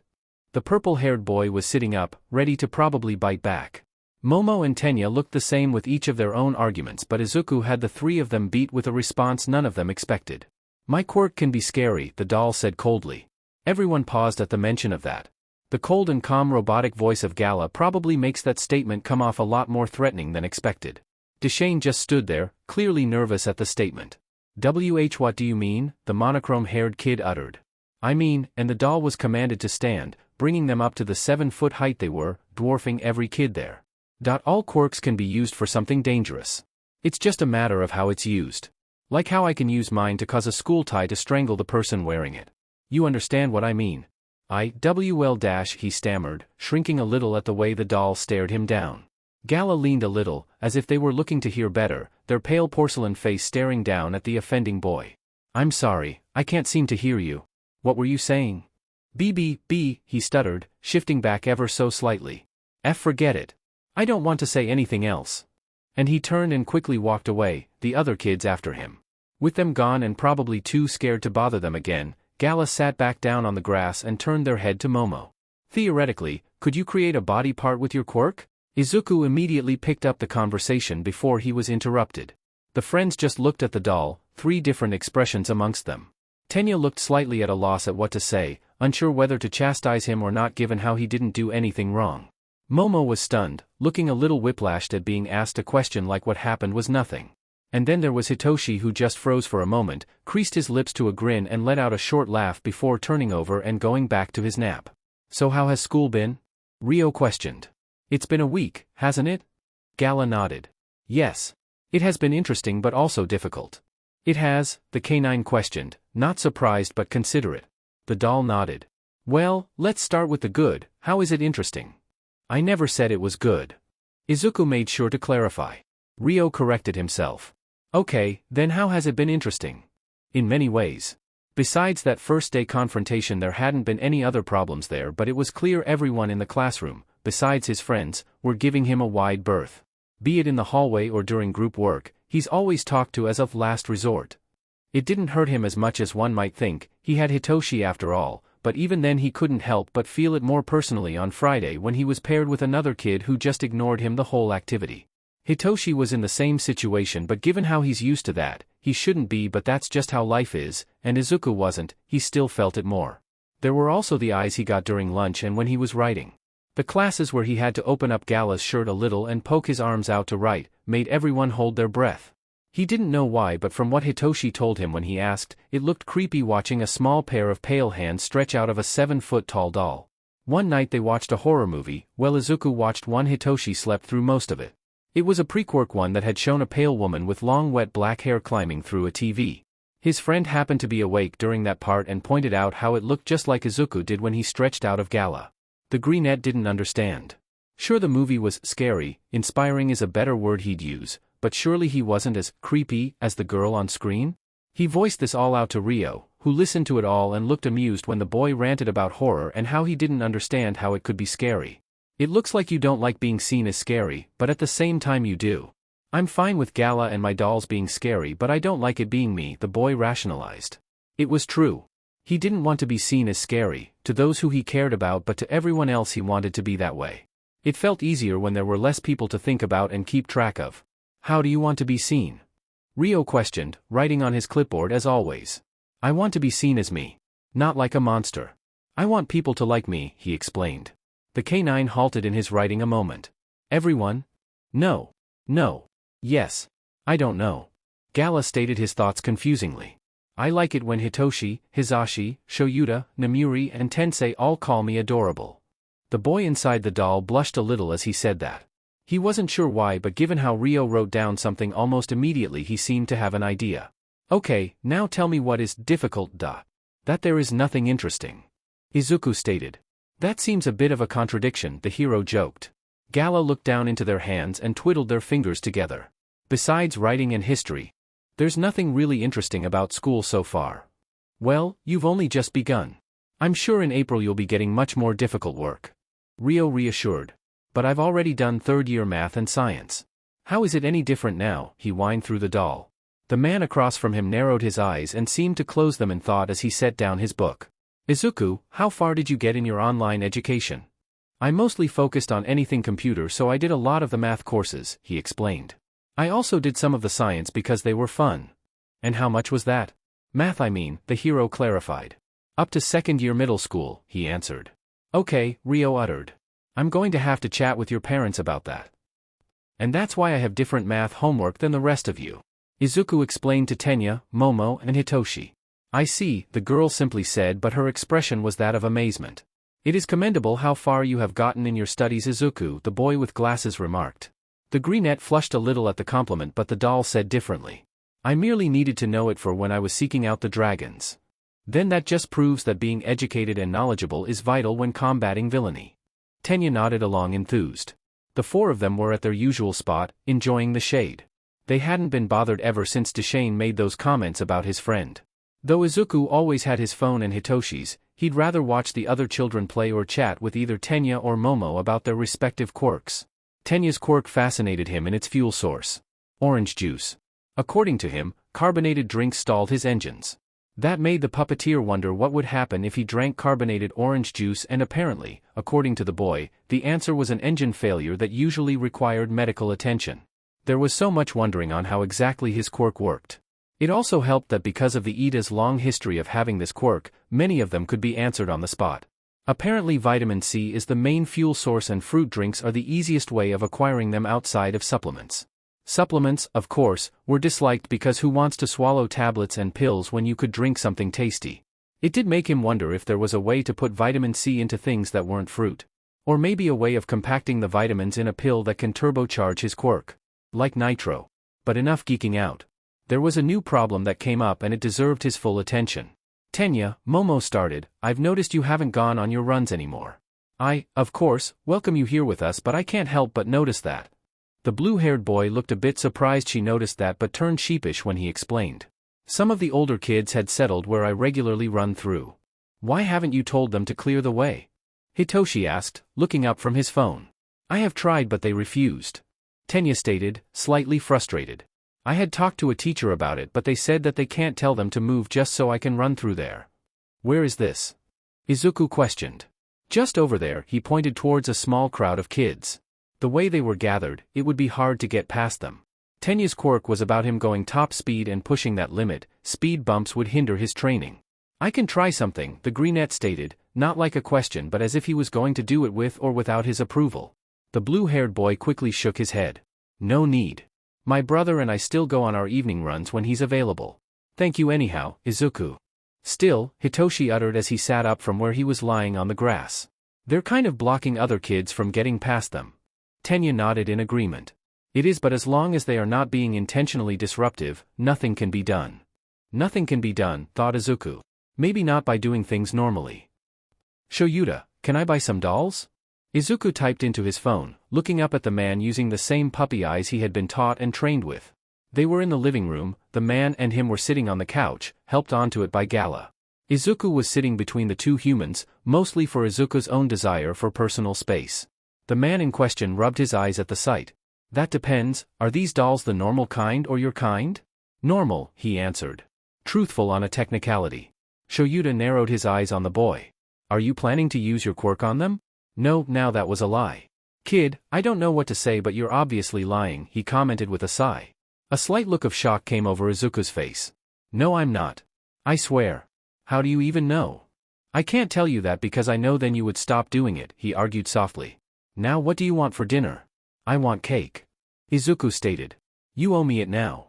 The black-haired man looked down at the boy with a twinge of confusion. How does that make sense? The greenette rocked a bit as he typed out his response.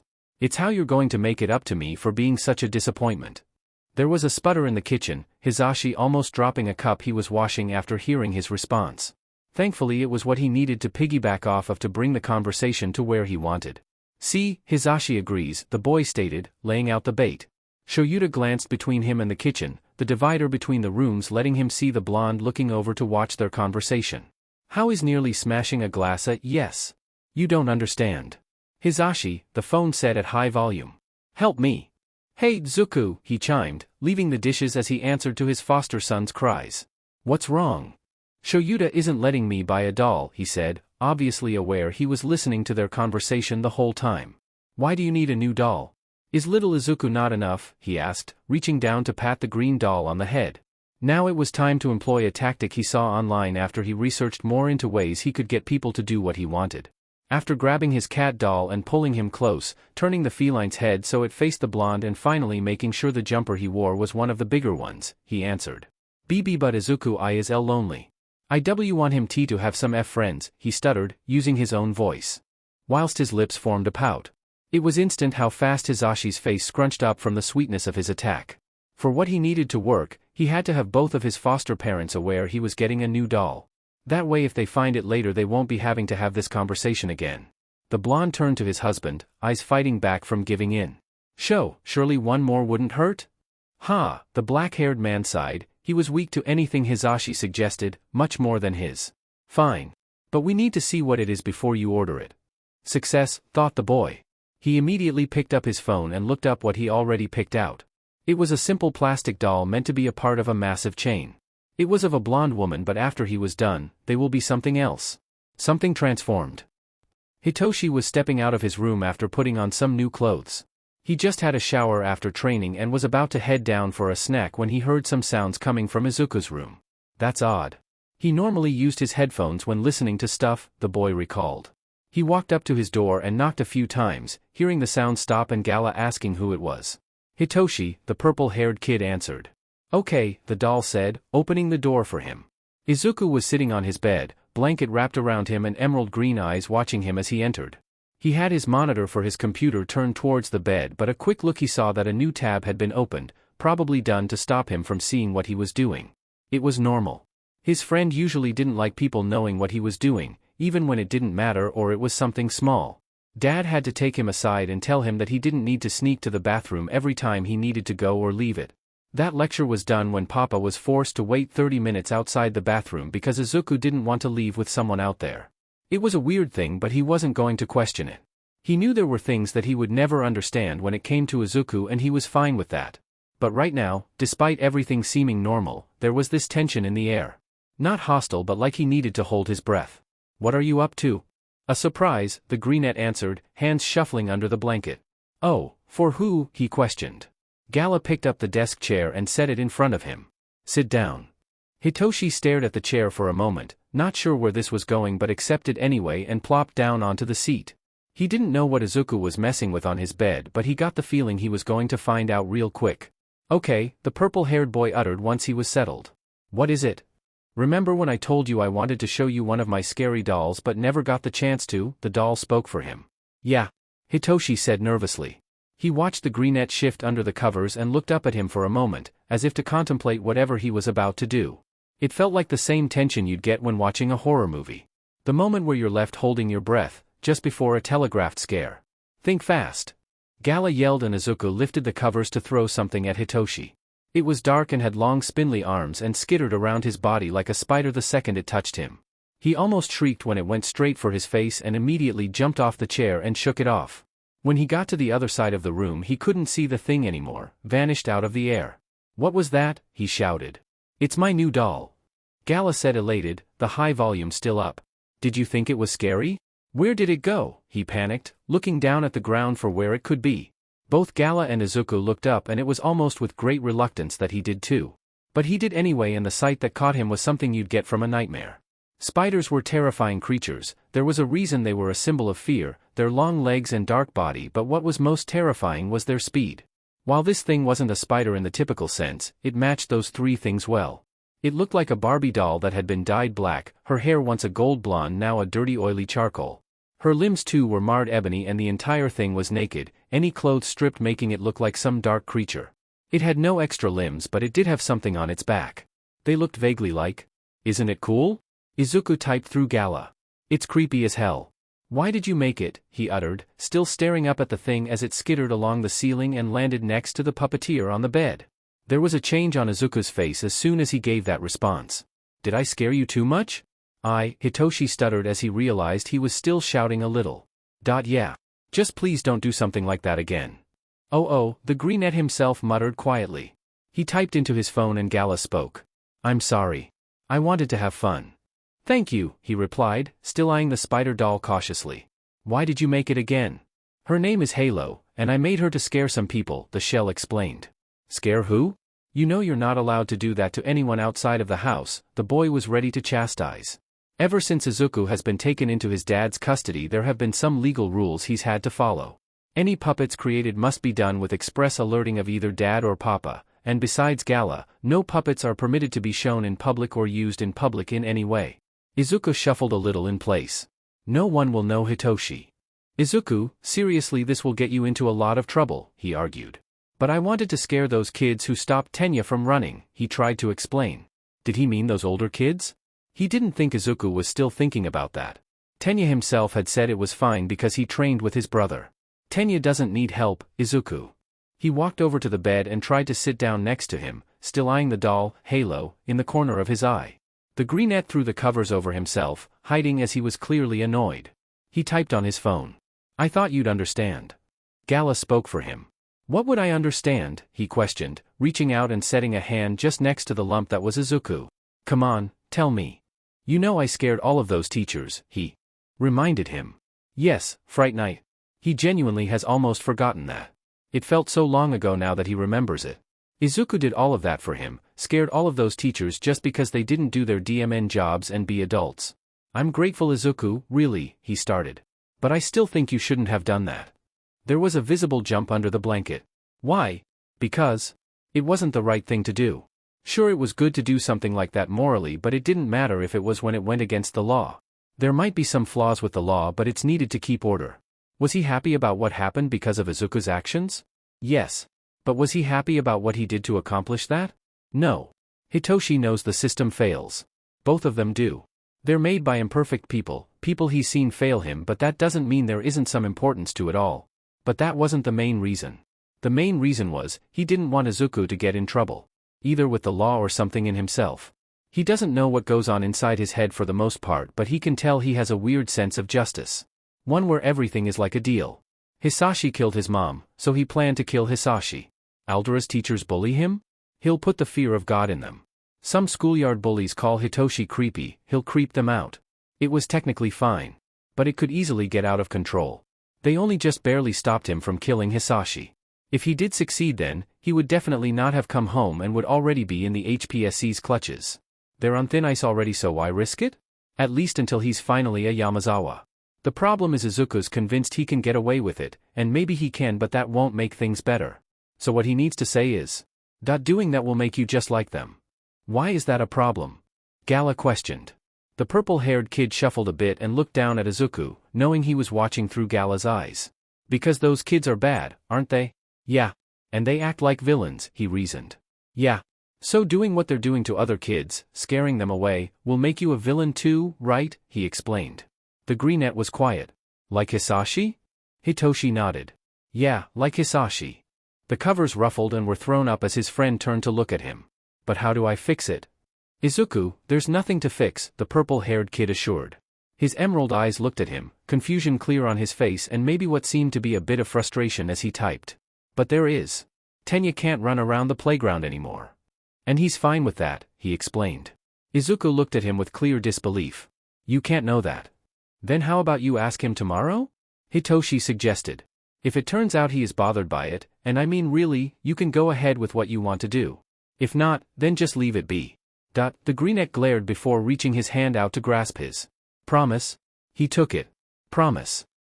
The next day at lunch, Hitoshi could see Izuku practically tremble inside the doll as he was clearly waiting to ask Tenya the burning question. The second the blue-haired kid sat down to open up his lunch, Gala practically jumped up from where they were sitting.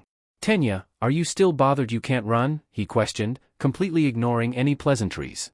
Tenya looked up from his meal, obviously a bit taken back by the lack of greeting but knew that Izuku didn't really do greetings. No, he answered. Gala froze and Hitoshi swore he could hear a record scratch from inside the doll. Are you sure? Yes. While yes it is unfortunate, I've actually found another route to do my running on, he answered. Oh, where? Momo questioned, seeming curious. Wait, does this have to do with you talking to the teacher? The blue-haired kid nodded. Yeah, every Tuesday, Wednesday and Thursday I can run in the gymnasium. It's smaller than the playground but I can go full speed without having to worry about bumping into someone. The two friends continued to chat about that topic whilst Hitoshi just watched Gala from his napping spot. She wasn't looking at Tenya anymore and was instead gazing out to where the older kids were. He couldn't tell what he was thinking but shuffled up next to the doll to talk with him. See. Problems fixed itself, he told him. Did you know? Izuku questioned, an undertone of frustration prevalent. No, but I had an idea. I also noticed him talking to the teachers yesterday, he answered. But I couldn't have known until it was asked. So you just ask? The boy repeated. Sometimes. Other times you've got to act but that's only when you're sure talking doesn't work anymore. Hitoshi explained. I know it might feel easier to just act first, ask questions later but I know just talking can do a lot. It helped you after all. Izuku continued looking out at the kids. He always avoided just speaking because it was easier to get what he wanted by doing it. Having his dolls do all the work, either intimidating, fighting or punching. The idea that there were other ways to get what he wanted, no. He's kind of already seen that. The lady at the mall and how he shut her down with a recording, how he manipulated Shoyuta and Hisashi into giving him Halo, how he scared off that ostrich-quirked kid. Even far back like how he lured the Erasure hero away from what he wanted twice, first time from the principal of Aldra to the documents in his office. There was so much he could do without having to actually hurt people to get it. Maybe he should do it more often. Maybe a new idea has come up in his mind. Thank you, Gala uttered, this realization drawing upon him. For telling me that. You're right. I don't need to force people to act with my actions. Hitoshi smiled. Great to hear that. Because I can do it much better with my words, the boy thought to himself. Later that night, Izuku opened his bedroom window and let out Halo. As she stepped on the windowsill, a mini camera and microphone in hand, she jumped out. On her back, plastic flaps from a flying spin toy sprout and she takes off like a dark fairy fluttering through the night. Where does she go? Only Izuku knows. And if all goes well, only he will know in the end. Tenya was coming back from his lunch. He had been running around the gymnasium as per he had arranged with the teacher. It was almost the end of the school year but in all honesty the only thing that will change is the new subject. Material and the different classroom. It would be their third year that they'd start taking tests to see how they're doing in their education and he intends to be fully prepared for it. He's going to be a hero after all so he needs to be on top of his game if he wants to get into UA, even if that is 6 years away. That school only holds the best of the best and so he needs to get a head start on everyone. Even his friends Hitoshi and Momo were doing their own training. He didn't know if Izuku was though. There were many thoughts about him that he had about the boy.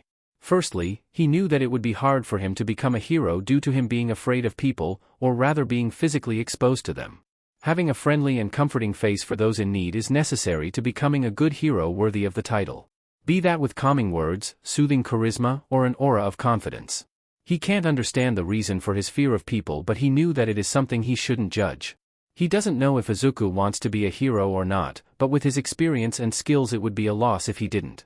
So odds were, he was planning to be a hero, and if so he must find a way to be more sociable, even if it is through a puppet. Of course that was his view before talking to his friends about his thoughts. According to Hitoshi, he said that sociability wasn't as necessary as one thought for heroism. Apparently there are many heroes who don't interact with the public at all besides pleasantries. He asked Tensei and he agreed and even showed him some. Heroes like Overlord, Tsuneki, Night Eye and Nedzu are all heroes who do stuff where people don't see them, and from what he said they were important in a lot of raids you hear about on TV. Does that mean Izuku wanted to be one of those people? Likely. All of these thoughts and more he's had during his runs. It's what keeps him from feeling bored when sprinting until he gets that moment where he starts feeling fantastic. Runner's high, his brother called it. He was just coming down from that and leaving the gym when he accidentally bumped into someone he recognized. Apologies to Shane. The black and white-haired boy fumbled a little. Oh, hey Ida. I was just looking for you. Ah, you were? Do you need something? He asked.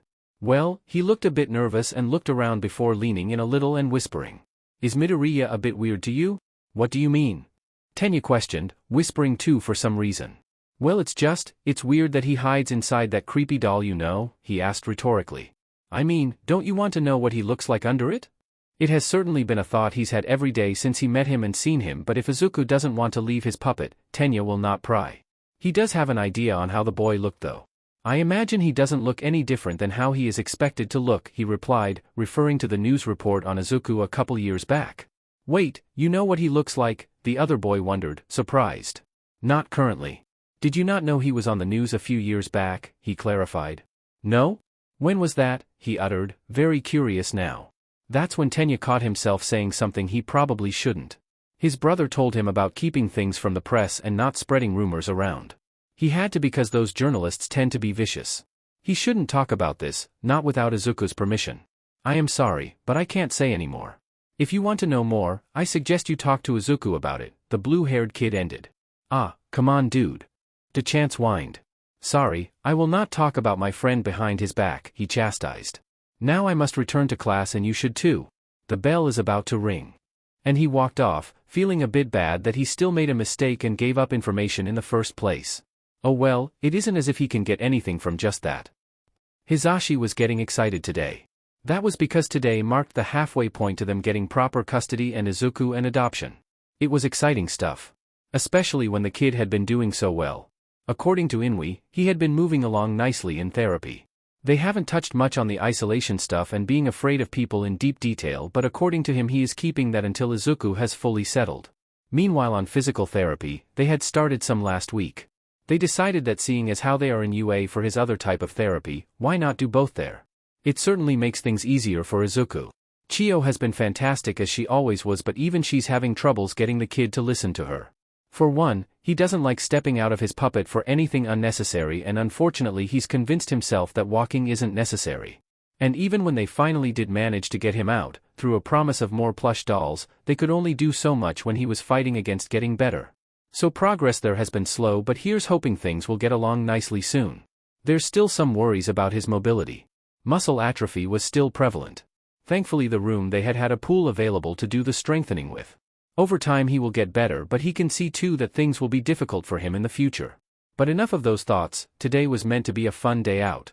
It was the break before the new school year, and to celebrate they were going to a theme park to celebrate. The kids had been excited for it all week, and it was going to be all four of them, like a family. No, a family. He had a family now. He still can't believe in just 3 years he'd end up with 2 kids. Not that he was complaining. Shoyuta didn't want to go at first, being the unfun grouch he was, but with the power of both Izuku and Hitoshi's pleading, he caved and was now having his 3rd coffee in just 3 hours to the blonde's lament.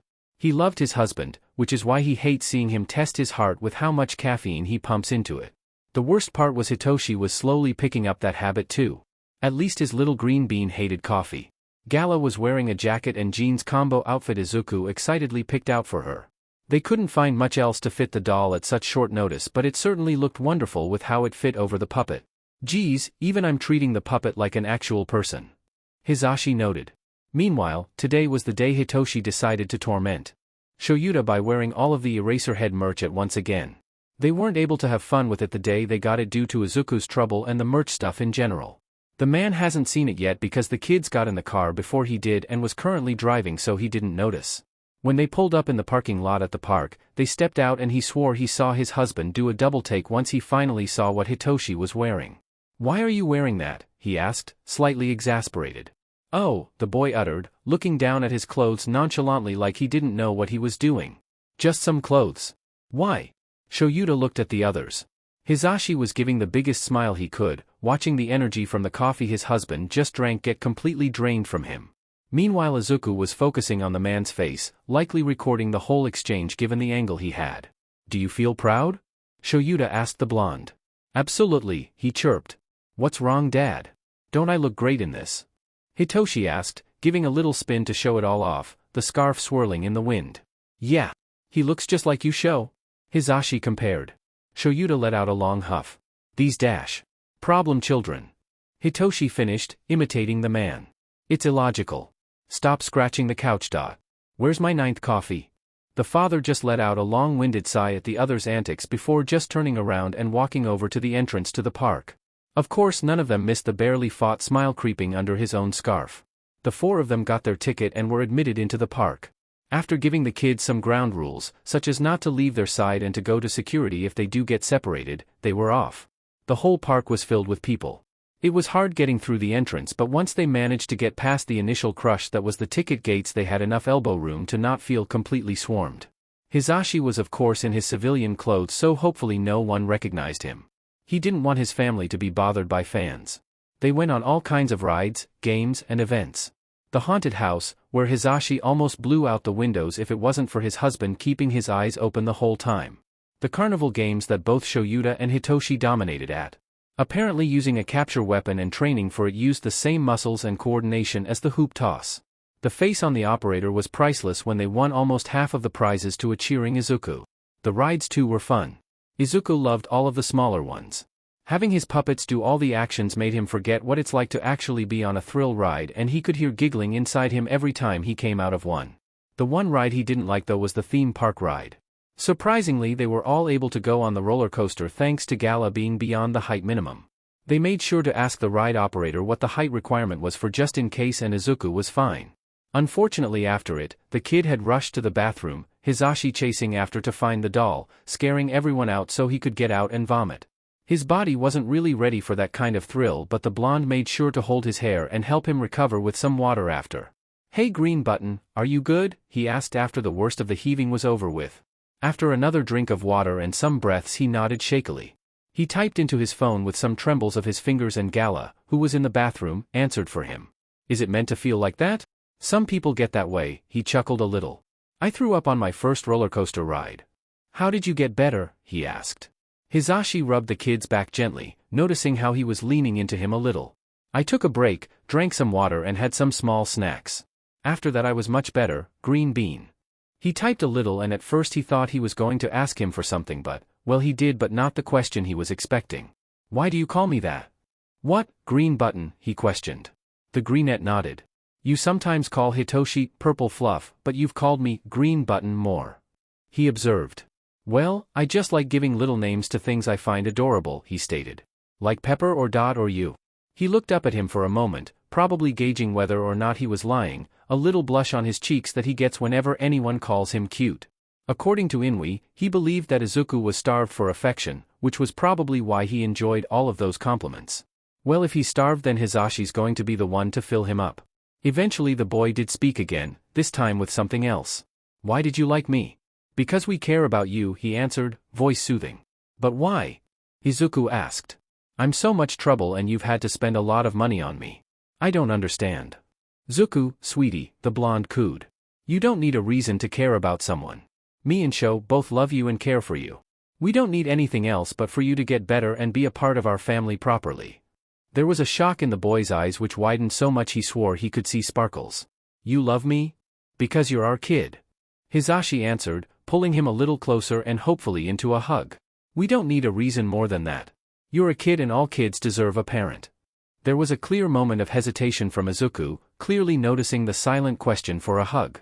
He carefully reached his arms out to show what he wanted and the blonde leaned in, hugging his son, the legality of that statement be demanded.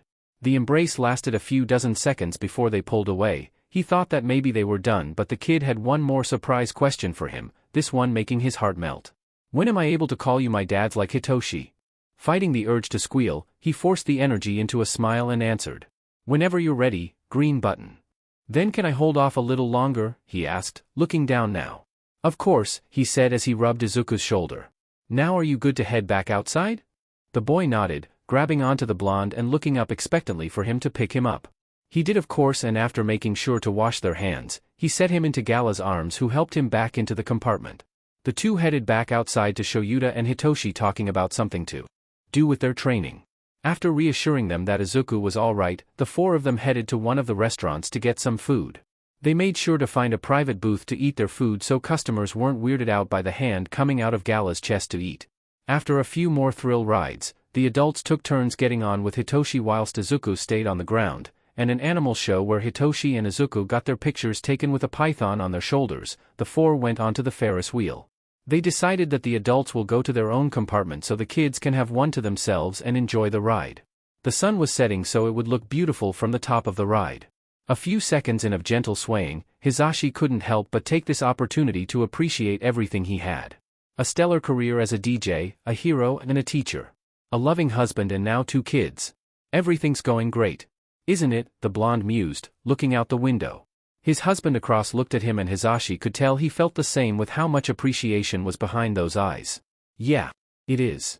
I hope it goes on forever, he wished. I do too, he shared the same thought. You know, Hisashi started.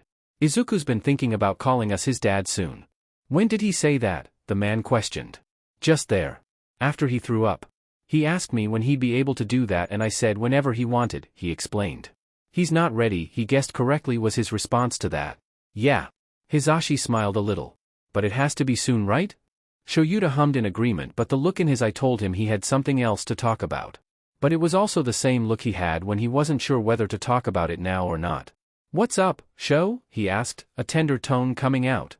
Do you ever worry we're not the best for Izuku? He said. Sometimes, he answered honestly. There's many times where he's second-guessing what he's doing. There are some instances where he knows what to do, mostly because it overlaps with his hero and teacher training, but others he's just not sure. Like whether or not they were being too lenient with him and his dolls when they should be harsher, or they were putting too much pressure on the kid to be normal, government's words, not his. The blonde continued. I feel like we could do more to help him, but it feels like doing that would just make things worse, his husband finished for him. But then, Hisashi said. He knew there wasn't anyone else who could stand up for him. Okay, maybe that's a bit narcissistic, but really it's true. They had Hitoshi, the only human he doesn't freak out around, and not only that but they're the ones who have been chasing him the whole time he's gone missing. They had access to the best facilities, the best education they could get and a promise that they would do their best. Sure, there may be people out there who can help with Izuku's exact problems, but would that person do it? That was the important question. He can't imagine the boy going through the foster system. It would be hell for him. Always moving around, never a single safe space he can call his, and undoubtedly, just like Hitoshi, he'd be singled out for his quirk. Just the idea of someone abusing Izuku made him angry and sick. That I know we're the best he's got, he finished. Shoyuta tilted his head up, like he was trying to empty the thoughts out of his mind. It's times like that he gets to enjoy just how handsome his husband was and how comforting he always sounded, his voice not smothered by his scarf. I still worry about everything that's going to happen. The HPSC, school, and even his future. How is he going to be a hero if he can't run with his own legs or throw a punch? He might not want to be one. Hisashi commented. Maybe, but odds are he will. Shoyuta assumed. Kids like Izuku tend to go that way. In that case we'll find a way, he answered his previous question. His quirk can help do all of that. But it's also what's made him that way in the first place, he argued softly. That's why we'll figure it out together, Sho. The blonde uttered, placing his hand on his, rings clinking together. That's what we'll always do. They always get through it together, ever since they became friends and eventually started going out together. When they went out for their first date to this very theme park, Hisashi threw up after a ride and felt like he was going to die from embarrassment. When they were fighting side by side just the provision license exam and Shoyuta almost failed because he accidentally dropped a wounded civilian. When Oboro died and they were left mourning and almost broke apart because of it. It was something they were going to get through no matter what, as long as they were there for each other. You're right. Shoyuta agreed. It's only logical. They spent the rest of the ride just leaning against each other and enjoying the other's presence. It had really been a while since they got a moment like. Maybe they could ask Namiri or Tensei to babysit for a night. They haven't had a date in a while. They got off the ride, spotting their kids already having gotten out a minute beforehand, waiting for them at the side. Izuku was carrying a bag full of prizes on his back and going through them, apparently naming each one after a mismatching color for some reason. Hitoshi just seemed to be watching him do it, finding joy in him being happy. And he was feeling the same. Well kids, it's getting late now. The fireworks show should be on soon. Hisashi noted. Both of their eyes, well only Hitoshi's technically, lit up at that and quickly gathered up the plushes inside the bag to head off. The family of 4 went on to enjoy the rest of their day, eating cotton candy, seeing adorable mascots and a nice dinner until the dark sky was lit up in an array of pretty colors. The blonde heard the small click of Gala's compartment opening up and a little poof of green hair and glistening eyes pushed out through the head of the zipped-up jacket. Izuku was clearly scared for a split second until he looked up at the sky and watched it get painted in lights. Hisashi reached out a hand carefully, setting it softly on the boy's head. He jolted a little before he realized what was going on and relaxed immediately as the blonde ruffled his hair. Surprisingly, on the car ride home both of the little insomniacs were out cold, the excitement of the day having taken them out completely. It took some effort getting Gala inside and more effort getting a sleeping Izuku out, but they set them both on their beds and made sure to tuck them to sleep. Of course not without a picture first, something he'll add to the scrapbook he was slowly making. After snapping it he gave them both a kiss on their forehead each and went to bed himself, exhaustion taking both him and Shoyuta as they settled onto bed. As Hisashi closed his eyes, the two holding each other, he never felt more happy in his life than right now. Hitoshi felt great about the new school year. Well, waking up early is always a drag but it's not bad when every day is like that. His dads have been looking into that and apparently it's a problem caused by his quirk. Something to do with a mutated circadian cycle? He might have gotten that name wrong but it gives him the excuse to nap during breaks. Anyway, it's been a couple months since they brought his friend home and Izuku has been doing great. There have been some bumps but so far everything was going well. The only problem was the looming fear of him being taken away by the commission. He didn't know why they wanted his friend but it can only be for bad reasons if the conversations he's eavesdropped on involving his dads have anything to say about it. And according to a recent one, apparently some guy is going to be coming today to check out their house. They'll be at school of course but apparently he and Izuku will be talked to individually. He knows they're probably going to put words in his mouth, that's how all social workers tend to act to him. He's only met 1 or 2 who've actually cared about him and they're for different kids he's met. So naturally he knew what to say. The problem was how they were going to change it to fit whatever story they've already made up long before they've met him. Shoyuta was running around, checking everything over for the second time that half hour. He had to make sure there was nothing hazardous lying around that could be perceived as a threat to the children. He knows any self-respecting person won't see a hammer sitting on the kitchen counter as hazardous but they're not taking any chances with this. Hisashi was still dropping off the kids at school so he was in charge of making sure their home looked perfect. He already knew Ken was going to be handling his class for today, which was annoying. Because of this he won't be able to do the quirk apprehension test he started doing every year. Fortunately, they can suffer from Nedzu's orientation speech as an appetizer for tomorrow's hell. Besides the downstairs, he also made sure to check upstairs too. They installed a lock on the office precisely for this because Izuku was on record for stealing sensitive intel and knew if it didn't have a lock, they could say he was at risk of something or another. Of course he looked over the kids' rooms too, especially Izuku's. Besides the growing collection of stuffed animals on his bed, there was nothing for a cause of concern.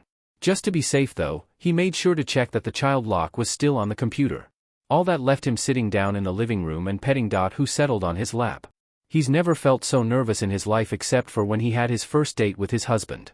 The quiet only lasted 10 minutes though before he heard the car in the driveway and Hisashi hopping out and stepping inside. "I think I saw them up the street," he shouted. "Did you get everything?" "Best it can be," Shoyuta answered. Hisashi lifted a hand to him. "Great, let's do this." They waited and there was a knock on the door that they answered nearly immediately. On the other side stood the same bright red, neatly styled-haired, red-eyed, square glasses-wearing man. Ikani Ike. He had a briefcase to his side and a clear focus in his stare. "Hello, Aizawa, Yamada. May I come in?" he greeted, formality brimming in his voice. "Sure," Shoyuta said, putting on his usual monotone. The man stepped in and immediately started looking around, scanning the space around him. His eyes were glowing red as he observed. "Can we sit down in your living room? There are some specifics I need to go over before the home investigation can begin." The black-haired man nodded and showed him to the living room, all the while Hisashi asked him if he wanted tea or coffee. "Tea," the redhead requested, sitting down on the couch and immediately spying the cats. "Are they usually that aggressive looking?" Shoyuta wasn't sure what he meant until he looked over and noticed how Pepper and Dot looked. They were clearly on edge looking at the man, not in the weary kind of way but the "I don't like you" kind of way. He wasn't sure why. They rarely ever acted that way unless messed with, not even when being given baths. Hisashi might say they can tell them when they see them, but Shoyuta was not sure it was a case of feline intuition. He'll have to ask Nedzu about it later. "No, not usually. But they do get cagey when they see someone with red hair," he said, sure that his camera was going to pick it up. "Hopefully the same doesn't happen when they see green." Ikani uttered. Shoyuta was about to say something else when Hisashi arrived with the tea in tow. "Here you are, Ikani. And some sugar too, I didn't know how many." "Thank you," he thanked, picking up the tea as is and sipping it. Hisashi had sat down on the couch, spaced out from the redhead whilst Shoyuta took a seat in the armchair. "Now, the first thing I need to do is alert you to the nature of my quirk," the man began. "It is called recording and it allows me to record everything I see and project it later as a video through my eyes. It can't be edited and only the audio and video are taken." Of course both Shoyuta and Hisashi both knew this from Nedzu. The HPSC probably assumed they did too, but this wasn't for clarification purposes but to make sure that the footage was legally obtained as with quirks like lie detector. "As well as that, I will need to inspect every room in this house to assure Midoriya rehabilitation is proceeding smoothly and learn if this is the best environment for him. I will also be returning later here so that I may question both him and your other child," he explained. "Shinso Hitoshi, who is also almost 9 years old." Shoyuta made sure to say. "Yes." Ikani nodded. "Do you both consent to all of this and acknowledge you are aware of my quirk?" "Yes," both parents said. "Then let us begin." The house inspection was quick downstairs. Every now and then the man would ask a question about some minor stuff like power outlets, exposed kitchen utensils and other hazards expected to be looked at on a home visit. Even though some of those things felt like they should be meant for younger kids. It was upstairs though that the real challenge would begin. Once they made it to the landing, he immediately noticed the lock on the office door. He probably didn't know it was an office but knew it wasn't the bathroom because there was another locked door there. "What is that room?" he pointed out. "That would be our home office." Shoyuta answered. "May I see inside?" they asked. Hisashi jumped to answer that. "With all due respect, Ikani, there is some sensitive material in there. Which I'm sure being good heroes are all stored away securely in filing cabinets." Ikani countered passive-aggressively with. "Yeah," Shoyuta uttered slightly stressed, unlocking the door to let him in. Thankfully the office was cleaned up before Ikani arrived. Shoyuta made sure all files were indeed put away into cabinets and drawers, all of which were locked and the key firmly in his possession. The window was also locked too. And all of Hisashi's work stuff for his radio show is kept tucked away. The only thing that could be a problem, however, was, "Do you store all of your hero gear in this room?" Ikani questioned, pointing out the closed lockers to the side of the room. "Yeah," Hisashi answered. "None of the kids are allowed in here." "And you have cameras to assure that?" the man asked. "No, we do not." Shoyuta said, not sure where this was going. "Why would we need cameras when we have the locks?" While for most kids, Aizawa, the locks would work well but Midoriya's quirk can be used to puppeteer them, can it not? Ikani pointed out. "Yes," he gritted slightly. "So this room isn't completely secure then against him," the redhead stated. "I didn't realize we were keeping a prizzo dash." He stopped when Hisashi gently stomped on his foot. Ikani turned to look at the two's interaction. "Need I remind you too that Midoriya is, by law, under your custody? Not care, custody. He is a vigilante and responsible for the hospitalization of over 200 people. At least until after the court hearing, it is expected you treat him with caution." "We know," the voice hero nodded, putting on a serious face rare for the man. "We make sure to check the office every night in case something happened." Hisashi added, trying to cover their bases. "And I'm sure the guards at Tartarus leave all of their equipment sealed behind 2 measly locks." Ikani uttered sarcastically. Midoriya isn't in your care, he is in your custody. There is a difference there because it is expected that he will be treated as if he could escape any time. This isn't Tartarus. Shoyuta nearly hissed. No, but he was one accidental death from ending up somewhere like there. Am I wrong? The redhead stated, keeping his ever-formal demeanor. We believe he dash. It's not about whether you believe it or not. You cannot say for certain what is going on in Midoriya's mind. Now please show me his room. The man lectured as he wrote down some things onto a clipboard from his case. A vein in Hisashi's face bulged a little at that cheek, but his years of radio just barely stopped him from showing how frustrated he was and just nodded in understanding. Sure thing. Just this way. The three stepped out of the office, but not before Shoyuta made sure to lock the door again because he knew Ikani would record that. They opened up the door to Midoriya's room and showed him inside. The redhead made sure to immediately inspect the computer on the desk, walking up to it and checking it out. Does this computer have parental controls? He asked. It does, here we'll log you on. Shoyuta answered, typing the password and opening it up. Ikani started going through it, checking online and typing in a few results that would trigger the restriction. He then went over files on it, looking for anything incriminating or could be incriminating before he paused on some code that was written. Is this Midoriya's work? He questioned, making sure to inspect all of it for the record. It is. He has a talent for it. Hisashi answered. He has to be assigned more math homework because he's good at it. So you are telling me if he wanted, he could break the parental controls? Ikani assumed, making the insinuation that they didn't know what Izuku was looking at. Thankfully Shoyuta was expecting this kind of question and had already prepared an answer. Our phones are alerted whenever the controls go down. Are you sure he wouldn't be able to bypass that? The man argued. I think you overestimate what an 8-year-old can accomplish. Shoyuta countered. I think you underestimate him too much. This child evaded capture for 3 years. Every precaution must be taken. Ikani bit back with. Well, parental controls wouldn't be parental controls if they were bypassable by a child, the black-haired man finished with. Ikani looked like he wanted to say more but held back, opting to just continue to go through the computer. It went on for a few minutes of just him going over it all until he finally decided he'd seen enough and closed it down again. He started walking around the room, checking under pillows and the stuffed dolls until he stopped at the wardrobe. When he opened it there was something that immediately had caught his eye. Why are there outfits here not suited for a child of his size? Ikani noticed, referring to Gala's clothes. They're for the kids' dolls. Shoyuta responded. Dolls? The man questioned, actually looking confused. It's what Izuku calls his puppets. Hisashi clarified. I see. Wait, has he been using his quirk? Ikani asked, a clear glimmer in his eye that wasn't recording. He has, but under strict supervision, and he's only allowed to use most of them in private. The blonde made sure to clarify more. The redhead's eyes narrowed. Most. I believe we have on file using a puppet as a mobility device. Shoyuta supplied, making sure to use the correct legal terminology. And this has been legally approved? Ikani said, opening his briefcase and going through some documents. It has, the black-haired man answered, seeing him pull out a copy of a form he remembered filling in February. The redhead looked it over. He didn't show much emotion, but from the look of the slight twitch in his eye he can't do much to prevent this. That is until he saw an image of the mobility device. Why is it shaped like a humanoid? Is Midoriya fully covered inside of it? He fired off a bit too keenly. The reasons are written there in the document. Shoyuta pointed out. Thank God Nedzu helped him with the specifics, otherwise he would be in bigger danger now. Debilitating agoraphobia, he read, referring to some of the reasons why. He's currently in therapy for it. He wouldn't go to school otherwise without some form of cover, he explained, sure to mention the therapy on the recording. And does this doll have a way for it to be tracked? And not tamperable? He fired off 2 more questions. Yeah.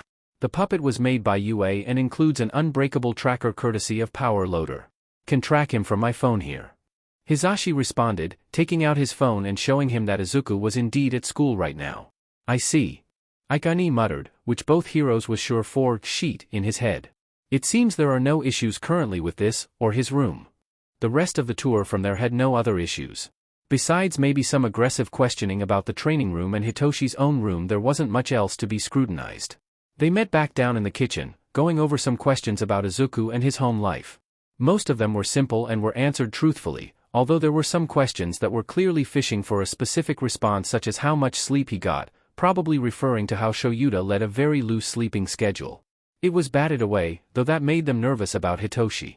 They could easily say that his sleeping habits had rubbed off on him and could do the same for Izuku, but even if he did, they had a written report that his insomnia is being caused by his quirk, which should hopefully cover them. Hopefully. After all, it's not about having one or two problems, that's fine. It's about having too many. Now what about your respective jobs, started Aikani. Yamada, you work 3 technically, is that correct? I do, the blonde agreed. And you, Aizawa, you work 2. Both as heroes and teachers, with Yamada being a radio personality, he stated. We have a schedule that allows us to never not be in the house when the kids are. Shoyuta stated, ready to bring it up if need be.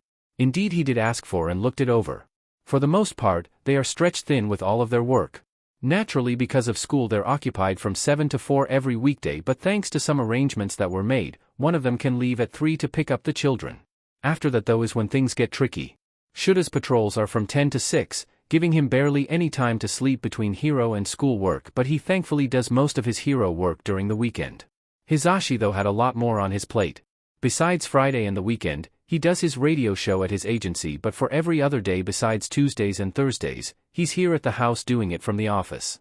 They had to make it that way since they got Hitoshi, soundproofing the room and getting the right equipment in for it. It's awkward at times, especially when anything else gets fitted in there like family events or, funny enough, people popping by like this, but it has been going well.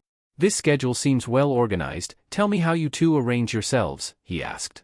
What do you mean? Questioned Shoyuta. He set the clipboard down on the space next to him, careful to make sure its contents were covered.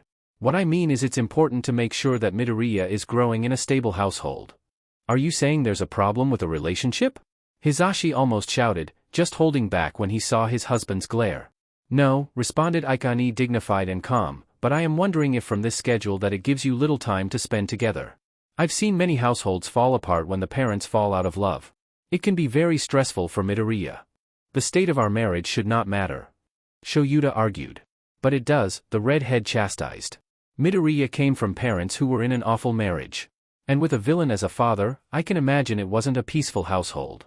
It was technically logical, but it was ludicrous. He and Hisashi would never end up like how Hisashi treated Inko. But he knew that this concern wasn't for them but for the court to see later and their reactions too. Neither of them were going to give them what they wanted. Our marriage has been perfect. Hisashi swore. And I'm sorry if I found your question ridiculous. Clearly. Aikani commented, face still as ever. He dropped that line of inquiry. Another 20 minutes go by, about the type of therapy he's receiving and how he is doing at school from their perspectives. Apparently they'll be talking to Sumai as well about Izuku, but he hasn't had any problems, so that should be alright. Eventually the man left but said he would return later when the children came back from school. Once he did leave, there was a sigh of relief from both of them, and an immediate shout from Hisashi. Can you believe that? Where does he get off questioning our marriage? Hisashi yelled, his quirk held back by Shuta's. And can you believe how he spoke to us on the lock stuff? And the stuff about Tartarus? They're treating Izuku like a criminal. He still is, the black-haired man commented but quickly added more, but he definitely was acting out of line. The marriage question was to rattle us. The blonde slouched on the couch a little as Pepper hopped up and climbed over his body to get to his napping spot next to him. What is he going to try with the kids?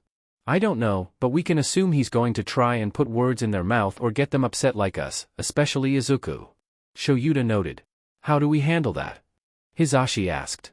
The man picked up Pepper and put him on his lap. The ginger cat made a fuss at first but relaxed when he realized he was in an even better spot than before. Hitoshi knows how to handle social workers and he's used to people accusing him of stuff he didn't do. He can probably keep his cool as long as one of us is there. He won't let that happen though, the blonde pointed out. Shoyuta nodded. Which is why we've got to trust him. Izuku though, I'm not sure. The kid is smart but he refuses to compromise unless there's something for him. What if Aikani wants to speak to him face to face, or worse, speak? We can just say his voice is poor from disuse. Hisashi suggested. He won't accept that, the black-haired man argued, thinking more on what they could do. The blonde man joined him and seemed to get an idea almost immediately. Does Aikani know sign language? He should. Does Izuku know it? Shoyuta questioned. I think he does. I remember Toshi telling me about it once, he recalled. Send them a message during lunch. We can check it and see if he knows it. In the training hall, doors closed and chairs added for comfort, Hitoshi sat across from Aikani Ike. He'd only just stepped in the front door before he was taken to the room to have his interview with the HPSC man. His eyes glowed scarlet as they began to talk. He feels just like the others, the boy thought. There was always a vibe, an instinct, he got when an adult was going to treat him right or not. He wouldn't know for sure until they did something, but right now he got it from this guy clear as day. He doesn't have Hitoshi in his thoughts, neither his care nor empathy. He was here to get Izuku and he'll twist his words to make it happen. They're not going to take his friend. Yamazawa, the redhead began, can you tell me how things have been with your parents? Good. They're the best parents I've ever had, he answered truthfully. Much better than anyone in the foster system could give me. Akane's eyes glowed a little brighter. You sound angry about something. No. Just disappointed that it took a coincidence to end up with a loving family. I'm lucky to be with them, the purple-haired kid said. He wasn't going to let the man rile him up. He's had it done before where kids would poke and prod him, trying to get the response they wanted. He hummed, writing some things down. Can you tell me how school has been? Good, no need to say more than that. Has any of the work been difficult? He questioned. He shook his head. Nope. Papa and Dad always help. And how are your friends? He asked, a clear twinge of frustration growing on his face. Got two great ones. Yaoyorozu Momo and Ida Tenya, he made sure to drop their names, knowing that he'll recognize the two big families. Akane seemed to close his eyes for a moment, the red glow still coming through his eyelids. He recomposed his thoughts, but before he did that Hitoshi made sure to relish in his frustration. Is there a problem, sir? No, he replied. No, there is not. Can you tell me more? Hitoshi made sure to go into his friendships in great detail, talking about how he met the two of them and how they eat every day together under the shade, chatting and studying. When he asked about if he had any other friends, he said he didn't really need any others when he already had two great ones. All in the most obnoxiously positive voice he could muster. And there's been no other issues? According to your record, you've had a lot of problems in previous foster homes, he talked, forcing his neutral tone. I did. It was hard having a villainous quirk. Everyone would blame me for anything that went wrong, he made sure to add. Are you sure? According to here, you've used your quirk multiple times. Mind telling me about that? Sorry, sir, but I'm sure that record of mine doesn't have any evidence I've ever used my quirk illegally. I'm willing to swear on that, he interrupted. Well, yes, evidence here is a bit light, Akane agreed begrudgingly, but besides that, according to your record, Midoriya had committed the Fright Night incident because of you. You're saying that like it's my fault? Hitoshi pointed out. The redhead spoke. I just feel there should be some clarification on that front on record.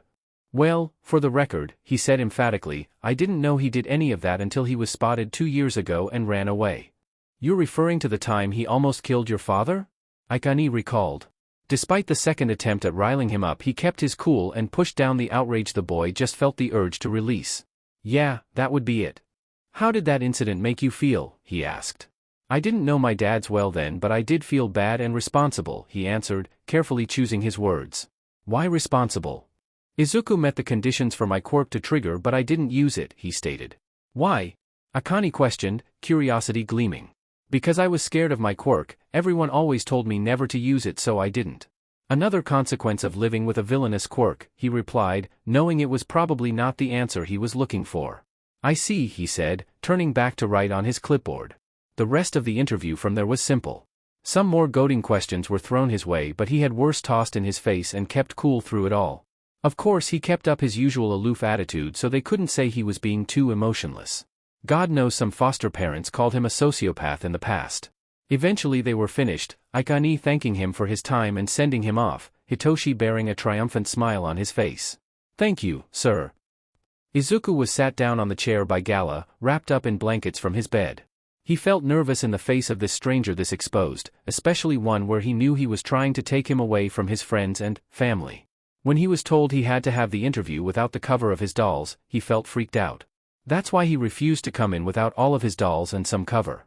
The only exception, of course, was Halo, mostly because no one but Hitoshi knows she exists.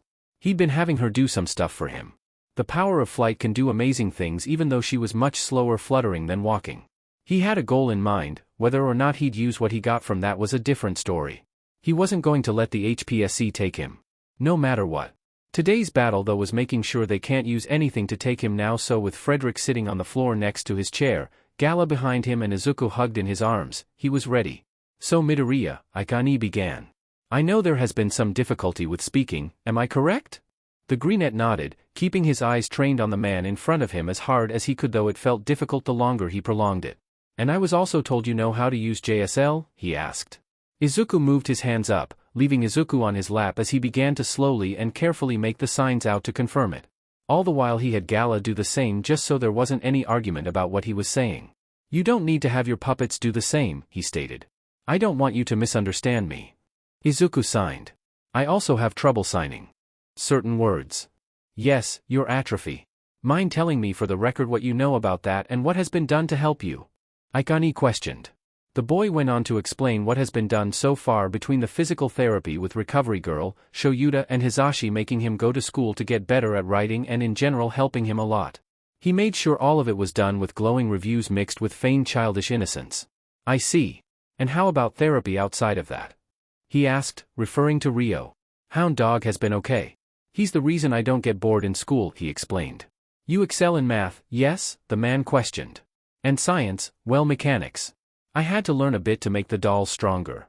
Izuku said. Not these ones though. Do you have plans to rebuild your lost puppets? Aikani wondered, looking more curious than before. He has thought about it. There was a plan to rebuild them. Of course not exactly, there's flaws that need to be rectified about all of them. Brutus' exposed eyes is one flaw he found out. Anna also needed better strength to keep up with the rest and Daphne could do with more close-range options. He wanted to be a hero, of course, that was a path he wanted to go down.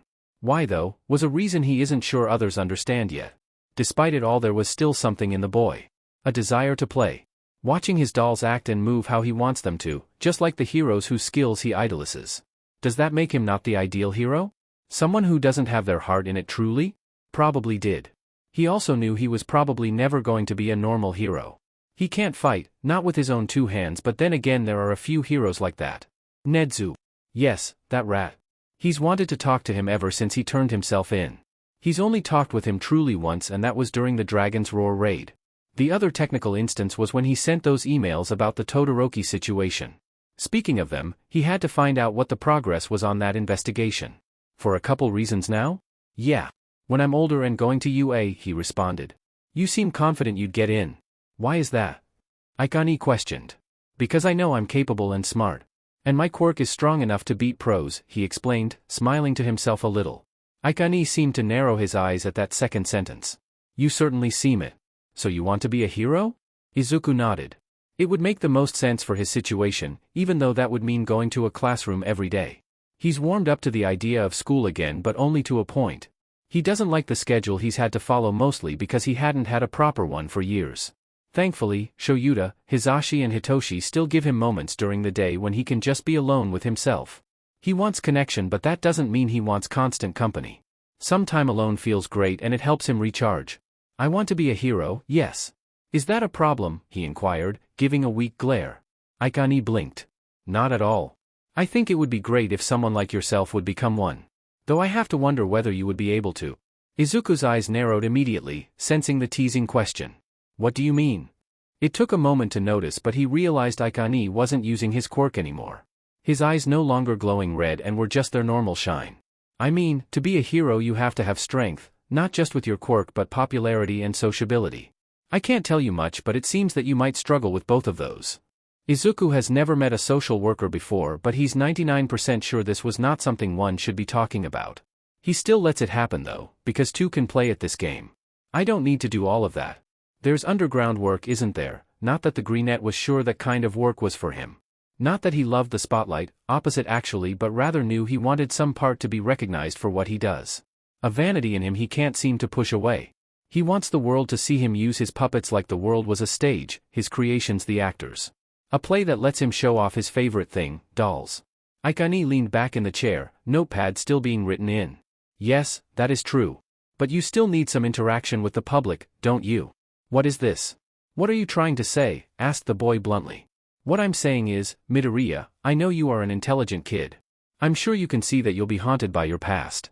Some might forget it, but there'll always be that video of you almost killing a hero and a long record of fighting others, he explained. He continued, his voice growing colder with each word. It might make things difficult if this footage were to resurface at inconvenient times. Such as just before your entrance exam or elsewhere in your life. Are you threatening an 8-year-old? Wondered Izuku, keeping himself calm by having Izuku hug him. He pulled his legs close to his chest. It was different talking to people like this face to face. I'm merely stating a dreaded possibility. And how do you propose it be averted, he asked, coming up with reasons in his mind. Not much, just that we at the Hero Public Safety Commission can provide you with a lot more than your current guardians, he offered. You're trying to make a deal with me. Izuku pointed out. That's why you stopped recording. As I said, you are a smart child. And I'm sure you know that if things get difficult for us we might be forced to get more aggressive with our investigation, he explained. Izuku shifted uncomfortably in front of him. How? We may look into whether the Yamazawas are acceptable parents to Shinso. We might, accidentally, leak some documents about their marriage, or their address or otherwise. We could find it hard for them to keep fighting for you by making their lives difficult, he threatened. So many things we can do, and it would be because of you. Why, the Greenette uttered, clutching onto Izuku now with his hands whilst Gala did the translating. Why do you want me so bad? Your quirk has been in our minds ever since you first made your debut. With your power you could make an army of heroes all by yourself. Sleepless, foodless, emotionless heroes that can do so much good for the world. Ikani explained. He continued. We can give you so much Midoriya, we can give you the tools to do everything you need and the best part? You don't have to. Show your face. You can keep your isolated lifestyle, no one can fight it. You're hoping I accept. Izuku guessed, looking more fearful. I'm hoping that you'd understand. Ikani corrected, we only have the best in mind for you and society. He readjusted his glasses and flipped another page on his clipboard, starting anew. Now, I am going to turn back on my quirk and we're going to finish this interview. I want you to think about what I said when the trial finally comes around. Do you understand me? The boy nodded, shaking a little to the man's satisfaction. Good. The interview wrapped up and it was almost jarring to watch the cold tone the man had before immediately snapping to something warm. He thanked Izuku for his time and stood up to leave, the boy being left to himself in the training room. Quietly he thought about all of that. How aggressive the man was, how he was more sinister than he ever expected. He didn't like it, he was still shaking a little. He didn't know it was going to be that bad. He thought talking to guys like Jiren would have prepared him but he was not. He was a different kind of manipulative. He used the fact that Izuku was seen, noticed, exposed with clear weaknesses in the form of his family. He didn't know what to think, other than, I have so much to learn if I want to win. I can't wait to put you in the hot seat yourself. Because Izuku had a plan. One he was certain now would win. Shoyuta felt a wave of relief wash over him after the red-headed BSTRD had left. The man seemed to be a mix of annoyed and frustrated, which was something he took glee in drinking in. After he checked up with the kids and the whole family, he still can't believe he actually has a family now, about what they talked about and what happened. According to Hitoshi and Izuku, everything went all right and they made sure not to give him anything. He hoped it would be enough though. They certainly wouldn't be able to take him with only an issue with some locks and they've been keeping up with the kids' therapy so everything should be good as long as no big surprises happens. He doesn't know what the HPSC has in store for them but he knows they'll be ready for it. Now if only he could get Izuku ready for the next big thing happening in his life. The meeting with the Bakugas was closing in. Izuku had agreed to it when they had made contact with the family to let them know he is safe and well. Shoyuta knows that the family was a bit loud from what Tsukachi's told him but as long as they're understanding and don't mess with his kid, everything should be alright. The next couple weeks leading up to it was uneventful, besides Izuku's plush craze getting out of control. He was afraid there'd be more dolls than room once the kid was through with it and it didn't help that he wanted to take up sewing again. That and forcing either him, Hisashi or Hitoshi into one of his tea parties. He hasn't lived it down, sitting on a chair surrounded by half a dozen stuffed critters. It didn't help that some of them were under the effects of his quirk, or at least he thinks that's the case. The amount of times he looked away for one moment only to find all of the dolls in attendance had suddenly changed seats was creepy enough. Namuri hasn't stopped teasing him since she was shown a picture of it and he'll strangle Hisashi if he tries to take another picture like that again. Hobbies were good, it kept him out of trouble but he can't help but be alarmed at how fast this kid made clothes for his little friends. Then again, it wasn't him making them but Ga, the doll. He's been forgetting more and more that the porcelain face thing is actually just an inanimate object and not a human being. It throws him off so much. Seeing Puppeteer in action every day and seeing how lifelike it made its targets was hypnotizing. He wondered if the kid ever got confused. He probably did. He was a kid still and had an overactive imagination, just like every other. Still, it brought a frown to Shoyuta to imagine the Greenette sitting alone in that warehouse talking to the dolls like they're real people. Then again, maybe that's what kept him from going completely mad. Anyway, the Bakugas. He had to prepare for that. The meetup was happening at his house for Izuku's sake so he isn't afraid to leave Gala. He isn't sure how the meeting would go down, but he hoped it wouldn't end in disaster. Do we have everything? The hag asked the old man. Yeah. Should be, the man said, looking over their bags. Great. Come on Katsuki, let's go, she called upstairs. He was already at the top of the stairs looking down at all the preparations. He was going to see Izuku again and he wasn't sure what to do with that information. He's known him since he was baby.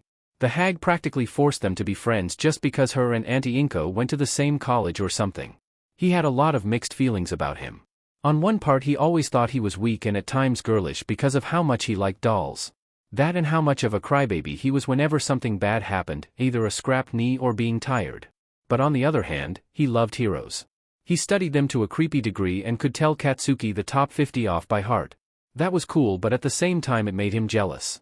He had this passion so clearly whilst he didn't. Maybe that led to him being more aggressive towards Izuku to make himself feel better. But that was the Katsuki then. The now was sure he wouldn't know him. He certainly didn't when he saw that news report of his old friend being carried by some effed-up metal monster.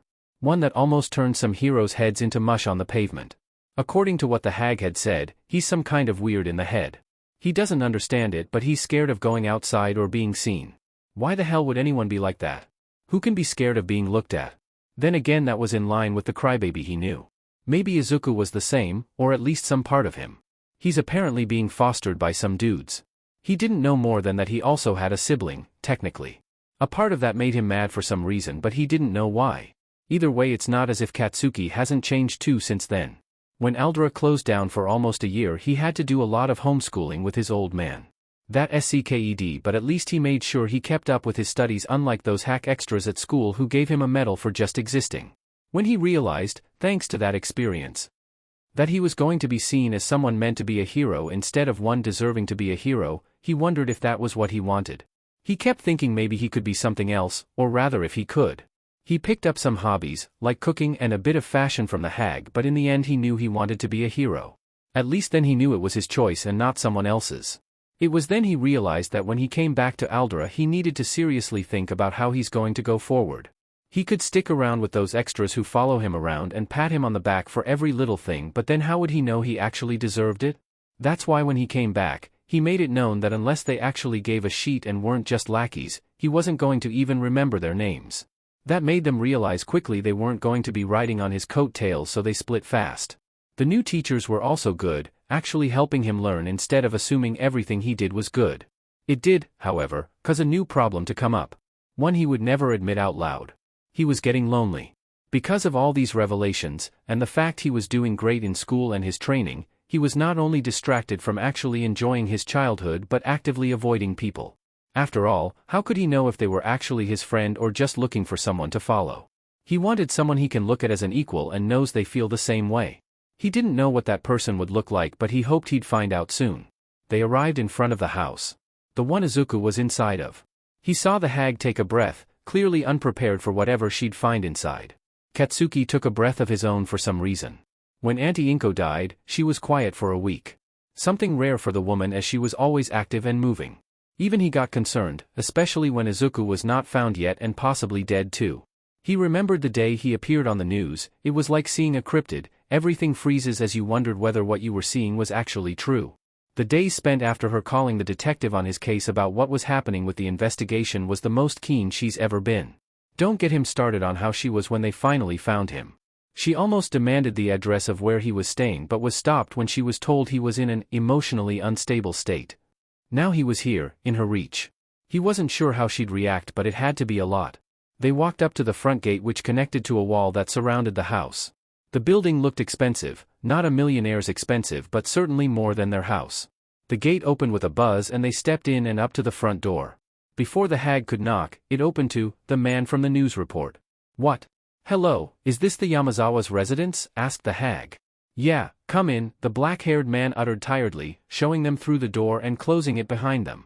Heading into the living room, they were met with another man, a blonde dude with long hair tied up in a bun.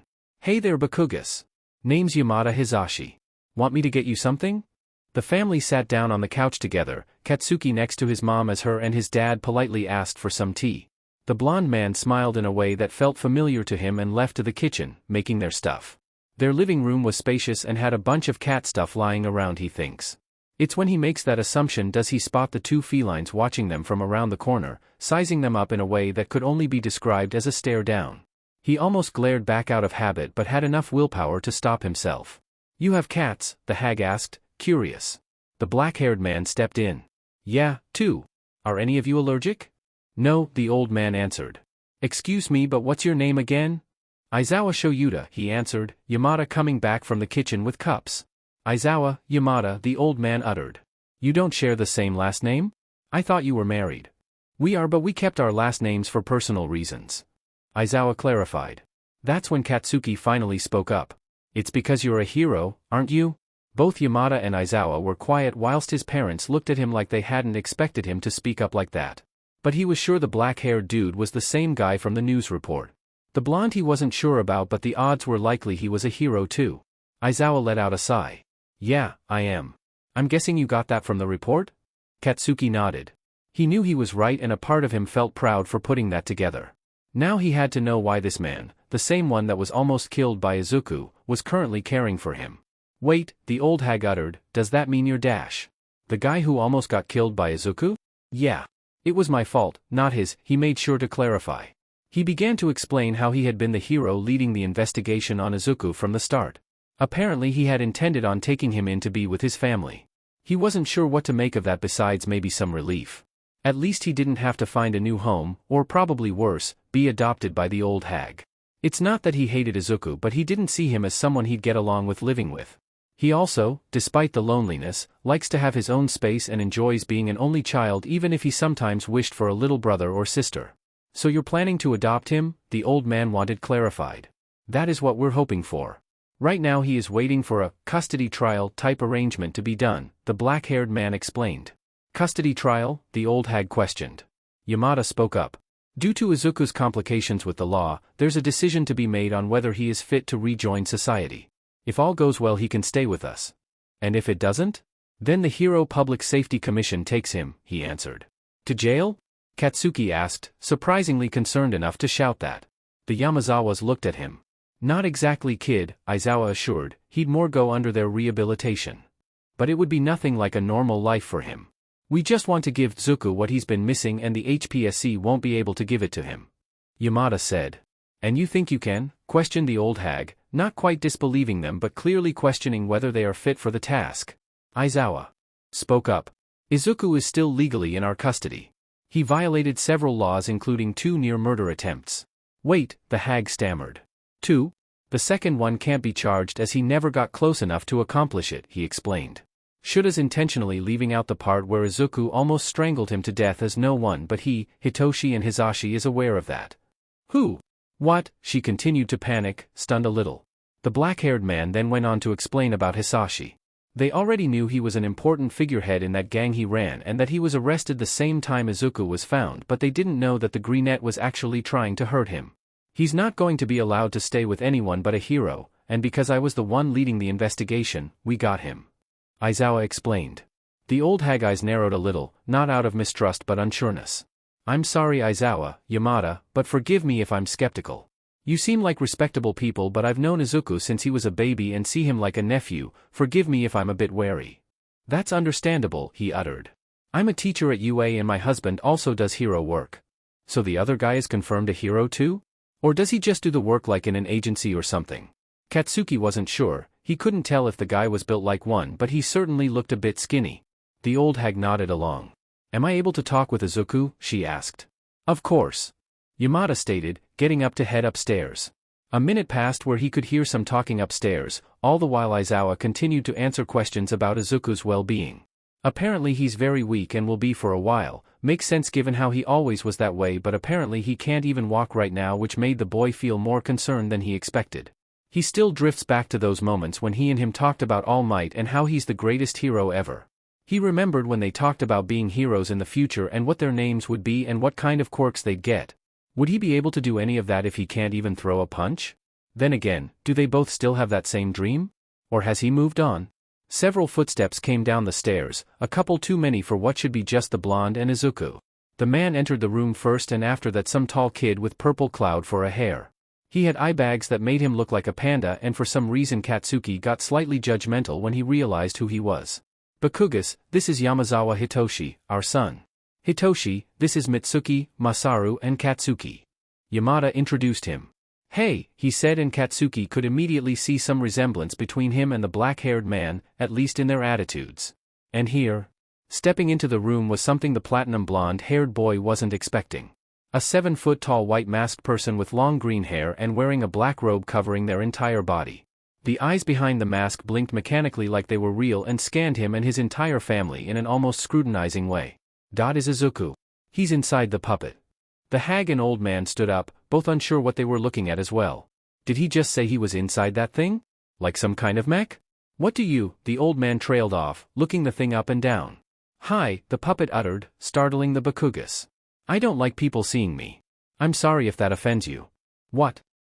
After about a few minutes of explaining everything, between Izuku's fear of being seen by people and how he uses puppets to do everything, including walking and even talking, Katsuki was just left confused by it all on why. He understood the why, of course. Idiot didn't use his voice or legs for years, of course they'd get weak. That and the fact he didn't eat properly probably didn't help. The why question was more for why did this all happen. He didn't know what would have happened if Izuku didn't run away, but he imagined it wouldn't have been anything like this. Right now though, curiosity was gripping the boy. What did Izuku actually look like under there? His mind kept going back to the news report of a tiny child clutching onto a giant looking like a mouse in size compared to it. He looked weak and tired but so scared all the same. Are we able to see you, Izuku? Asked the old hag. The puppet looked over to the Yamazawas, the black-haired one giving a nod. No, I mean.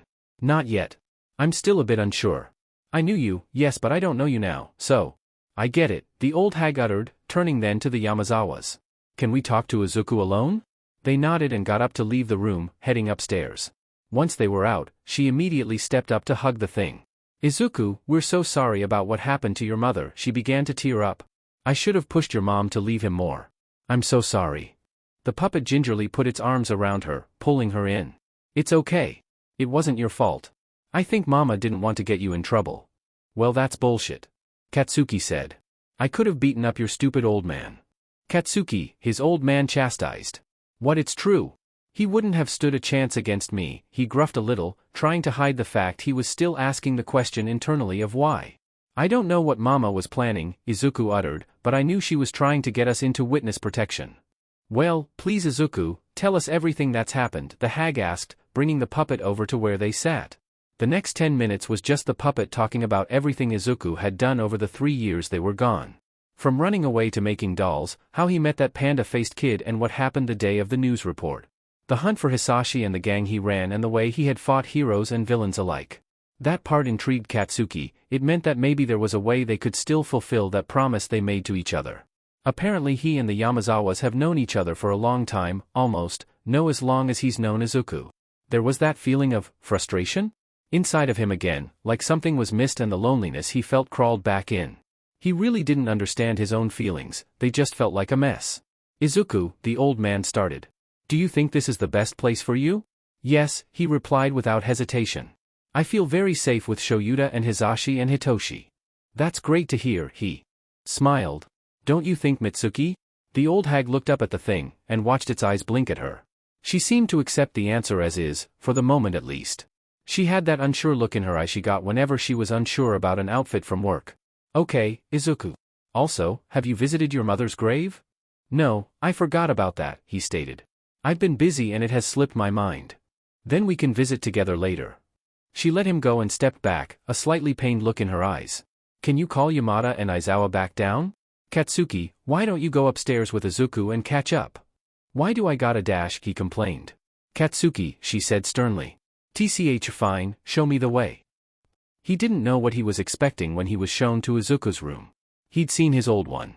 It was filled with posters for all kinds of heroes and merchandise for All Might, but he wasn't sure if his friend even cared about that stuff anymore. He hoped he did because it meant they'd at least have something to talk about. When the door was opened up though, it was far from anything he had expected. The whole place looked like a yarn ball threw up with how many plushies and dolls were around. The walls were painted a teal green and there were posters up for a few heroes like Present Mike.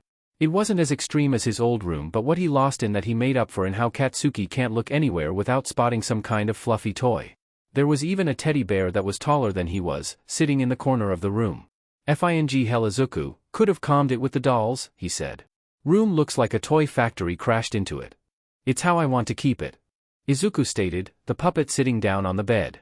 Katsuki heard a click and the sound of something opening as soon as it did, and under the robe he could see something worming under it. The lump in the clothes snuck under the bed blankets, and after a bit ruffling the sheets moved up to reveal Izuku. He looked a lot different. Actually no he didn't, but maybe that was the problem. He was smaller than he was and his cheeks weren't as full as he recalled. He remembered the mention of malnutrition from the hero. He couldn't see his body under the blankets, but he could tell from his hands that he was probably thinner than he should be. Then there was the hair that seemed to stretch chaotically around him. He looked ridiculous, almost like Rapunzel with how it spilled out, fluffy and curly. His eyes still looked the same, though there was a clear cautiousness in them that wasn't there before. Then again, maybe they always were and he just never saw it. I like all of the dolls. They're cute and fun to play with, the puppet behind him uttered. Katsuki blinked, trying not to let the sight distract him anymore. He did look alright. Definitely better than the news report he pored over a dozen times, but he didn't want to let him know he actually worried about him. So you like playing with all of this girly stuff? I thought you liked heroes, he questioned, looking at all of the pastel-colored creatures. I can like both, he pointed to a stuffed seal plush that looked a lot like the hero Selkie. There were a few others like it, a whale-like doll gang orca, a fluffy rabbit that seemed to be based on that new hero Mirko, and an eagle that was fashioned to look a lot like All Might. Fine, I get it. So you want to be a hero still? Katsuki questioned. Izuku tilted his head a little. Like we both promised we would? Yeah, the blonde kid hoped but wouldn't have made it clear. The greenette looked down at what appeared to be another cat doll, colored the same as his hair. He held it tight in his arms as his fingers typed. I've thought about it. I probably am, but I'm not sure what kind I can be. What the hell does that mean? Katsuki wondered. We both wanted to go to the top. You wanted to, I'm not sure I do. Not now at least, he replied. Part 1 don't like talking to people, or appearing in front of them. I don't think I ever will. So I don't see myself being a limelight hero. What kind of bullshit is that? Of course you can. You just showed me you can, he argued. You can just hide behind your quirk. Maybe. I don't know how that would work though, he admitted. But it's fine, I like not being known. Then am I just going to have to fight to the top on my own? He thought. Katsuki has paid attention to Izuku ever since he reappeared into the world. How he'd taken down Dragon's Roar goons and taken them out all by himself. He was good, better than Katsuki despite how hard that pill was to swallow. That's why he was the perfect thing to push him further, to be better. But right now it was clear he was doing better than him too, at least on the surface. He was alone and thrived, whereas right now Katsuki was the same but was drowning. He felt alone when he trained, when he pushed people away because he didn't know if they were honest. When he would spend most of his free time working towards his life goal, his mission at this point he's tasked himself with, he felt even more isolated because he wondered, what's the point if no one ever saw him? Saw the growth. He wanted to surpass All Might. Surpass everyone. How can he do that if he can't surpass Izuku? How can he do that if no one saw him rise above what he was? We can still be heroes together though, the greenette typed. Just because we won't be the same type of hero doesn't mean we can't fight together. Whatever, he sighed, grabbing a chair and sitting down. Have you been training for UA? No. I'm not allowed to make fighting dolls until next year, he stated. Because you broke the law, Katsuki said. And almost became a villain. No I dash. You almost killed someone. And then tried to kill someone else, the blonde snapped. I can get you being stupid the first time but the second? I wasn't stupid, he typed, the voice of the puppet getting serious. I was emotional, there's a difference. Doesn't matter, still almost got sent to jail, he replied. Well I'm not, am I? The puppet spoke. It was at that moment that Katsuki realized that this really wasn't the Izuku he knew. He talked back and argued where the other one would have just accepted what he said or squirreled away like a rabbit. You really aren't the old Izuku, what next? All Might isn't your favorite hero anymore, the blonde suggested. Actually no, it's present Mike and Eraserhead, he admitted. Who the F is Eraserhead? Said Katsuki, confused. And you can't have two favorites? That isn't how it works. It can if I want it to. So it is. Izuku stated, a stubbornness to the puppet's tone. And Eraserhead is the best underground hero ever. Wait, is it that hobo downstairs? He wondered. Yeah he is, the greenette replied, completely accepting the hobo description. Hold on, does that mean, no way, he thought. Is that blonde guy present Mike? He uttered, a bit taken back by that revelation. A small smile came across the boy. What? Jealous? F you I'm not, he shouted. But seriously, a hero like Mike married to that guy? I know, I didn't understand it either. Then I saw them have breakfast together and it all made sense, he explained. The two then chatted away, occasionally shouting at each other as they slowly learned more about the new them, either directly or indirectly by how they talked. By the end, Katsuki actually liked this new Izuku. He didn't cower when he shouted and even yelled back through the puppet when he felt in the right. It was honestly great to talk to someone again. A kid his own age, he meant. It felt like he was finally getting a release that he'd been bottling up for a while, and that was having someone listen to him. Actually listen to him, not just a yes man conversation with him. By the end there was still a question he needed answered though. One he's had since the start. They just finished talking about Katsuki's training regime when he steered the conversation to where he wanted. Izuku, he started, his throat getting a bit tight as he thought the words to say. Are we still friends? The greenette was quiet for a moment before he looked at his phone and carefully typed out a response. He deleted a lot of it at first, making Katsuki think he was going to be told no, but what he got was a simple answer instead. Yes. I think we are. Relief washed over him. It took you a minute to type that out? I needed to think carefully, the puppet yelled. It was 5 words. Oh, so you would have been satisfied with just a yes then? The boy sassed. Yeah. I think I would have. Before their conversation could go on, there was a knock on the door. The doll rushed over, opening it to show that same purple-haired panda-eyed guy from before. Izuku, they're asking for your friend downstairs. Okay, the doll nodded. A bit reluctantly, Katsuki stood up and walked over to the door. He assumed it was only going to be for a moment, otherwise they would have asked Izuku down too. He also needed to say something to this guy. He didn't know Panda Eyes well, he forgot his name, but from what he could tell he was like his dad. Quiet. Maybe that was the wrong assumption to make, so he needed to really see if this guy was deserving of being Izuku's brother. So you're his friend? He asked, looking slightly up at the taller boy. Yeah. Why? He turned his head. Are you going to be a hero too? Yeah, why are you asking me this? This isn't 20 questions, the lilac-eyed boy stated, even more befuddled. Just checking. Dead Eyes looked even more perplexed. What? You think I'm not a good friend? Yeah, he said bluntly. Izuku's super strong now.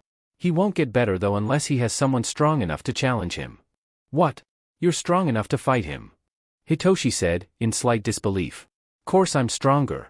I'd smash all those dolls of his with ease, he exclaimed, hands crackling a little. As if. Those little sparklers wouldn't even leave a scratch on Brutus, the panda-eyed boy snarked. Really? How about I show you how big these fireworks can get, he growled, the explosions getting slightly bigger. The purple-haired brat narrowed his eyes and raised his hands as if they were ready to fight when suddenly there was a shout from downstairs. The tired hero was calling them down. They both stared each other down a little bit more before Panda Eyes walked past him downstairs.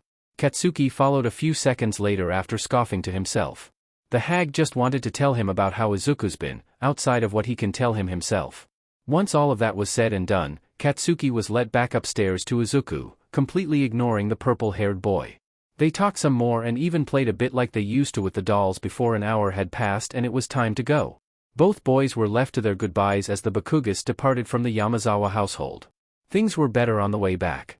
There wasn't the stress and fear that came with finding out if an old friend was alright, just the relief and excitement at what could come next with a little bit of aggression towards the taller boy. How was he, Katsuki? The old hag questioned. Fine. Slightly different but still the same.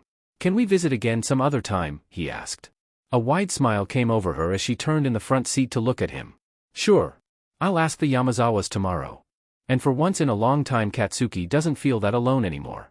Momo was about to head out to the car waiting for her after school. Her usual friends who walked out with her, Tenya, Hitoshi and Izuku, all had already left. She was staying after school to discuss with a teacher about her beginning to learn more science, specifically chemistry, and how it could help with understanding matter better. Because of her power, she's always needed to have a smart head on her shoulders.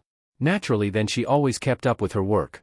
Mother has also helped a lot on that though, even if sometimes she can't help but feel like she was a bit too keen on this. She's happy, of course, but Momo can't help the feeling that there's something more there. Either way, she was on her way out when she noticed there was a kid she recognized still in the downstairs shoe lockers. It was one of the boys from that group of kids who blocked Tenya from doing his outside runs. He was tall, taller than Tenya, and was clearly older by a year. He was a bit rough-looking, with clear cuts on him and plasters on his knee. His short brown hair was unkempt and he certainly didn't look like a kid you'd find in Sumai. Then again, there's all kinds of kids expected to be here. Children of heroes were one of them, and they tended to be more eccentric, at least in her experience, that being her friends. She wasn't going to judge, though if she remembered right he had a really interesting quirk. She got to see it there when she watched him reach into his shoe locker, the door still closed and locked, phasing through the metal. It was some kind of permeation quirk but only worked on his hands and could allow him to pull stuff through. Momo ignored him and went to put on her outside shoes. She had just locked her locker when a tap on her shoulder pulled her attention away. Again, this boy was tall and older, so she immediately felt a bit nervous when she turned around to see him standing behind her. Hello? Are you the girl that hangs out with the masked thing?" he asked. "Oh, Izuku," she guessed. "Yes, I am." He remained stony-faced as he kept talking. "Does he ever leave that thing?" "Well, as far as I'm aware, he only leaves gala when he's at his house," she stated honestly. "Why? Do you want to become friends with him?" "No," he uttered. "Thanks." He walked off, leaving her standing there confused and watching the brunette get farther away. She didn't understand what on earth he was talking about. Why did he want to know that about Izuku? Was it just curiosity? Oh well. She had to get back home to do her homework so she could train faster. Speaking of, she and her friends had planned a training session together with one of Hitoshi's father soon. She can't wait for that, especially considering Izuku had said he might show himself. Hitoshi was in the house, doing some light stretches as he waited for his friends to come over. He had been waiting for this a while and wanted to maybe do some sparring together. Dad was the best fighter, but he had told him that it wasn't good to only ever spar with one opponent. He needed experience with other fighters or he'd start copying him. Was that so bad? He's planning to learn his capture weapon, so why not learn a few of his moves? Of course that part of their training won't be until middle school. Not because Dad didn't think he was ready, but because Papa thought he wasn't. He was likely scared of Hitoshi hurting himself. It's just cloth though. How can he hurt himself with a bunch of cloth? Anyway, besides stretching, he's also talking with Izuku about their upcoming school trip to the zoo. His friend was currently sitting in the training hall with him, surrounded by animated dolls running around doing a bunch of different actions. Whilst the greenette wasn't allowed to do combat with his dolls, as long as he wasn't excessive with his quirk, he was training his control over them. According to him, he had a hard time controlling multiple dolls individually beyond just 4, so he was working on doing more than that. There was also a problem he had involving activating his quirk's control on all of his dolls at once. When he assumed control of one doll, he took control of all of them, so he was working on not doing that too unless he wanted to strap down most of his puppets every time he wanted to control a few of them. "Do you think there'll be tigers there?" Izuku asked, his phone speaking for him. "Obviously," Hitoshi said like there was no doubt in his mind, "they're like the zooiest zoo animals." The greenette giggled a little at his own thoughts. "Could we pet one?" "That's probably going to be difficult." "They might eat us," he replied. "Not if I send a puppet in first." Izuku proposed, picking up one of his dolls to play with himself. "I can send in Izuku and a panda plush to pet it." "Why a panda?" pondered Hitoshi. "Kaken said you looked like a panda," he pointed out. The purple-haired boy froze for a moment in disbelief. "Do I?" His friend took out his phone and showed it to him, the camera on and in selfie mode. "SC? PP Panda."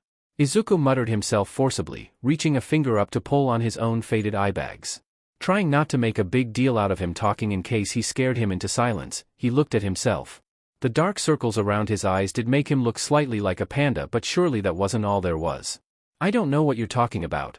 I'm not black and white." The greenette pulled back his phone and typed. "But you're sluggish like a panda. A little lazy like one too." "No, I'm not," he almost shouted in pure denial.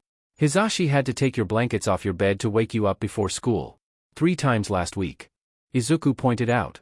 "The bed's nice to sleep in." "How can I not?" he argued. "You tricked Tenya into doing your homework by convincing him you had a sprained wrist," the boy recalled. "I had to write a lot that morning." He was being a good friend, he excused. "And hey, I'm not the only one acting like an animal. You're practically a little kitten." "No, I'm not," the greenette typed in, speaking just like Hitoshi did earlier. "Really?" the other boy grinned. "You hate people, you surround yourself with yarn, you hide away in small spaces, you scratch anyone who gets too close to you, the other cats always snuggle up to you first and you're always up to mischief." He finished it off with, "And you always wear the cat onesies we bought for you every time you come home." Izuku just sat there for a moment, stunned completely by all of that. He looked down at his hands, which held the green cat Izuku amongst them. His wide green eyes trembled as Hitoshi was sure he was watching his friend's world crumble. I am a sea cat," he admitted quietly, like some earth-shattering revelation. "Yes you are, Izuku. Thank you for catching up." Hitoshi agreed. Dad entered the room, carrying some equipment as he paused to look and see his kids going through some kind of serious conversation. At least that's what he thinks from looking at Izuku's bewildered expression. Hitoshi, have you finished your warm-up exercises? Yeah, Dad. Hitoshi called, turning away from his mind-blown friend. Good. I think your friends are here. He then turned to the greenette. Izuku, are you fine with them seeing you? The boy snapped out of his thoughts and turned over to the man, quickly typing away on his phone. Yes, please help me get some more blankets. Dad nodded, leaving the room with Hitoshi to go to Izuku's room whilst he went downstairs. At the door he could see Papa talking with a couple people at the door and was showing them in when they spotted him. Hitoshi, cheered Momo, dressed in more athletic attire. Expensive attire he noticed. You have such a lovely house. Behind her was Tenya, wearing a compress shirt and shorts. It is quite nice. Spacious as well. Papa left them to go to the kitchen. After the three of them chatted for a bit, Momo gasped when she turned to see a couple heads poking around a corner from the living room. Hitoshi, is that? The purple-haired boy turned to see Pepper and Dot watching cautiously. Yeah, that's them. Want to pet them? Yes, if it's possible, she requested, eyes glittering at the prospect. After some coaxing with some treats, courtesy of Papa, Momo petted the ever-brave Pepper and he swore he could see the girl tremble with joy. He spied Tenya watching on. He remembered that the Idas don't have cats but they do have dogs, odds are he hasn't met a cat properly either. You can pet him too, Tenya. Hitoshi said. Is that alright? The blue-haired boy asked. He nodded and Tenya inched forward next to Momo to pet Pepper too. However, as he drew his hand near, the orange cat must have smelt the dog on him and jumped back, almost scratching the kid before running off. Ack, exclaimed Tenya, slipping back a little. Oops. Sorry listener. Papa said as he rushed up to check on him. Pepper can be a bit unpredictable at times. Did he scratch you? And no, he said, still a bit startled. Did I do something wrong or dash? I think he could smell the dogs you own. Hitoshi suggested. It must have scared him. Ah. I'm sorry, apologized Tenya with a quick bow. I did not mean to startle him. It's alright Ida, Papa eased. After some calming down the three kids went upstairs to the training hall. It's called a hall when really it was just a big room meant for quirkless combat which both Hitoshi and Dad have to learn. After a quick show of his room, they head on in to see Dad standing there with some long training staffs and a suspiciously Izuku-shaped cluster of blankets off to the side. As soon as they stepped in, Tenya and Momo immediately turned their attention to the pile. Is that meant to be there? Momo questioned. I have a name. Izuku's phone called from the pile. Both of the kids jumped in shock as a small poof of green fluff poked up and out of the pile to reveal Izuku. Only for a moment as he slinks back down the second he was satisfied with how long he was out for. Is that you Izuku? Tenya wondered as he stepped over cautiously to the pile. Yes, he typed, only a pair of green eyes peering out now. Will you be training with us? He asked. Maybe. Shoyuta said I might get to fight you, the greenette replied, seeming to rock back and forth if the shaking pile had anything to say about it. That's only if I approve of the two of you enough to warrant a spar. Dad commented. Ida, I know Tensei has been training you himself on occasion, so I know your warm-ups are likely well practiced. Yaoyorozu, I need to see how you prepare before training. Yes, Aizawa sir, she said, a look of determination coming over her. The two went through their usual stretches and light exercises to loosen themselves up so they don't pull something mid-training. Momo seemed to be training to use a staff so she does movements to help ease any tension in her wrists before picking up one of the wooden poles to use. Tenya, on the other hand, focused on his knee joints and feet as was the nature of his quirk. The first hour of their training was mostly focused on doing their own routine and Dad giving advice on how they could better it. From Tenya being told to incorporate some spins into his attack so that his kick can have more quirk-aided momentum to Momo being told to improve her spatial awareness, something that she seemed to lack according to him. After that was done, they moved on to some simple quirkless sparring. The first match was between Hitoshi and Momo. Both of them stood across from each other a bit away whilst Tenya and Dad sat to the side with Izuku who was still watching on. At the man's go-ahead, the two moved to fight each other. Momo used the wooden staff like a spear to keep the other kid from closing the distance and every time he would break past the tip of the pole she'd swing a kick to drive him back. Hitoshi was left standing outside of her range, keeping a steady stance as he thought through how he could break her guard. Despite him having more experience fighting, Momo was better when it came to staff combat. He couldn't get a swing with his own stick without her already striking, so he decided to break the rules of the spar a little and get creative. Still standing a ways away from her, he noticed she wasn't moving from her spot. He didn't know if she was being cautious or just acting too defensively, a quick glance over at Dad and he could tell it must be the second one. In that case he'll shock her as he took his staff and snapped it over his knee, breaking it and then throwing one of the ends at the girl, surprising her and hitting her square in the right arm as she tried to block it. She flinched, giving him the chance to close the distance immediately, and though she made a blind attempt to bat him off, he slipped under her swing and kicked her feet out from under her. From there he stood over her, making sure to kick the pole she had out of the way whilst making it known he could go in for a finishing attack if he could. Hitoshi wins. Dad called it, the two stopping immediately. I didn't expect that. Momo groaned, taking Hitoshi's hand and being pulled up by him. I noticed you weren't being aggressive, so I knew I had to force you to act first, the boy commented. Dad stepped forth, picking up some of the broken staff on the ground. It's called being reactive, and it's something you shouldn't be doing, he said to Yaoyorozu. As a hero, more often than not, most villains will avoid the attention of heroes. That includes running away.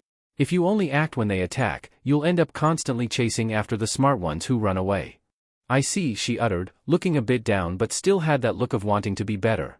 Make yourself the problem for them to try and solve, not the other way around, he finished with. Ida, Izuku. Both of you up now.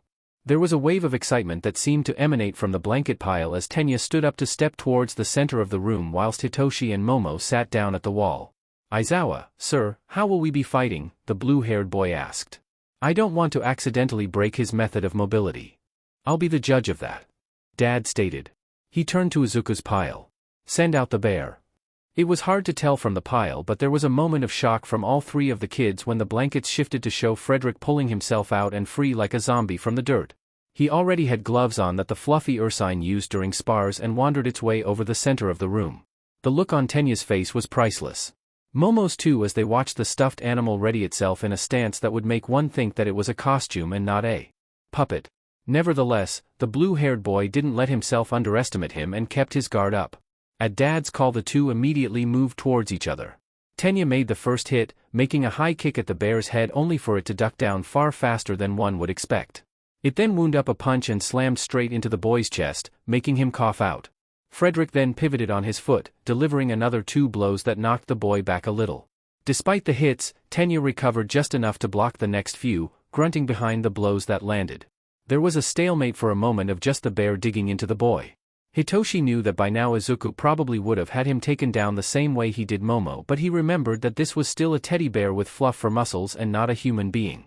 Tenya did finally get some elbow room when he used his size and weight to push through the hits and shove back the bear, staggering it for a moment before he reached out to grab Frederick by his hands, using the fact he was a doll to overpower it and stop them from throwing more punches.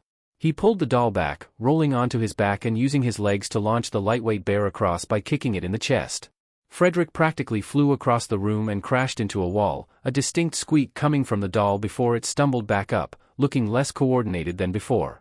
Hitoshi noticed the wet splatter of presumably spinal fluid on the wall and dripping around the plush, implying that kick squeezed a lot out of it. He didn't know how much the bear could hold, but seeing how sluggish it was now, probably not a lot. Tenya moved forward, looking to finish off the bear before he saw Frederick's head loll back whilst its legs crouched into an intense squat like he was going to jump. The boy didn't stop though and stepped forward, ready to kick when, a split second before, the bear launched itself straight into his face, moving almost like a bullet. Hitoshi and Momo flinched as the force left Tenya almost bent backwards from the force, but instead he was knocked down on his back, Frederick lying to the side, inanimate and out of fuel. Dad seemed to wait a moment before calling the match, waiting to see if Tenya got back up.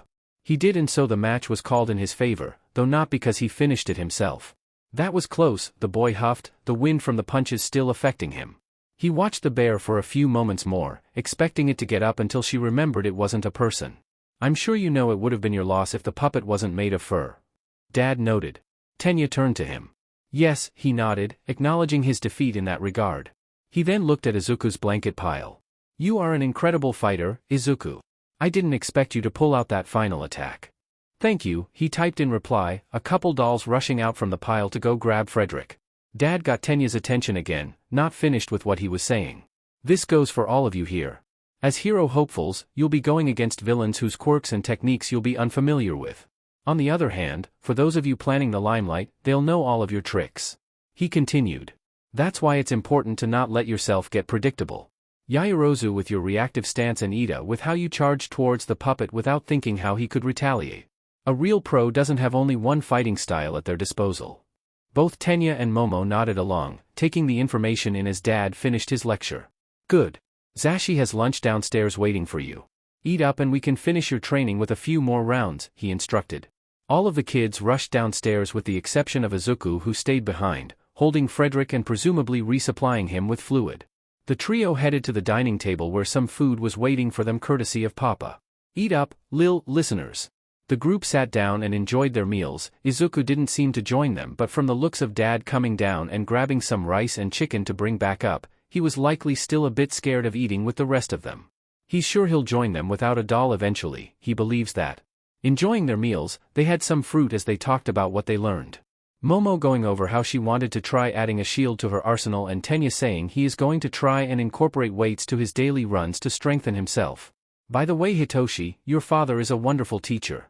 He works at UA, does he not? Tenya asked, setting his food aside for the conversation. Oh, yeah, he is. A strict one, I'm pretty sure. Hitoshi added. Momo finished swallowing an apple bite to speak. He didn't seem that strict when we were training with him. He's expelled 9 students over his course at UA, he immediately said, a grin coming across his face at seeing their shock. And he's only been there a couple years. His standards must be extremely high then. Tenya commented. A hero's job is to save lives. Hitoshi stated. You want to be saved by someone who's serious about helping people, not someone who just scraped by. Both of his friends listened intently to him. Momo uttered, is that what your father had said? Yeah, not the exact words but like it, he answered. I mean, he's not wrong. Don't want to be saved by someone who got a C in math or can't hold their own in a fight. The robotic boy agreed. That is right, Hitoshi, I entirely agree. My brother always says that you must do everything 100% or none at all. Momo looked between the two in awe. Both of you have heroes for family members. It's quite fortunate. No one in my family is a hero. Hasn't your mom been helping you with your training? Wondered Hitoshi. She has, but it doesn't, she stumbled, trying to think of the right words to say. It doesn't feel like she's helping me, so to say. What do you mean, Momo? Asked Tenya. It just feels more like she's doing this for her and not for me, she stated. Like it's her dream and not mine. Not to mention, she trailed off. Both boys looked at her to continue, but she didn't. She then stuttered into an excuse. You know what? Never mind, it's okay. I can always ask you two for help if I need it. She smiled, and before either of them could ask anything, she gave her plate and leftovers to Papa and went back upstairs, leaving the two of them behind. Is she okay? Asked Hitoshi, looking towards where she left. I think she is. Though she did seem to have more to say. Tenya commented. It sounds like she needs a moment alone, you two. Papa said, cleaning up the plate that was handed to him. It's as she said, if she needs you, she'll find you. Izuku was resting a bit inside his mound as he waited for the others to get back. He wanted to join them downstairs but still felt a bit afraid to show himself properly in front of Momo and Tenya yet. He trusted them, sure. Well, actually no. He still remembered that conversation they had about him when he was using Charlie. He had just swallowed down the last of his food when he settled for a short nap. His sleeping has been getting better lately. Now he's able to take naps even if they're for a few minutes before he shakes awake again from a bad dream. He settled into one until he woke up to hear the training hall door open. The greenette looked out and expected to see everyone coming back in, but it was only Momo who was entering. The girl called out to him, checking if he was there. Izuku fumbled a bit, trying to find his phone when the girl muttered out loud that he must have not been and sat down next to the pile. The boy was about to type on his phone that he was there when he noticed her take out her phone. She had opened some kind of note-taking app and typed in what appeared to be what she ate downstairs, writing out the amount and even how much energy it gave. Is she doing that for her quirk? That's so smart, the boy though, carefully spying over her shoulder. But then he noticed the other notes. All of them were alarmingly little for someone whose quirk relied on their lipids. From just one look, it seemed she barely had any snacks. Only eating exact meals for breakfast, lunch and dinner. She's not going to be happy about the fried chicken, she muttered to herself as she looked over her notes. Why? Izuku typed into his phone, causing the girl to panic a little as she lurched back from the blanket pile. Izuku, she exclaimed, staring at him. Yes, he replied. I didn't realize you were there, she shouted slightly. I was napping. Who wouldn't be happy about eating fried chicken? The boy questioned again, curious to the answer. It's nothing, she tried to deflect, putting her phone away. He didn't believe her. Aren't you eating too little? Your quirk needs a lot of energy to work. I know, but my mother said it's best if I don't eat much, she answered, looking a bit uncomfortable with the conversation. Is she a quirk counselor, he wondered. And no, she just thinks, she trailed off a bit. She seemed to think over what she wanted to say, like she was unsure of how to exactly put the words for what she's trying to prove. The girl looked to be fighting another thought before she just breathed out and settled once more next to the blankets. She thinks that you need to look good to be a successful hero, she uttered. That's nonsense. Izuku typed. I'm planning to make all my dolls scary looking so villains will run away from them. She laughed a little at that. Yes, but it feels like I can't really do that like you can. I mean, look at Midnight or Uwabami. They're both high-ranking heroes and both of them use their appearance to get that attention. Do you want to look pretty? He asked. Of course, she replied, but I can't help but feel like my mother forgets I want to be a hero too. Not a model. Then tell her that, he said, like it was the simplest thing to do. She sighed, letting herself deflate a little. It's hard to. Every time I try to get a word in she's either finished talking or moving on to another topic. Well, you're only 9. How's she going to notice if you just lie to her? She's not seriously checking your weight every day. He frowned when the girl gave him a look. Seriously? I don't even know why she wants this. When I told them I wanted to be a hero, my mother was the most excited. I thought things would be great, but it feels like I'm having the fun being pushed out of me, she explained. Izuku sat there for a moment thinking through his brain on what he could do, unaware how his head was now poked out of the pile and was face to face with the girl who was looking at him slightly bewildered. After a beat, an idea came over him. Do you know what weight scale she uses? Yes, she nodded. Do you think you could make one just like it with your quirk? He asked. Yes, why? She wondered. I have an idea. After the training, the kids spent the rest of their time chatting and playing games in the living room using a console. Momo has never had as much fun as she did that day. She's never had the time to enjoy video games like this, so it was nice to be spending her time with her friends. She found it especially funny when during a racing game, Tenya kept driving off track because he kept trying to cut through parts of the road, not understanding it slowed him down more. After the day was over, she went home, her bag heavier than when she arrived, both from her nervousness at what she was about to do and the new addition inside. When she walked in through the front door of her mansion, she kept her bag instead of giving it to a servant and brought it all the way up to her room. She immediately went to the hall where she did her training and replaced the scales the family owned with the one she and Izuku made and hid the other just in time for her mother to come in. Momo, sweetie, how were your friends? Did Mr. Yamazawa teach you well? She asked in a sweet voice, hand out and already expecting her phone. He did, mother. I had learned a lot from him and from sparring with my friends, she explained. She handed the phone over, slightly anxious if she would believe it. She scanned through the notes, seeing what she had for lunch and dinner and smiled. That sounds wonderful, and it seemed you made sure to eat well too. Momo then stepped on the scales, hoping she wouldn't see through the slight difference between it and the old one. They showed her usual weight and her mother smiled once more. It seems you are doing well, Momo sweetie. When you grow up, you'll be a great hero. I will, mother, she replied, smiling away the fear of being caught. She marked down the weight in her own notes and left, but not before wishing her good night and closing the door to the training room. She had a gala tomorrow night, so she had to sleep early to get as much energy before the event. As soon as she was gone, Momo breathed a sigh of relief and even a small laugh. She had no clue she had chocolate ice cream today for the first time in 3 months. A few weeks had passed by, Izuku enjoying the idea of school more and more with every day he's there. Sure, he still itched at the idea of ever leaving gala during school hours or at any time outside of the house, but he's been slowly improving. Rio was starting to help dig into ways he could conquer that fear, and though it's been scary, he's gotten far enough to be able to leave gala for their sessions. He was still nowhere near going outside though, far from it, but that's not in his mind right now. He was going to the zoo for a class trip before the summer. It was near the end of May and things were getting hotter.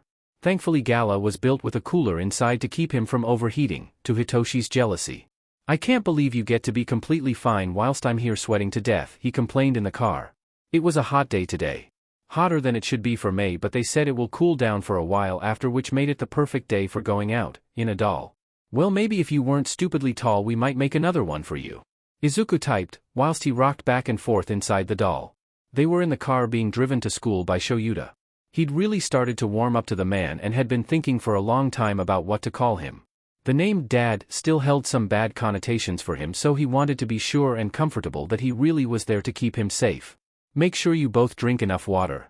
Especially you, Hitoshi, he commented, pulling across the street from the school. Okay, Dad, the boy said, checking over what he had before stepping out of the car. Are you coming, Izuku? I need to talk with him before he goes. Shoyuta stated in the greenette's surprise.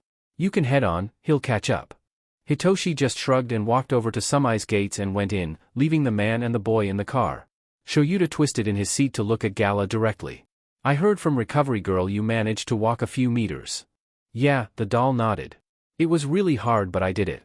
Well, me and Zashi were thinking if in the future, when you get stronger, we could make a new puppet to cover you, the man suggested. The idea was a bit confusing. What did he mean by that? Izuku said nothing but just tilted his head to the side to show he was unsure what he meant by that. I was thinking, instead of having Gala like a mech, you could have a costume? Or something like that, he clarified. That way you could walk around and still be covered. It's your choice in the end though. I think I like it better inside Gala. It makes me feel safer. Izuku answered, keeping firm in his own choice. But, maybe. Alright. Just wanted to let you know of that option, he eased. Now go, before the bell rings. The greenette commanded the doll to slip out of her seat and out of the car, stopping just before to hear Shoyuta speak. And Izuku, the boy's attention turned to him. Have fun with your friends. The bus trip was a bit boring from Izuku's perspective. The only entertainment he got was getting to sit next to Tenya and watching him rant about how he'd arrange everyone's seating on the bus if he had control over it. It was nice listening to the boy because he always spoke with such honesty. When they arrived at the zoo, they were all loaded out and arranged into pairs of two to watch the other. Thankfully he was put with Tenya again so he didn't have to buddy up with a virtual stranger. The same couldn't be said for Hitoshi though, as he got matched up with that black and white-haired kid. Izuku sent him a text with his condolences for getting paired up with him and set out to the zoo. Their class wasn't the only one there, as there were also the years above and below them here too, practically being a day out for most of Sumai, which was nice, though he was sure he couldn't name 10 of his classmates if he had a gun to him. On the way through, he and Tenya got talking about some of the animals they saw. He told the boy about his idea to have one of his dolls go pet the tigers, only to enter a debate with the blue-haired kid over whether that would be allowed or not. The signs clearly say, no petting. Tenya argued, pointing to some of the signs scattered around for some of the smaller animals. That's only for the animals within reach. No one can reach a tiger. Izuku countered. It is implied. Even if it was implied, the doll did some air quotes, the little picture clearly shows a human hand. Gala isn't human, they're a doll. That is true, but, the boy stuttered, trying to think of a way to argue against the greenette's absolute and flawless logic. He continued to watch Tenya try and think of a way to discourage him, but in all honesty, Izuku didn't want to risk Gala becoming a chew toy, especially seeing as how he'll be tossed along too. Still, it was fun messing with the other boy. It's okay, Tenya, I won't pet the tigers, the doll assured. The blue-haired kid breathed a sigh of relief. Thank goodness. The lions on the other hand. Izuku, he chopped. The boy giggled inside the doll, reassuring that he wasn't going to be doing that. Tenya accepted it just in time for the class to reach a building where there'll be some kind of show inside. All the while Izuku kept an eye on his other two friends to see how they were doing. Momo had been paired up with another girl who seemed entirely uninterested in talking to her and was more busy talking to her own friends than her. It clearly left the dark-haired girl looking lonely, but seeing how she was gazing in awe at some of the animal exhibits, she likely hasn't cared that much. Hitoshi on the other hand was clearly trying to ignore Deshane, who in turn was doing the same. He knew the monochrome-haired kid didn't like him, and it made Izuku question if it was at all on purpose, but seeing how random the whole pairings were for the calls, it really was just bad luck. In the doll, the greenette sent a text his way to see how he was handling it. Curse doll, how's the buddy? Troll doll, stellar. Has only made one snide remark so far. Curse doll, lol. Momo looks lonely, maybe you can ask the teacher to let you switch WTH her? Troll doll, probably not, but I'm sure if I just walk with her, Teach might not notice. Curse doll, go for it. Izuku watched Hitoshi head over to Momo and talk with her for a moment, completely ignoring any looks from other students. At least he would be if anyone actually cared. Which one particular kid did. Hitoshi should be with his trip buddy. Tenya next to Gala noted, looking ready to step over and tell him. It's okay, Tenya. No one really cares about the system right now. Izuku tried to convince him. The blue-haired boy looked back at the doll and back at Hitoshi, like a dog who was unsure which owner to follow when they went in different directions. But, the system, he uttered. You can enforce the system later, right now we need to sit down. You don't want to get yourself in trouble, do you? The greenette pointed out, hoping that'll get him to ease up for now. Okay, you're right. I'll inform them of the mistake after the show, he said, sitting down on the floor next to Gala just like everyone else was. They were inside a building that seemed to mostly be for small shows. That show being a man coming in, pushing a cart filled with reptiles, bugs and creepy crawlies alike for the kids to be educated on and awe at. Besides a moment where the animal handler looked at Gala weirdly, wondering what was going on there, it was great. There were many animals and bugs he never thought he'd ever see in person, and even some that creeped him out a bit, which he especially loved. Tarantulas, slugs and centipedes all gave him a slew of ideas on future dolls he could make, and though it might take a bit to work it out, he loves the idea of making a doll like Behemoth again. The most fun, however, was seeing his friends' reactions to some of the critters. Being in a doll, Izuku doesn't have to feel creeped out when one of them is placed in his hand. In fact, he held them all, even the ones no one wanted to handle, like the huge slug that was bigger than the boy's head. But the others were more fun. Watching Tenya freeze up when a lizard creeps up his arm and onto his head almost made the greenette burst out laughing with how frozen he was. Momo's eyes sparkled when she held the chinchilla in her hands, only to scream in panic when the thing had peed out of nowhere.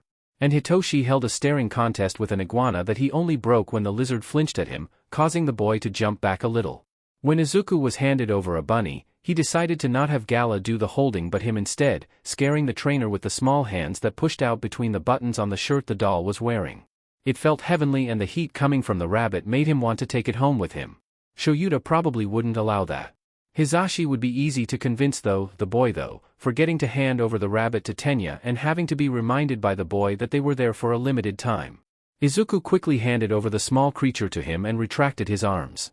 None the wiser to the eyes he got from a few of the kids, one Deshane in particular. What did those looks hold? He never got a proper look enough to tell. Finished with the lesson in critters, the class moved on to the nearby reptile exhibit, and it was then that Tenya remembered what he was meant to do before the show. He looked ready to head over to Momo and Hitoshi to let them know they have to return to their respective buddies, but thankfully Izuku was there to save them all the trouble. With genuine interest, Izuku asked, "Tenya, why do you want to be a hero when you grow up?" The boy turned to him, and if the face he made wasn't one of pure excitement at getting to talk about his dream, then Izuku didn't know the word joy. "It's because I hope to be like my brother when I grow up and continue the Ida family legacy." "But why?" he asked, curious on why he would want to do that. "Well," he started, pausing to think through his reasoning. "It's because it's my dream. I aspire to be as strong and good as Tensei is and do great things for the world." "But why do you need to be a hero to achieve all of that?" Izuku pondered. "You can do all of that without having to get a license or go to school or stuff like that." The two had sat down on a bench across from a snake exhibit that showed a huge anaconda resting on some branches. "Maybe it could be done, but that would be vigilantism, and frankly I don't want to break the law." "But if you could get away with it you would?" the greenette suggested, wanting to hear the answer for this. "No. I wouldn't," he answered. "Why?" "Because then I'd know I did something wrong." "What would that be?" Izuku questioned. Tenya paused to once more think carefully over his answer. The doll could tell he wasn't entirely sure of what to say, other than the obvious guilt, but he must have realized what the next question would then be. He shifts back on the bench. "I'd be going against what I vowed to become. A good person and a hero." "Then what if," the boy started, wanting to find out how far his conviction went. "Your brother was hurt badly by a villain and they got away with it? Would you chase after them to get revenge, or would you just let them go?" The question seemed to cut deeply into him, and Izuku started to feel bad when the face of his friend turned at the idea of his brother ever getting hurt. The greenette thought of what would happen if the same occurred to Hitoshi and immediately felt nothing but a growing fury like before he was found brewing to the surface. Actually, maybe not just Hitoshi anymore. He was sure he'd feel this way if Tenya or Momo were to get hurt too. Maybe not the same rage and emotion, but still furious. What about Hisashi and Shoyuta? Yes, that was something closer to the same level as Hitoshi. They had given him so much patience and care despite barely knowing each other truly. The love they seemingly gave him unconditionally reminded him so much of Mama, and the idea that he can get that attention without the fear of Hisashi felt incredible. Like he was free in a way he could never imagine. He still had fears. Fears that they might turn the second they were legally family. Like an apple going sour, the stretch of time where they had gotten used to him has passed and they don't like him anymore now that they knew him. It felt like a mistake, that he was being too hasty. Another fear was Hisashi somehow getting out, despite how impossible that might sound. Tartarus is an extremely secure prison meant for the worst of the worst. The idea that he'd get out was unlikely, but still there. The utter horror of turning around and seeing the man standing there, ready to take him away from everything, was a nightmare he often had. Eventually, Tenya answered him. "I don't know what'd I do if that happened," the blue-haired boy admitted. But I'd hope that whatever I do, that my friends will stop me from doing anything stupid. Izuku said nothing to that response, letting the words sink in. He's technically already had that happen to him. They couldn't continue the conversation though, as they were both called away by their teacher, planning to go to the next few exhibits. He kept thinking about how much he himself wanted to be a hero. It was something he's always desired when he was younger. All Might was still one of his favorite heroes, but he's seen that not all of them are perfect. Eraserhead acts like the cool, level-headed hero most people see at an initial glance, but really he was mostly too tired to care or be emotional. Present Mike is loud and hip, and whilst that's still true behind the mask, it wasn't all he was. He can be quiet and thoughtful, also terrified of bugs. Then there were some that were so much worse. Endeavor seemed standoffish and brutal, and he was every part behind the mask as he was with it on. He still finds himself shuffling at the thought of that boy suffering at his hands. He wants to help him, but he needs him for something else. And that's mostly where the crux lies. His plan and what he's going to do in case the HPSC doesn't play nice. It's an immoral plan by most people's standards and something a little kid shouldn't even think of, let alone commit to. That's why he knows he can't say anything about it. He can't tell friends or even family what he's doing because he knows they'll stop him. Because it's very, very stupid, at least from a hero's perspective. Then again, he could be wrong. Maybe good can win out and he won't have to do something he'll surely live to regret. An hour goes by of the class walking around and seeing all of the animal exhibits. The elephant enclosure, the giraffes, and the adorable meerkats are all oohed and awed at. Izuku takes pictures of all of the beasts using Gala. Still no tigers, however. Tragically they aren't available right now because they're sick, which makes the boy sad that he can't see them. He could tell Hitoshi felt the same, with how he also looked sad when they passed by their outdoor enclosure, seeing that there was none inside and instead gathered in the building where they slept, hidden from their sight. Still, the penguins were fun to watch, and the sea lions too. They reminded him a lot of Selkie and the plush he had of the hero back at home. He wondered how their fur felt, but that was something he didn't want to find out because that'd meant getting in the water. Thankfully he didn't need to. After a short water show, one of the seals, not a sea lion but close enough for Izuku, hopped up in order to take pictures with some of the kids. The boy managed to get one with Tenya, Momo, and Hitoshi all together, and though he didn't have the time to pet the seal with his own two hands, it was still so cool being near one. Then they finally had lunch, sitting down in a park area where there was a playground nearby to mess with. He sat with his friends and enjoyed having lunch together, chatting about all of the animals they had seen and the shows. Hitoshi and Izuku voiced their disappointment at not being able to see the tigers, but thankfully the puppeteer had an idea. Halfway through lunch, Gala pulled aside Hitoshi. "We could sneak off and see the tigers." "Won't the teacher notice we're gone?" the other boy whispered. "Not if we're back before they need to go. We have 30 minutes, that's plenty of time," Izuku pointed out. "Not just that, but all of the classes are here, there's no way they'll notice us missing." "Maybe not me," he said, "but they'll notice the 7-foot kid has disappeared." "Not if we use the excuse that we were looking for the bathroom," the greenette uttered through the doll. Hitoshi seemed to think through it for a moment, seeing if there was any flaw in an otherwise flawless plan. There had to be none because he nodded. "Should we get Tenya and Momo?" The doll shook her head. "No, Tenya wouldn't let it happen, and Momo isn't the best at being sneaky. Me and you are though." And with that plan in place, Izuku walked up to the teacher and asked her if he could use the bathroom. She of course let him go, his alibi made as he snuck out of the picnic area, Hitoshi after him. The zoo was surprisingly unpopulated, likely because it was a weekday and the school probably rented out most of the tickets, so there wasn't a risk of strangers bugging the children. They only had to hide from a couple of zookeepers, but that was easy given their collective experiences and training. They ended up at the tiger enclosure again, seeing there was a viewing room to see inside the building that the cats slept in. It was cordoned off, but they could just step around it. Heading inside, they stepped up to the glass window overlooking the room the tigers slept. In the corner of the room, a camera beeped, but it wasn't of their concern.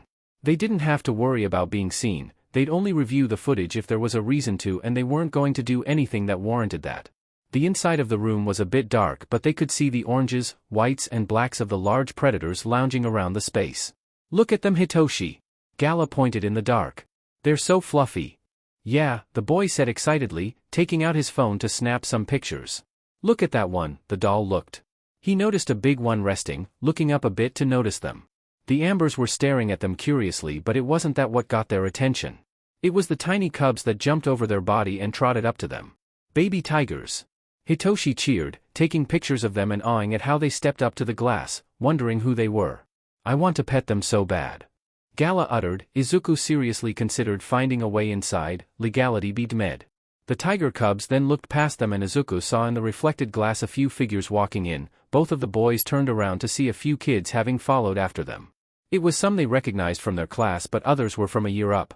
He remembered a couple from the kids who stopped Tenya's running route. What are you two doing sneaking off? The black and white-haired kid, Deshane he finally recalled, asked. Yamazawa, I thought we were meant to be buddies.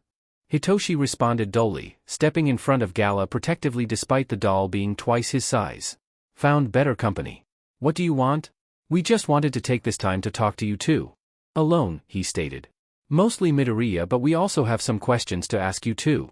The children started to get closer, some of them taller than Hitoshi, but that didn't make the boy flinch. It did Gala though. He didn't like the tension he was feeling, but if they just wanted to ask some questions, he's fine with that as long as they don't push too much. What are they? The greenette asked, stepping up a little. We just want to learn more about you. Like, how was it almost killing a hero? The boy uttered. Both of the best friends paused, giving mixed reactions to what exactly was being implied there. Hitoshi was a bit shaken but Izuku was undeterred. He knew something like this might happen one day, so he decided to just answer honestly. Despite his instincts telling him to just leave. It was awful. I hate myself for what I almost did, he admitted, calmly thanks to the tempered voice of Gala. The kid stopped just before them, keeping a few feet back. And yet you still get to walk around free for almost murdering a hero. The greenette was quiet, unsure of how to respond to that. What he said is technically true. He has been given barely any repercussions for that. Then again, that's mostly because the person he almost killed was now his willing parent, but that didn't feel like a reason, more an excuse for why he's free. Like he was given an exception. What is your problem? Hitoshi yelled, kind of hoping someone would overhear them and come in to send them all back to their teachers. Look, dude, we're just curious why we have to be in the same class with not just one but two villains. Deshane replied, keeping up his casual demeanor. That shouldn't be any of your business, the purple-haired kid argued. It is when we all have to look at some weird creepy robot puppet thing every day and wonder whether we're all being brainwashed into thinking that's fine or not, he argued back, taking shots at both of them. Izuku decided to just answer their questions. Knowing if it wasn't now it was going to be later and he'd rather not test what they're willing to do to find their answers. I'm at Sumai because I've been given a second chance. Hitoshi is here because he was never given one in the first place.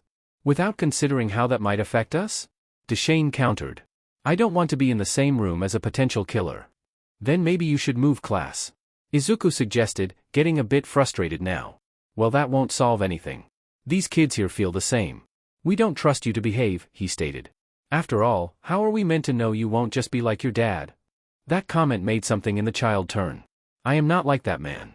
How are we supposed to know that? He argued. You could just be lying to us.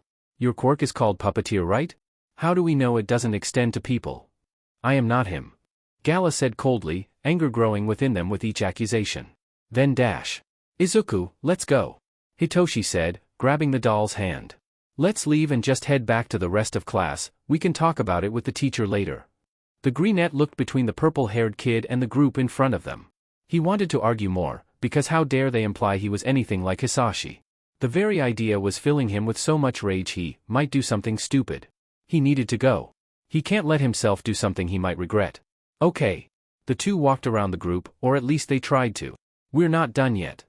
Deshane yelled, reaching out to grab Gala's arm. Hitoshi was grabbed too by another kid on his side and both of them couldn't move away, at least not without getting violent. We don't want to talk anymore. Let us go. Izuku ordered. Or what? You'll hurt us, he guessed, and at this point the greenette was tempted to say he was right. What is even your problem? Hitoshi shouted. Can't you just leave us the F alone? No. Not until we show you two what happens if you try anything, he said, looking up at Gala. Hitoshi tried to pull himself away but couldn't. The doll easily could and was looking for a way to grab his friend and run. He just noticed the perfect way to do it when coldness on his shoulder. Not Gala's but his. Izuku's. A hand had phased through the back of the doll, courtesy of one of the older kids, and was pulling him out. The big kid who did it was looking down at him, a mix of surprise and scrutiny seeing the much smaller kid captured in his hand. Being held there, all of the fury Izuku had melted away in a near instant and was filled with panic and fear.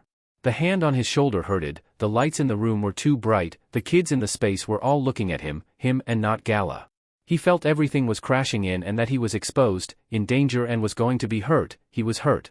He was stunned for a few seconds, mind racing on how to react and unsure how to move or even scream. Everything felt like it was strangling him and he didn't know what to do to make it stop. All voices were blurs, he didn't know what anyone was talking about, but when he felt himself be yanked again by the kid at his shoulder, a bit further away from the doll. He wanted to get away from the danger. He will do so by any means necessary. The poor kid never stood a chance when Gala spun around and with the force of a twister, raised a fist and came crashing down like thunder straight into the older boy's head. A painful crack was heard, as the punch continued until he was on the floor. The doll then grabbed its puppeteer and sprinted away with him. As far as possible. As fast as it could. Shoyuta was driving near frantically towards the zoo. He had just gotten a call that something bad happened involving Izuku and he was getting there as fast as he could. Hisashi was with him too, both not saying anything besides the blonde who was on the phone talking to Hitoshi about what happened. When they arrived outside of the zoo, an ambulance was there too, paramedics seemingly already inside rushing to wherever they needed to go. You follow them, I'll find Izuku. Shoyuta instructed, taking out a tracker that was installed on the Gala puppet when it was built. Hisashi said nothing and just ran after them, him doing the same and following the tracking on the device that told him the kid was nearby. Following the path past some enclosures, he eventually ended up at the apiary, birds fluttering around above. A quick glance around and he could see the tall figure of the puppet hiding in a darker corner of the room. Izuku, he called, carefully stepping towards it whilst making sure he was known. Unlike the giant, he was sure he could take the puppet on seeing how it was more hollow compared to the former. He didn't want to take any chances though, so he treated this all like approaching a wounded tiger ready to pounce. He inched closer, ready for any sudden movements when he saw the head of the doll swivel around to look directly at him. The calm features hiding how alarmed the person puppeteering it truly was feeling. Izuku? Are you all right? He asked, stepping around and seeing the small form of the kid nestled in the chest of the puppet, not inside but curled up next to it. The hands of the shell were holding him and rubbing his back gently to try and ease the frightened child. Izuku wasn't looking at him, just staring into his phone as hands shakily typed out some words. The "why didn't Lisa Saone?" the doll uttered, words jumbled because of the boy's distressed state. Shoyuta knew he needed to calm him down first. Hey, Izuku, just look at me. Breathe with me. No one is going to hurt you. He could hear sniffling and heavy breathing coming from the poor kid. Izuku looked like he was shaking and could barely keep himself calm enough to think.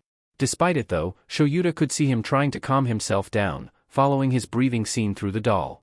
It hurt a lot, the doll spoke, words still jumbled. The man knew he couldn't ask questions until he calmed down, so just focused on giving support. He didn't know what to do outside of what he did for stray cats and just stayed there, waiting for Izuku to come to him if he needed it. It took all around 20 minutes for him to finally calm down. Meanwhile, Shoyuta got a text from Hisashi. Apparently it wasn't good. The kid that got hurt was being rushed to the hospital as they spoke. Thankfully there were security cameras in where they were, so if what Hitoshi is saying was true, he believed him. It was just whether other people did, there should be proof of them provoking him and Izuku. Shoyuta made sure to tell his husband to stand outside of the apiary and make sure no one came by. The last thing he wants right now is some random zookeeper walking in and scaring the kid. Hey, he said as gently as he could. Are you feeling better? Gala nodded at the same time Izuku did. He typed, much better than before. He grabbed me and it hurt me. I didn't mean to punch him. I know, he agreed, still keeping his distance. I didn't hesitate. Gala uttered, before he watched the already pale child's face blanch further. Did I kill him? No, you didn't. He's on his way to the hospital, he answered truthfully. So he could still die, the boy fretted. Shoyuta can't promise him he won't. According to Hisashi, it was really bad. Bad enough that they had to carry him out on a stretcher. The Gala puppet wasn't Brutus, but it was still strong enough to smash wood. He can't imagine what a punch like that can do to a child's skull. He settled on just being honest. It was illogical trying to hide anything from him if he'll find out more later. We can't be sure, but it still wouldn't be your fault. It is, the boy started to cry again as he typed. It isn't, it's because I'm a monster. Izuku, you didn't me dash. It is. It is. It is. It is, the doll repeated over and over again, the child tearfully typing the message again and again. Seeing him in such a distressed state, Shoyuta abandoned all sense of self-preservation and got down on his knees and moved closer to Izuku. The puppet ignored him, not caring even when the man wrapped his arms around the child and pulled him in. The crying came out in full force the second he did, quiet sobs into his chest. It isn't, he whispered into the child's ear. I'll make sure they know it isn't your fault. The strangled cries got slightly louder when he said that, as if he was trying to protest but was too emotional to properly fight it. Some words did push through though, from the kid instead of the doll. It feels like I don't deserve it, and dash. He wasn't sure what he was referring to, if he was talking about whatever the kids did or something else entirely, but to make sure he didn't say anything that might upset Izuku further, he just patted his back, whispering that everything was going to be okay. Eventually, after some amount of time, Izuku fell asleep, exhausted from all of the emotions being let out. He wasn't sure what he was going to do about all of this, but he knew that no matter what he was going to make sure his child was okay. In the end, the kid survived, but not without some massive damage. The boy who grabbed Izuku was obviously heavily concussed once he had woken up. His nose was broken and almost smashed whilst he lost 5 teeth from the crash onto the floor. Unfortunately, unlike Shoyuta, his brain was in worse condition. Due to being a child and not having the reflexes of a hero to brace for that kind of hit, he was given a traumatic brain injury. They don't know the exact consequences of it yet, but all they know is that it's not good for a kid his age to be getting those. Not only that, but there are likely going to be some long-term effects for him, such as issues with consciousness or reasoning. That part wasn't talked about with Izuku, in fact most of it wasn't. They only told him he was going to survive. Thankfully the boy never thought to dig deeper. Maybe he did but knew deep down it would destroy him. He would realize that he's injured a person in a way that could have ruined their life. It didn't mean he was alright. The opposite. Once Izuku got home he holed himself up in his room and refused to leave, using Gala to do everything outside of it. The only time he did leave that room was to rush to the bathroom, inside the doll, and return immediately once he was done. That would make school difficult, that is if he had any. Reflex or not, a kid was in the hospital and whilst Shoyuta and Hisashi did try to fight it, they couldn't. Izuku wasn't expelled thankfully, but put on suspension until after summer. That in of itself made things difficult for the Yamazawas, on top of everything else. The whole point of Izuku going to school was so they didn't have to have one of them stay home every day when they should be at work. Thankfully, a suggestion was made. "You want to look after Izuku?" asked Hisashi, not in surprise but mild shock. Only until the end of his suspension. Nedzu had clarified, sitting across from them in his office. Right. Now Tensei was watching, well, being in the house with the kid. He refuses to leave his room. Not even Hitoshi can get inside and on top of that the doll refuses to speak. Shoyuta explained, mostly to show the rat the idea that they can't just bring Izuku to UA. "That's quite alright," Nedzu said with the raise of his paw. "You have an office in your home, do you not, Aizawa? You're suggesting doing your work there?" Shoyuta stated, knowing the answer. The rat nodded, agreeing with him. "Yes, though of course it would be with your permission. I know it is rare for me to leave UA, let alone consistently, but I know it's better than losing one of my most trusted educators." "Of course."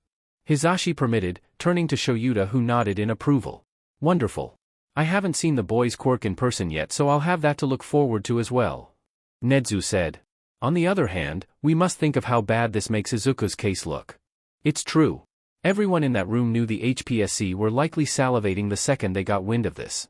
A child getting a brain injury at the hands of Izuku was near impossible to defend.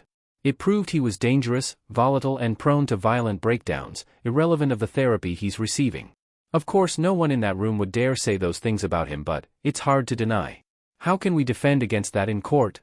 Shoyuta asked the rat, hoping for some kind of answer he wasn't seeing. Nedzu took a brisk drink of tea before answering. "On your end? Making sure Izuku keeps attending his appointments. On ours? Using the footage of what happened that led to the incident to try and excuse him for it." Obviously it was going to be hard to do both of those. Right now the boy was in full shutout mode. So far the two fathers hadn't seen him in 3 days with no sign of it stopping soon. The other is that anyone could say that the victim was just being a kid, and well it's true. It'll be hard to convince a judge otherwise that what happened was an appropriate response to being grabbed as despite having video, they did not have audio. This got harder.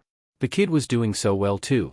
Shoyuta noted, remembering how open Izuku was to the idea of not using Gala to hide himself. "It has. Unfortunately all we can do is keep going forward and hope for the best," Nedzu said eloquently, setting his tea down having finished it. "Now, let us leave that for today and get back to work. We should try our best to get the summer exams done and over with." Hitoshi was standing in front of Izuku's door again, dinner in hand. It had been a few days since he holed himself up inside his room since the zoo. He'd been doing this for the entire time, delivering his dinner for him every chance he got. He reached up and knocked, hoping he'd get something. Something actually good, but instead he just got the usual. The door opened to a very dark room, Gala poking her arm out, mechanical eyes deader than usual, taking the plate and closing the door immediately. The problem with that was it was clearly just a formality. Whenever they'd get the plates delivered back by Gala, they'd always be half-eaten despite their already small portions. It felt like things were going backwards and there was nothing he could do about it but just stand there and watch. He sent messages from his phone that were being read but never replied to, talked in front of the door for hours to absolute silence and tried talking to Gala anytime she stepped outside of the room to probably bring Izuku to the bathroom. None of it got a response, just silence. He went back downstairs, a part of him feeling defeated and tired, more tired than usual. Dad and Papa were sitting down there in the dining room, talking to each other when they paused once they saw their son. "Anything, Fluffball?" Hisashi asked, filled with a glimmer of hope. "No. He hasn't said anything yet," he replied, sitting down and eating his own dinner slowly. Dad let out a short sigh. "We have to trust that Izuku can approach us himself." "What if he doesn't?" Hitoshi questioned, a growing worry in his voice. "We'll give him until Monday next week," he stated. "That should be enough time for him to cool off." It was such a long time. Okay, maybe not that long, but for him it was. He'd have to pass by Izuku's door every day, seeing that he hasn't come out yet. It makes him scared to wonder if he's left, vanished from the world again and they'd have to chase him all over again. And the worst part, once more Hitoshi was kicking himself. "I should have done better," he muttered to himself, the words just slipping out, but being the kid of two pro heroes it was sorely unmissed. Papa set down his utensils. "Toshi, this isn't your fault. It's not anyone's, arguably even the kid who pulled him out wasn't entirely at fault. You're all still kids." "I know," the boy admitted. "I know no one can really be fully blamed, but I should have stopped them from scaring him." "Toshi," the blonde uttered. Dad spoke up, "There was nothing much you could have done." "But there was." Hitoshi almost yelled in an outburst.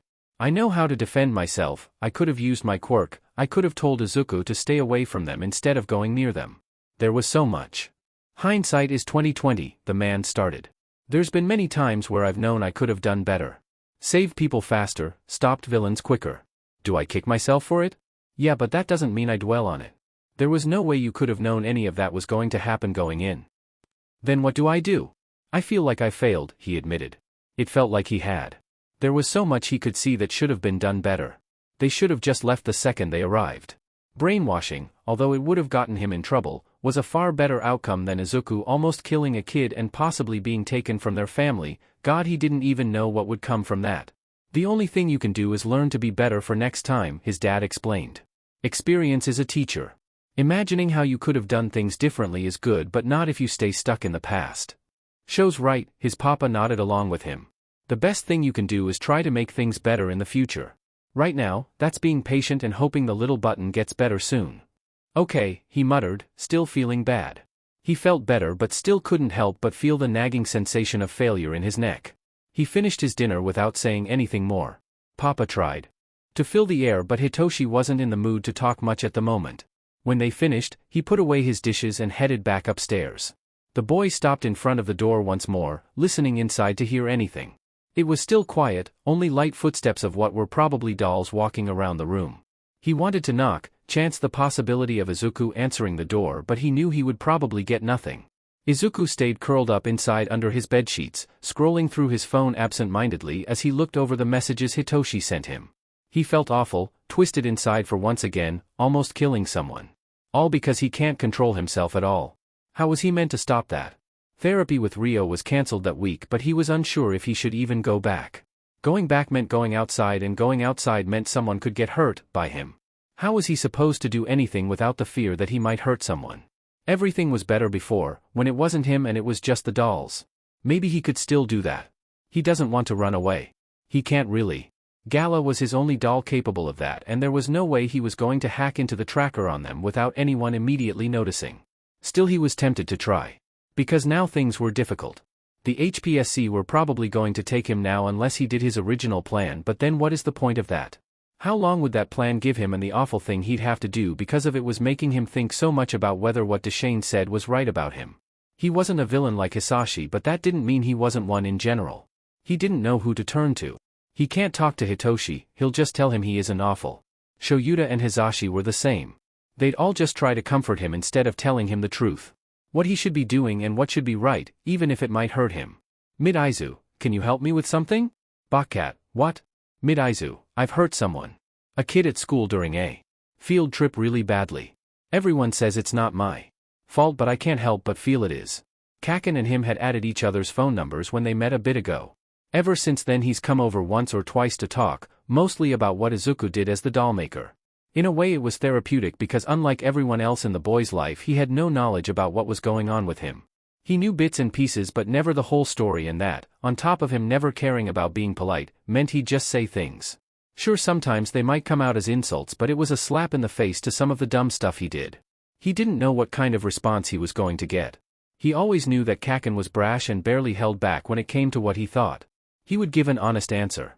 Bokkat, it sounds like you've got some sheet to work out.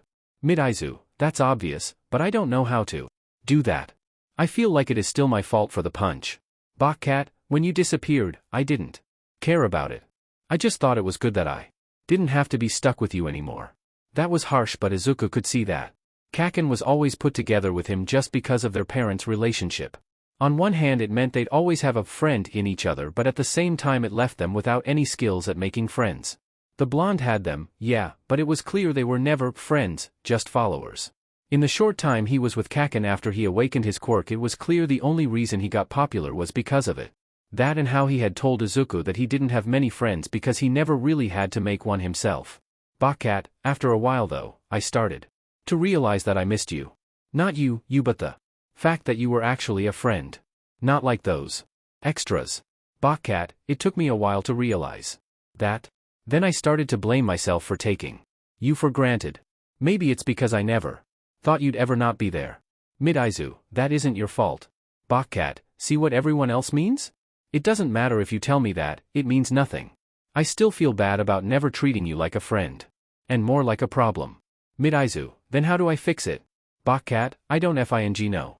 Ask a therapist? All I know is that I don't want to mope around. I was still going to follow my dream, didn't matter what you were doing. Sure, it hurt to imagine you not there. But my whole life isn't about you. So he's saying to just not dwell on it? How is he going to do that? The only thing he can think of doing that is by keeping his mind occupied. But how? He didn't have school to focus on, he didn't want to leave the house or even his room. How does he pull himself out of that? Midoriya, how do I do that?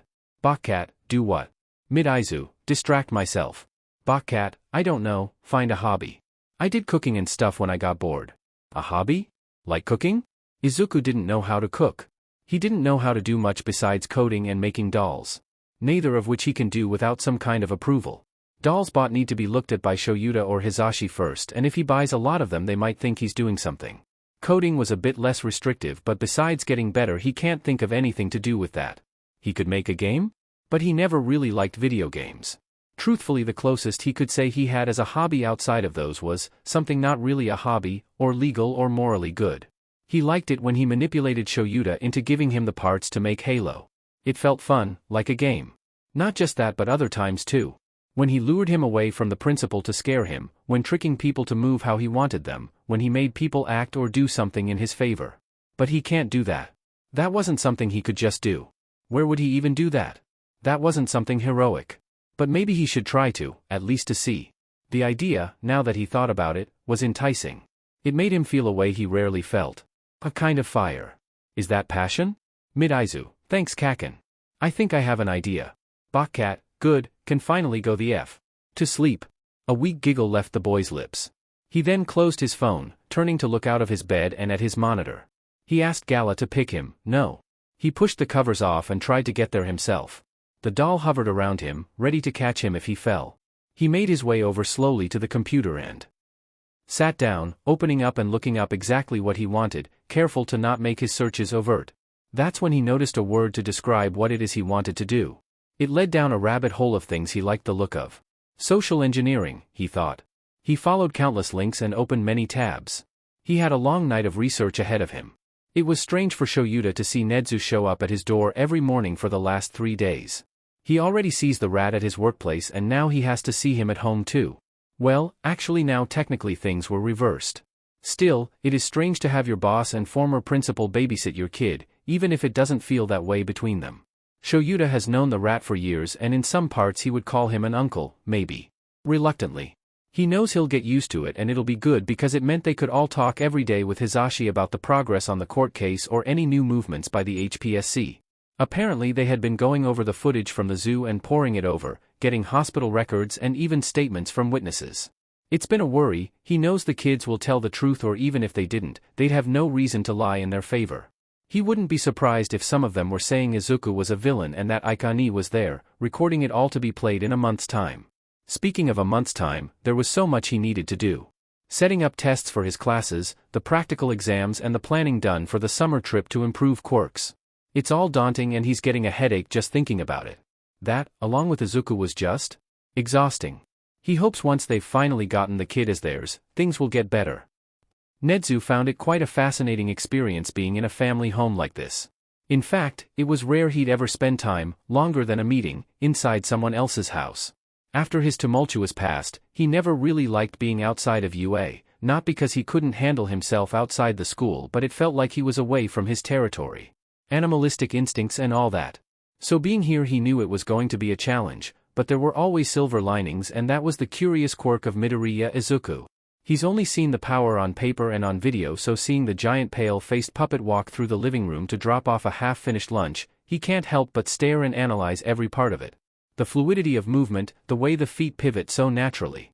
If there was a puppet made good enough, he was sure Puppeteer could create faux humans so lifelike that no one could tell the difference. But it was more than just the power that intrigued him. It was the boy too. When they first met, he saw the puppet do a double take. There was a brief silence where the two of them just looked at each other. Nedzu wasn't sure if he was analyzing him or not, but the scrutiny coming through those mechanical eyes spoke for him. Hello there, am I a bear? A mouse? Or a dog? I'm Nedzu, he gave his enthusiastic greeting, the same one he always gave whenever he wanted to appear friendly. The puppet stared at him a bit longer before it uttered a short response. Why are you here? Why, it is to watch you whilst your parents are away at work, he explained. Won't that be inconvenient for you? The boy asked through the doll. Not at all, he replied. In fact, I've been looking forward to meeting you for a while, young Midoriya Izuku, the puppet corrected. Of course, he nodded, making a mental note. The doll then just walked away, heading back upstairs and to Izuku's room. It wasn't much for a first greeting, but it was better than nothing. It was now Friday and not much else has changed for the young child. Apparently he has improved somewhat and was now talking again, but only in simple requests for what he wanted for dinner or lunch. The Yamazawas seemed pleased by it, but the principal could tell there was something more going on. Firstly, he wanted to know more about the mind of Izuku.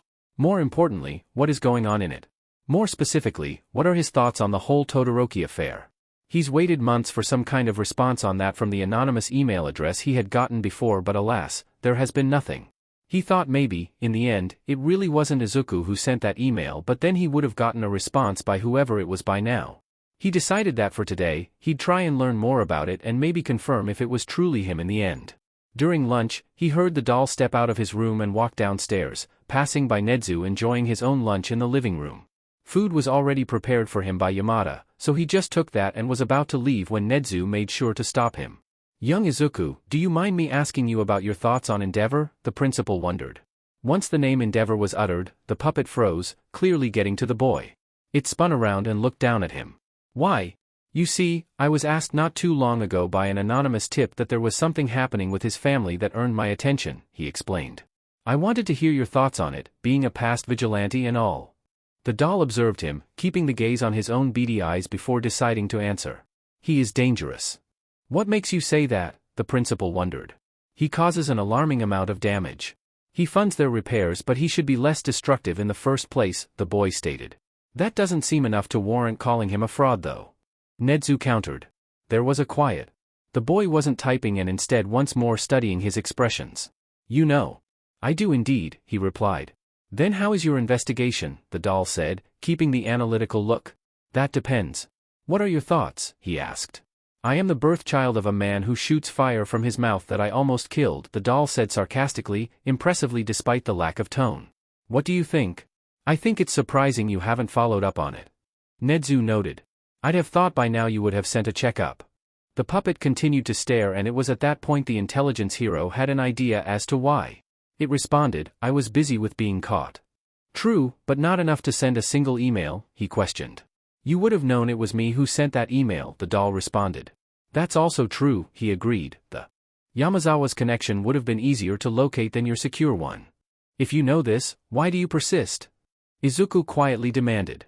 No reason, I'm just curious about you young Midoriya, especially about what you have been looking at recently, the principal explained.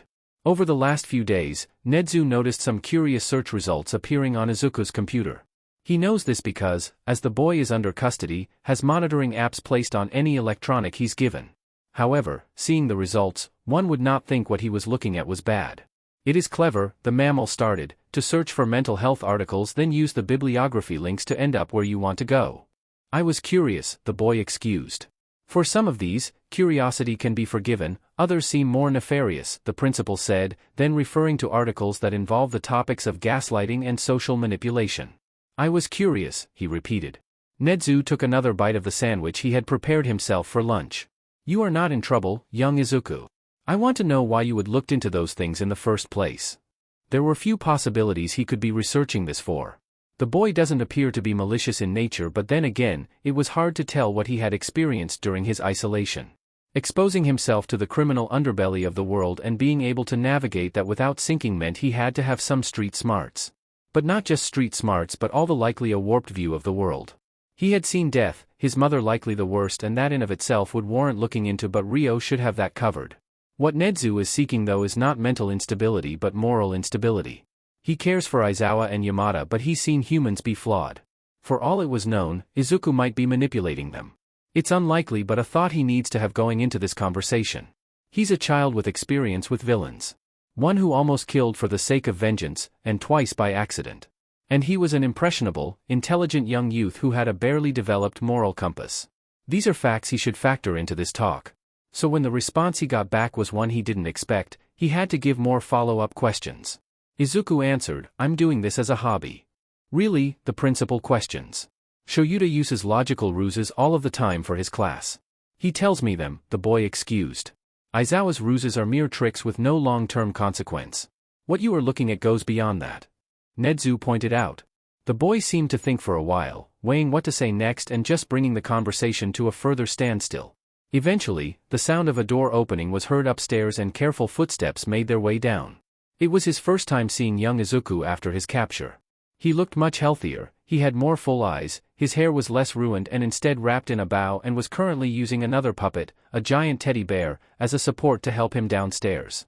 He brought himself to the chair opposite of the principal, the pale doll pulling the chair for him and pushing him in.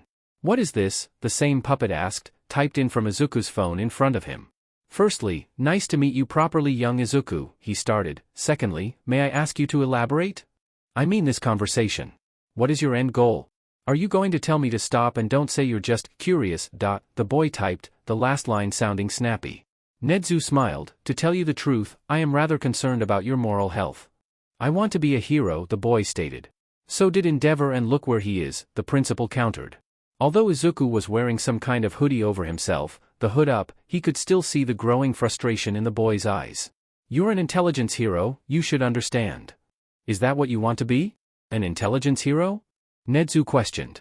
In a way, yes, the boy responded. So I wasn't entirely right, he wondered, keeping his neutral face. The young child nodded a little as he typed. My dolls are too strong not to be used in combat. It's true. You could arguably form an entire team by yourself. Maybe even an entire agency if trained well enough, the mammal commented. He then leaned in a little bit, both paws on the table, and if that's the case, why do you need to learn what you want to? Aren't your dolls enough to keep you company?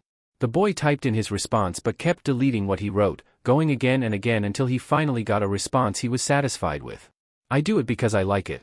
Is that so? Nezu tilted his head slightly. There is a research paper that states there is a link between quirks and personalities. Izuku referenced. Indeed, he nodded, I saw that in your history and I'm plenty familiar with the concept. Then you should understand, the boy reasoned. I do, just that I hope you would never use it for anything nefarious, the principal informed. Like say on the Yamazawas. The greenette's eyes widened when those words were said, as if the very idea that he would do such a thing was shocking. It was then that Nezu realized that the boy wasn't planning on using that skill on anyone he cared about. That made him smile. I'd never do that, he typed quickly, still in slight surprise. I can tell. You care about them a lot, the mammal pointed out.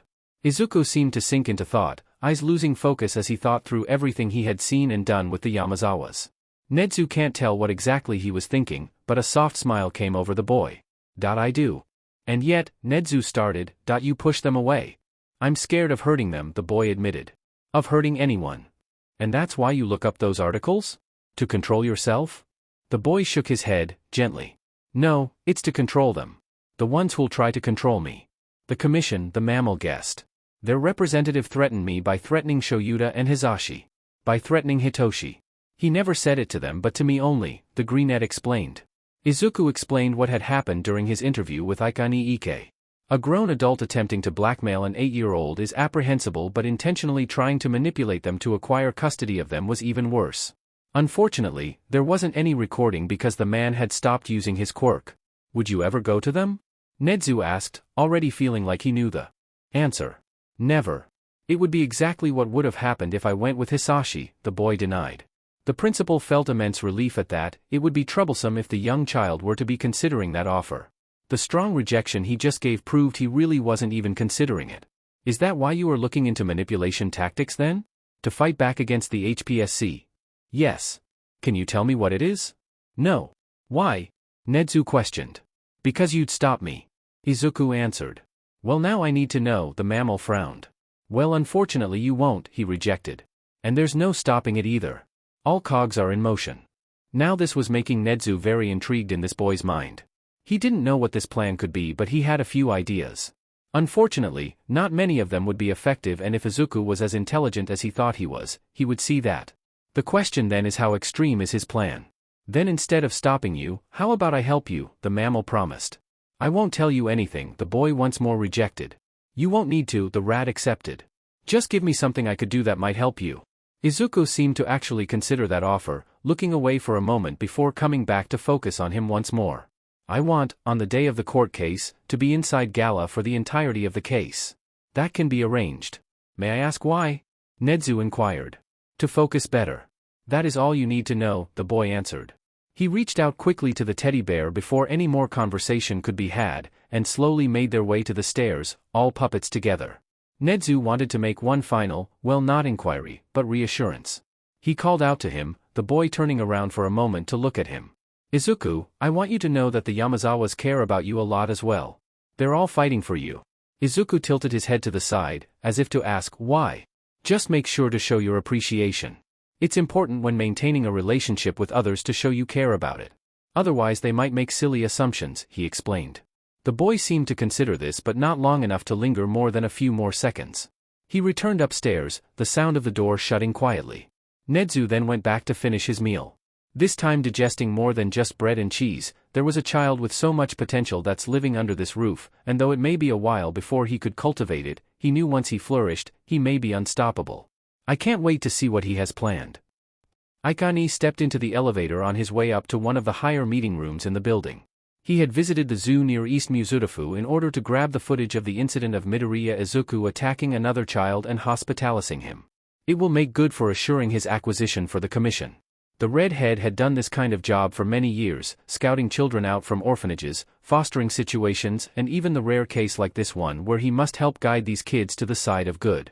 Well, there is an arguable amount of evidence that leaving the child in the hands of two pro-heroes was already a good thing, but surely they could do better?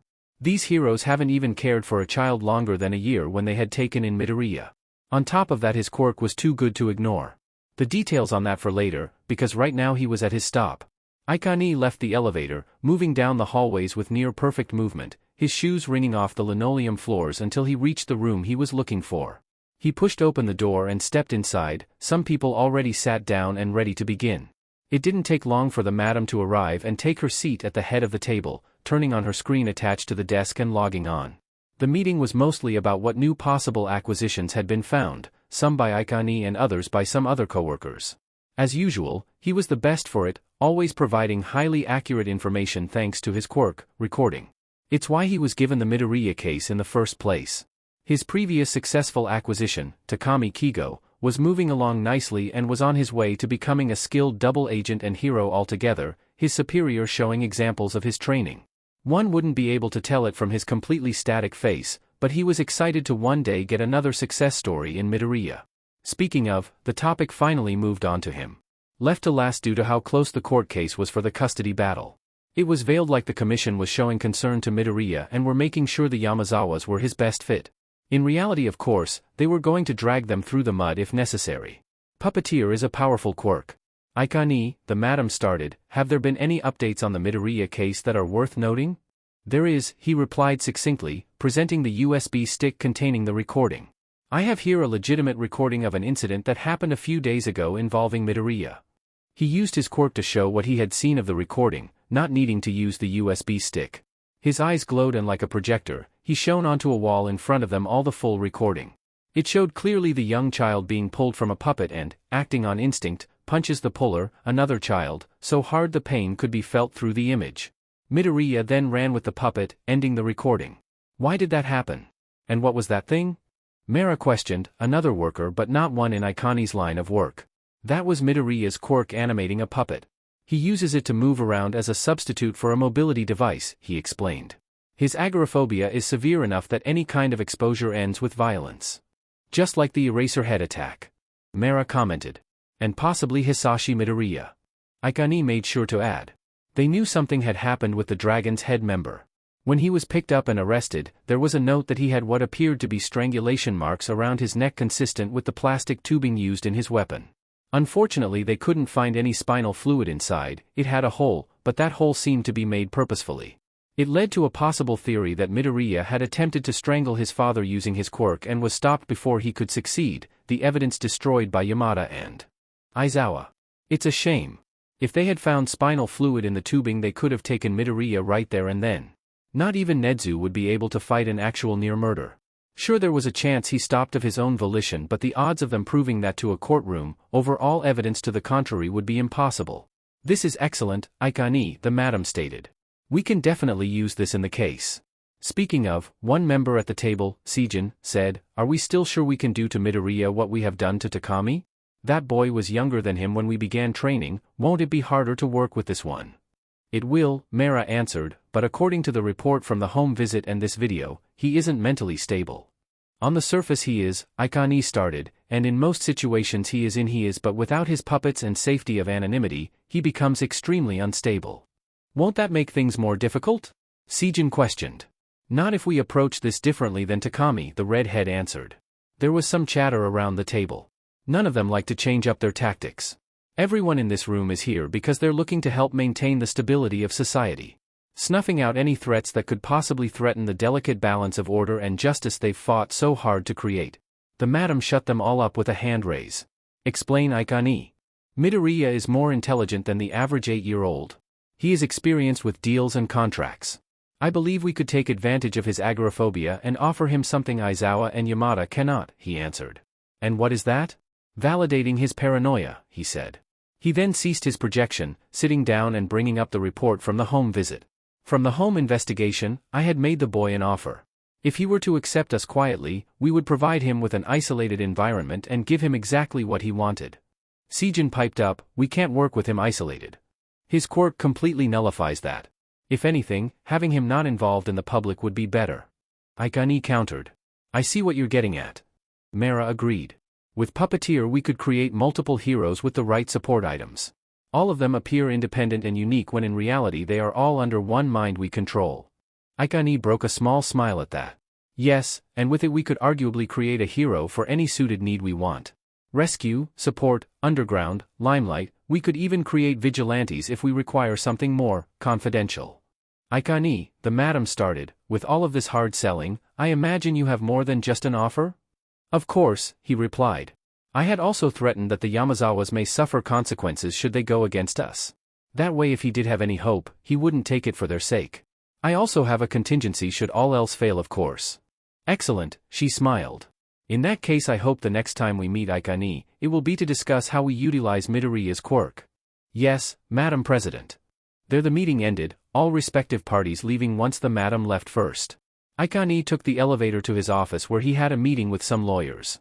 He had a long couple weeks ahead of him, but he was sure by the end he would have another success story. Especially with the trump card he had just in case. Hitoshi was sitting out at lunch, thinking about Izuku. He wanted his friend to know that all of what happened wasn't his fault, but he couldn't. The greenette was stubborn and near impossible to convince. After all, that was how they had gotten into this situation in the first place. Maybe he could try something else. Maybe instead of trying to convince him he isn't guilty, to trick him into saying he wasn't. Hitoshi was at fault too, not just those JRKs who dared to lay a hand on his best friend. After the trip everything had been quiet, outside of the teacher explaining what happened with Izuku. According to Dad, Sumai's school board was deciding on expulsion for his friend, something that was illogical considering it wasn't done intentionally. If anything, the kids should have known that exposing Izuku to the outside would cause something bad to happen. They literally said they read the article online where he did the same thing to his dad for the exact same reason. Deshane had been dead quiet. He won't even look at Hitoshi, none of the other kids do except for Momo and Tenya who have stuck by him. The boy thanked them for it, them replying it's what friends do and he can't be any more happy to have them. The reason the other kids weren't looking at Hitoshi though wasn't because of the usual disgust or caution the boy got like he did before but fear. They were scared of the boy who was related to the kid who put another in the hospital. It was the kind of schoolyard stories that would be told until he left Sumai altogether. That's good. It meant he won't get bothered unless some new kid gets uppity and acts brave like he was standing up to the big mean villain kid who was all talk. Of course if someone ever did get up in his face about that, he would do as he always did and bash them away with sass and sarcasm. That and his friends giving him more confidence to stand up for himself. Turns out, having an obscenely rich daughter as one friend and a rules stickler for another made it kind of hard to approach him and give him any sheet without fearing the other two. Anyway, this silence was good because it meant he didn't have to think much of anything besides just the problem right now with Izuku. He doesn't know the condition of the kid he hurt but according to Dad his situation is mostly dependent on chance. Whether he is alright is entirely up to a flip of a coin and frankly he hated anything when it came to chance. After what happened, he updated Momo and Tenya about the situation, receiving a small, half-hearted lecture from the blue-haired boy about sneaking away and going to the off-limits tiger enclosure. Besides that, both of them seemed to be unsure of what to think about Izuku. He knew it was because they were in some parts afraid of him. It was one thing for someone you didn't know to get hurt, it's another if you actually knew the person. Yeah, he was a year up and Hitoshi can't remember his name for the life of him but they have seen him, talked to him, known him. He's chatted with them both and of course he got support from his friends but he wasn't sure how far that support went when it came to Izuku. Hopefully it was just the weirdness of the situation that's got them acting that way and that when time has gone by and Izuku's suspension has ended, everything will get back to normal. Besides that, he talked to Dad and Papa, outside of the house in case Izuku overheard, and came to a decision. It wasn't one that the Greenette would like, maybe he'd receive it well but they were right, some things need to be done to keep him safe. He was afraid that Izuku might not see it that way. He was scared the boy might see it like a punishment and use it to confirm that what he did that day was his fault. The court date was close now. Hitoshi won't be in the actual room with them because he's too young and instead will be at home with Namuri. It will be annoying but he knows he can't be there otherwise he might make a racket when that red-haired man starts spitting out nonsense about his family. Hitoshi leaned back, resting his head fully on the tree. I hope Izuku knows how much we care for him. It was the day after his conversation with Nedzu that Izuku decided to go back downstairs and finally talk to everyone about how he was feeling.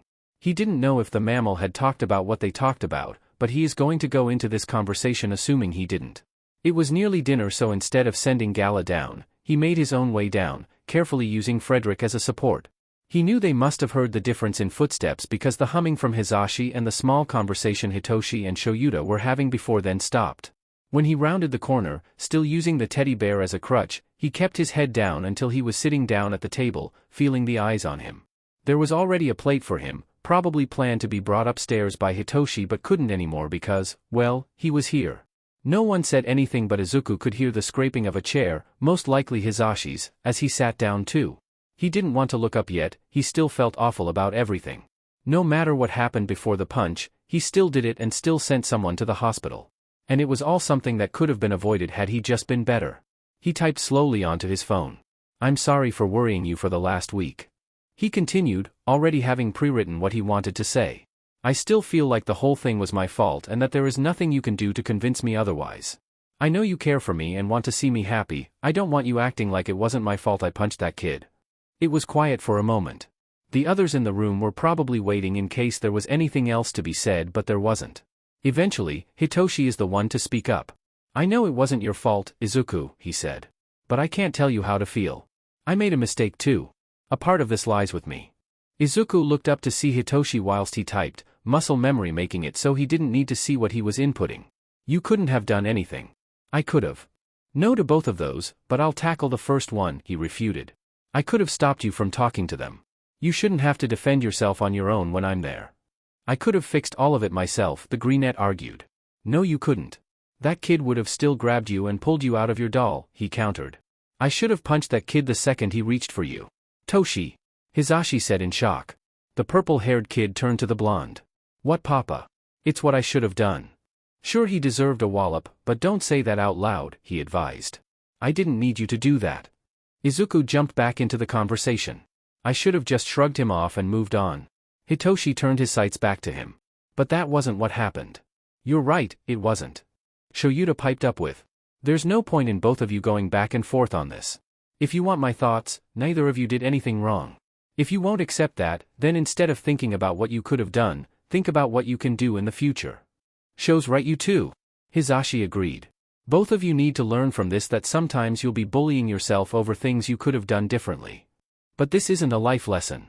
Izuku typed in exclamation, the voice from the phone reflecting that punctuation choice. Because of this, the HPSC has stuff to use against us. Not just that, but because I'm out of school, they can use that too. Button, the blonde uttered affectionately, voice softening, you're still just a little kid. You don't gotta worry about all of that. Me, Sho, and a bunch of other people have that handled. You just need to get better for us, don't worry about them. That was a lie. He knew it had to be. There was no way they had the case fully handled, if anything the boy's future was more uncertain than ever. That's why he has his plan in his place, ready to fix his own mistakes. But I've done so much in the past. I could do so much more, I know it, he typed. It doesn't matter who you were, Izuku. Shoyuta started. You're still a kid now. Your only job is to enjoy being one. Both of their voices were calm, all the while the frustration brewing in Izuku's heart felt like he was almost being strangled. He didn't feel like a kid at all, not in any way. He's broken into buildings, nearly killed dozens of people, made dealings with info brokers and villains alike, and fought heroes all by himself. He wasn't a kid, but he wasn't an adult either. He was. I do so much with my dolls. Please just let me help and I can fix my mistakes, he typed. Izuku. No. Zuku. No. I'm not a kid, he typed, the stress getting to him more. I can fix this, I can fix my own problems. I helped myself when I was alone. I learned to fix computers, set up tech, make dolls, and break into buildings. I'm capable, I can fix this myself. Izuku. Shoyuta uttered, this time more firmly and forcefully than before, a tone he's rarely heard. It was the same tone used when they established the rules for what he was allowed to do in the house. Because of that, Izuku stopped typing immediately, pausing to instead focus on the man entirely. He continued, this isn't your problem to fix. It is ours. I know that might be hard for you to grasp, but you need to know that this isn't your problem. We know you are able to do a lot, but that doesn't mean you should. He was ready to type to argue that, but instead he was immediately stopped when the man reached over to grasp his hands. Continued. We don't want to have to do this, but until you realize that, until you can trust us to help you, we're going to limit your access to Gala. What? The boy thought, slightly stunned. Hisashi looked a bit upset but didn't jump in to disagree. He's right, Zuku.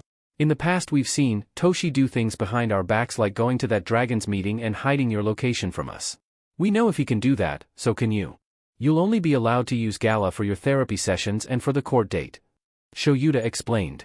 Anything else will be prohibited and the doll will be kept at UA whenever it is not in use. It was madness. How could they do this to him? What did they mean when they said that he might do something? They were right, yes, but it still told volumes that they didn't trust him but wanted him to trust them. It meant they were seeing him more as a problem. And they were right. So right. He was the problem. He was. But that didn't mean it still didn't hurt to be told you can't do something. Do you not trust me?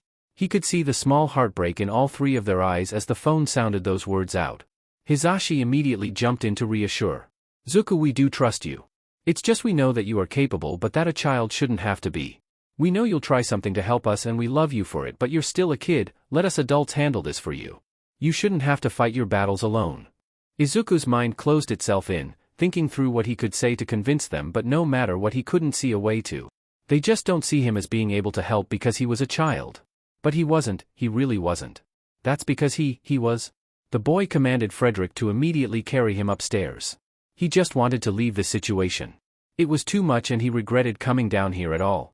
As soon as he did, the blonde raised to stop him only to be halted by Shoyuta, placing a hand on his shoulder to keep him seated. Hitoshi wasn't though.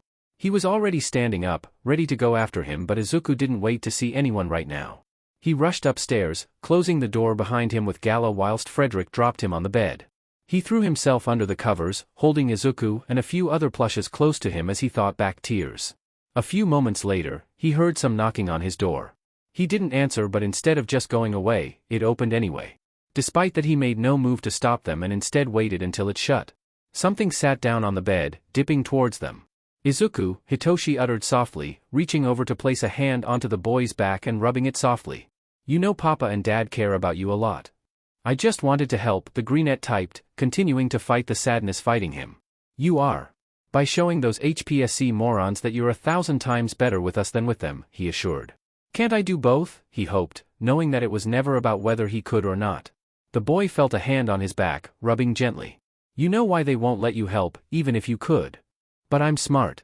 They say so, they give me more work, I lived on the streets for years without problems, he typed furiously. Izuku, you almost starved to death, you can't walk properly now and you were almost kidnapped by villains, he listed, bringing up what were arguably true facts, at least to a point. I would have been fine. I would have killed Hisashi the first time if I wasn't distracted saving you. It took a moment for the words to settle. What he just said was as if he regretted saving Hitoshi, like he'd rather him be dead than be where he was right now, with him and his family. It was awful, it was disgusting, he. Tears and fear crept into him and hit him like a sandbag from above. He couldn't see Hitoshi's face, but he knew by how his hand stopped rubbing his back and stayed there. He freaked out, a despair he had locked inside coming out like a geyser and making everything suddenly feel worse than it already was. He began to breath fast, unable to type, and just began choking out words as he desperately tried to apologize, but the words got caught, his weak throat strangled by his panic. He can't speak, just choked and shifted around to look at him. He looked up at him. Hitoshi, I didn't mean that, I am sorry, he cried, the words barely making it through. The purple-haired boy's face was blank, darkened by the room that was already dim from the blackout curtains to begin with. Izuku couldn't tell if he was shocked, angry, sad, or all at once. All he knew was that either way, he hated it and didn't want to lose him. Then the other boy's hand dropped from his back and the crash Izuku felt grew worse. That pit in him opened as everything he had pushed down over the years welled up, denying that he was ever a bad person, a broken person, causing him to spiral. He wasn't a child? He was a monster. A monster who made dolls and sent them out to hurt and maim whilst he sat consequence-free behind a screen. Who took pleasure when he was choking a man near to death in a boxing ring, the boy who smashed eraser heads into the pavement and got a rush from it like no other, who relished in the pain-filled screams of Hisashi when he punched him. He was the tormentor who loved it when he terrified those teachers, even if they did deserve it, he did it with a glee someone good shouldn't have. He was the puppeteer who dressed his dolls up like he was playing with them before they went smashing people's faces into the pavement.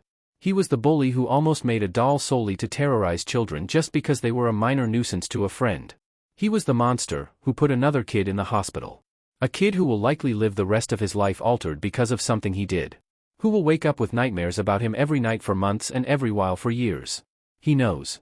Because he's experienced that kind of trauma himself. He was awful. They were all right. He was a villain, evil, sadistic and twisted. But most importantly, he was a monster. That was an immutable fact. And now he had hurt someone else.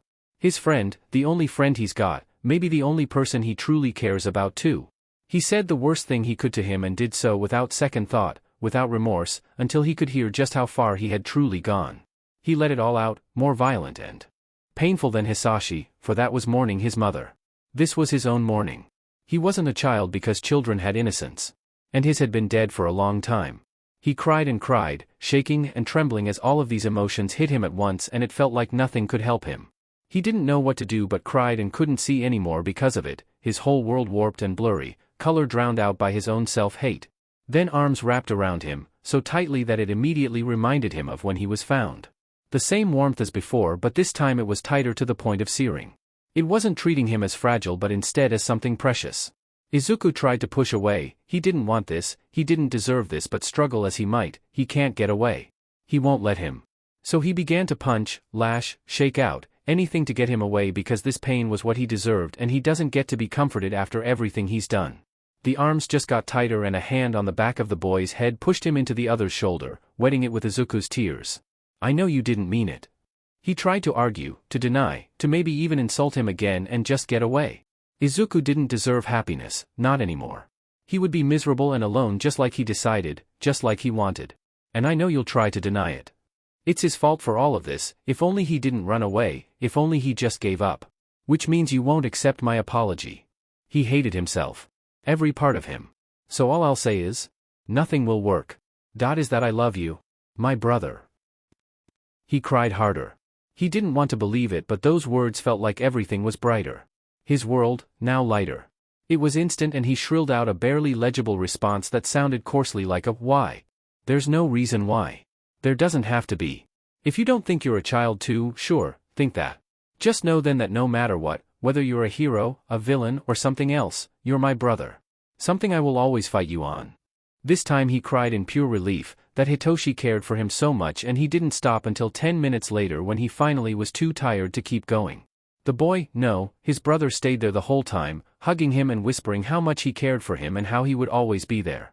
Izuku never knew what it was like to have a brother. He never knew what it was like to have a best friend until he met Hitoshi.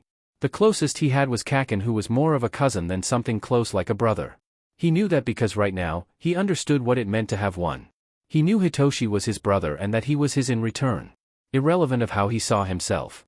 When he finally stopped, Hitoshi left him alone for a moment to get some water, taking longer than he should probably because he was updating Shoyuta and Hisashi on what happened. It didn't matter though, because right now everything was so fragile and sensitive that he needed the moment to breathe. He loved Hitoshi. Cared for him so much, and that love extended to Hisashi and Shoyuta too. He knew they saw him as their kid. Their son. A title he never thought he would ever be given again after Mama died. Now more than ever he wanted to be their son for real. To be Yamazawa Izuku, and that was when his determination was steeled. After a quick drink of water, he went downstairs with Hitoshi, Gala, and Frederick in tow. He gave the pale-faced doll away to them, trusting them to keep them safe. But that was only because he knew he could trust them to keep them safe. And trust them he did, but he was still going through with his plan, not because he didn't trust them to succeed, no, it was because he loved them and wanted to be with them forever. He would not be taken away from them, and he would kick and scream and fight the entirety of the HPSC if he had to. He'd even be the monster he knew he was if he had to.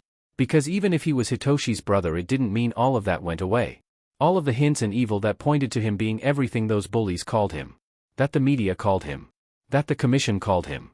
He would become a monster to save his family. Okay, sadly the chapter is over. And if you enjoyed the video, just leave a like and subscribe with post notification. So when the next chapter is ready, you will be notified. Okay, see you in the next video. Bye.